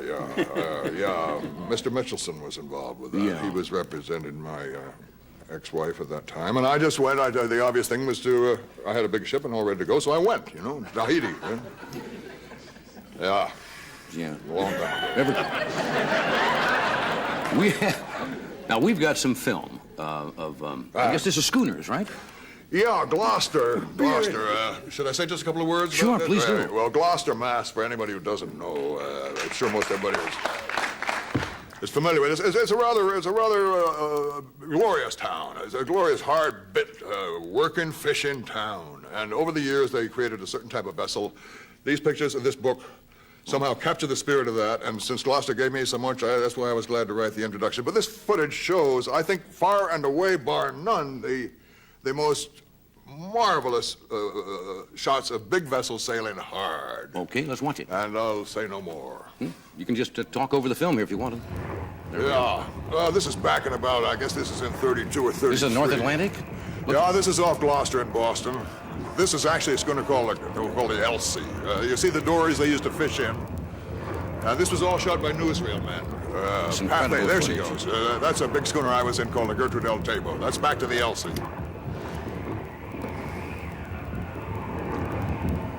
In a minute here, she really gets rolling. The vessels are all gone now, of course. There's a shot looking at. They're 140 feet long. Right, I was just going to ask. And 40 men in the crew. This was actually racing.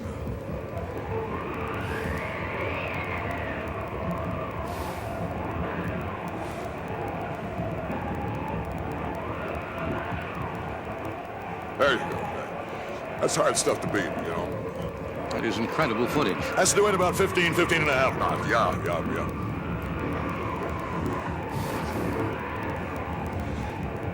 Hollywood, you know, has never been able to capture the spirit of sailing ships. Not really, because no. It is rather hard to fake, isn't it? I mean, something this... No, you cannot do it.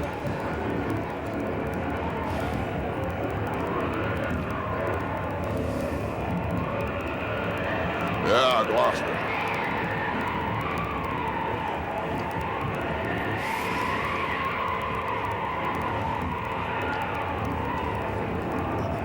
Have you ever sailed in conditions, anything similar to this at all? Yes, yeah, I was in a couple of those. I was on a vessel, was in some of those shots, yeah. That's incredible footage.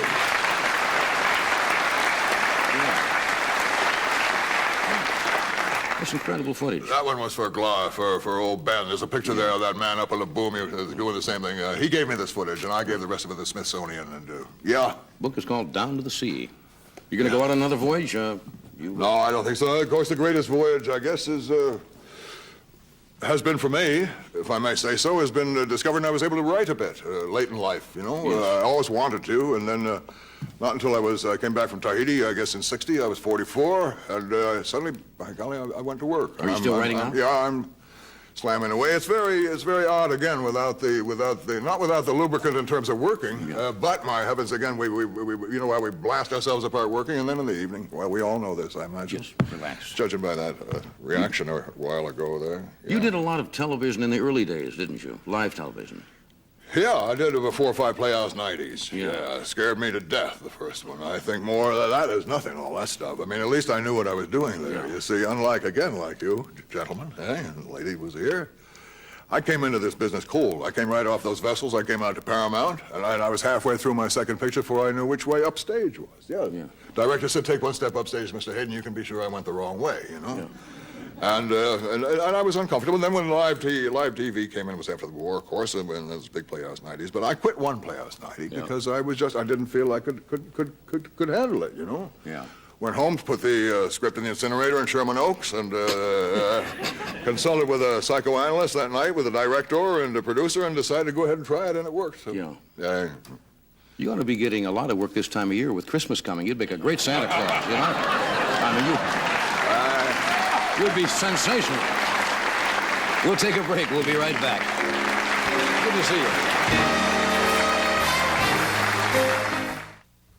What would long-distance phone service be if it only serves selected cities at selected hours? If there are no operator assistants, no person-to-person or collect calling? We know one thing. It wouldn't be AT&T. Calling anywhere, anytime, long-distance operators, and over a century of commitment. That's AT&T. The more you hear, the better we sound. Reach out and touch someone. Discover crisp. Crisp as you've never known it. Kellogg's Crisp Fix is crispy times 2. One side holds the crunch of corn, the other the crackle of rice. Kellogg's Crisp Fix is crispy times 2.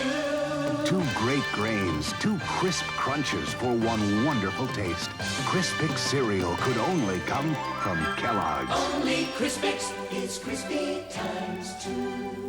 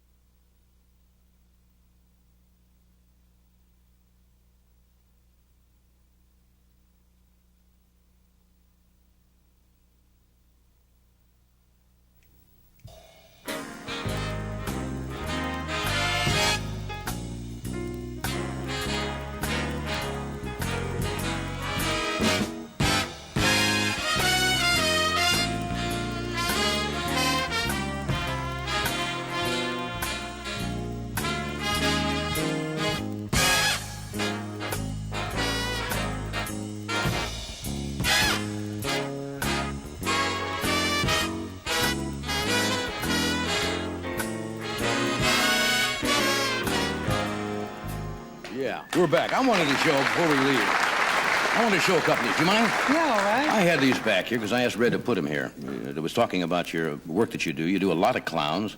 And these things, have I not seen something like this on one of the airlines or something? Yeah. These are what I do. I do about 125 concerts a year, so I'm mostly on airlines. So I steal their napkins. Yeah. They pay well, too. Look at this little kid here. Yeah, a little kid eating his shoe, yeah. You know, Good stuff. there are 36 galleries across the country, and there's 10 in Honolulu and 2 on Maui. Yeah. And they have my originals in Honolulu. You still do this regularly? Regularly all the time? Oh, yeah, I always do that. Not when I'm asleep, but I paint till about 2 o'clock in the morning. You know, but you know when you paint, you got to be careful because you believe what people tell you. I painted some yellow flowers, and they said, "Where'd you get the Van Gogh?" I said, "That's not a Van Gogh. I painted." I said, "That's a Van Gogh." I said, "No, I painted." "Well, you're another Van Gogh." Well, you get to believe this, see? Finally, my wife Lothian one night, she says, "What's this Van Gogh stuff that you're Red Skelton?" I said, "Yeah." Well, I felt so stupid. I went down to the hospital and had him sew my ear back on.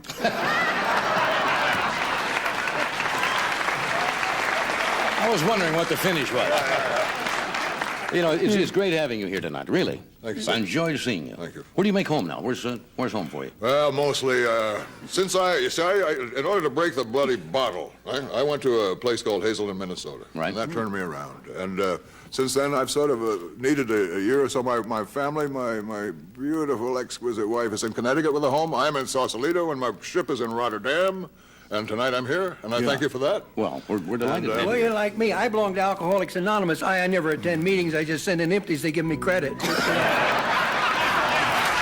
night time. Thank you, Shirley. Thanks for being with us. Thank you, Red. We'll see you tomorrow night.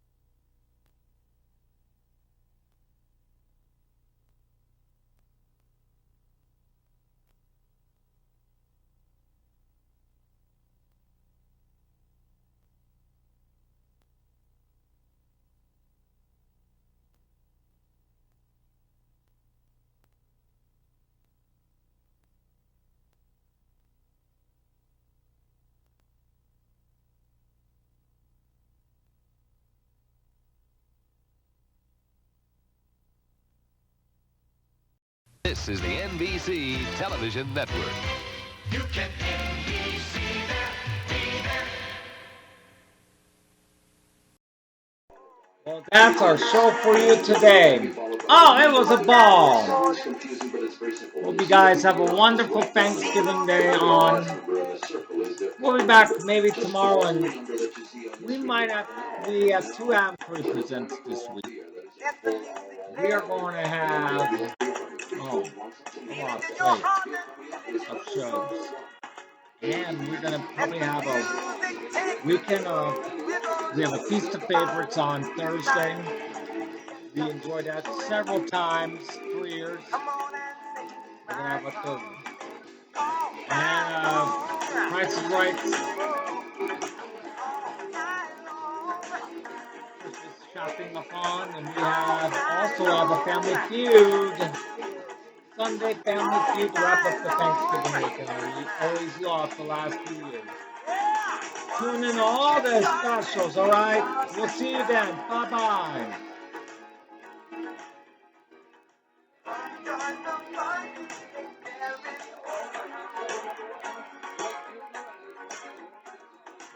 Everyone dancing, get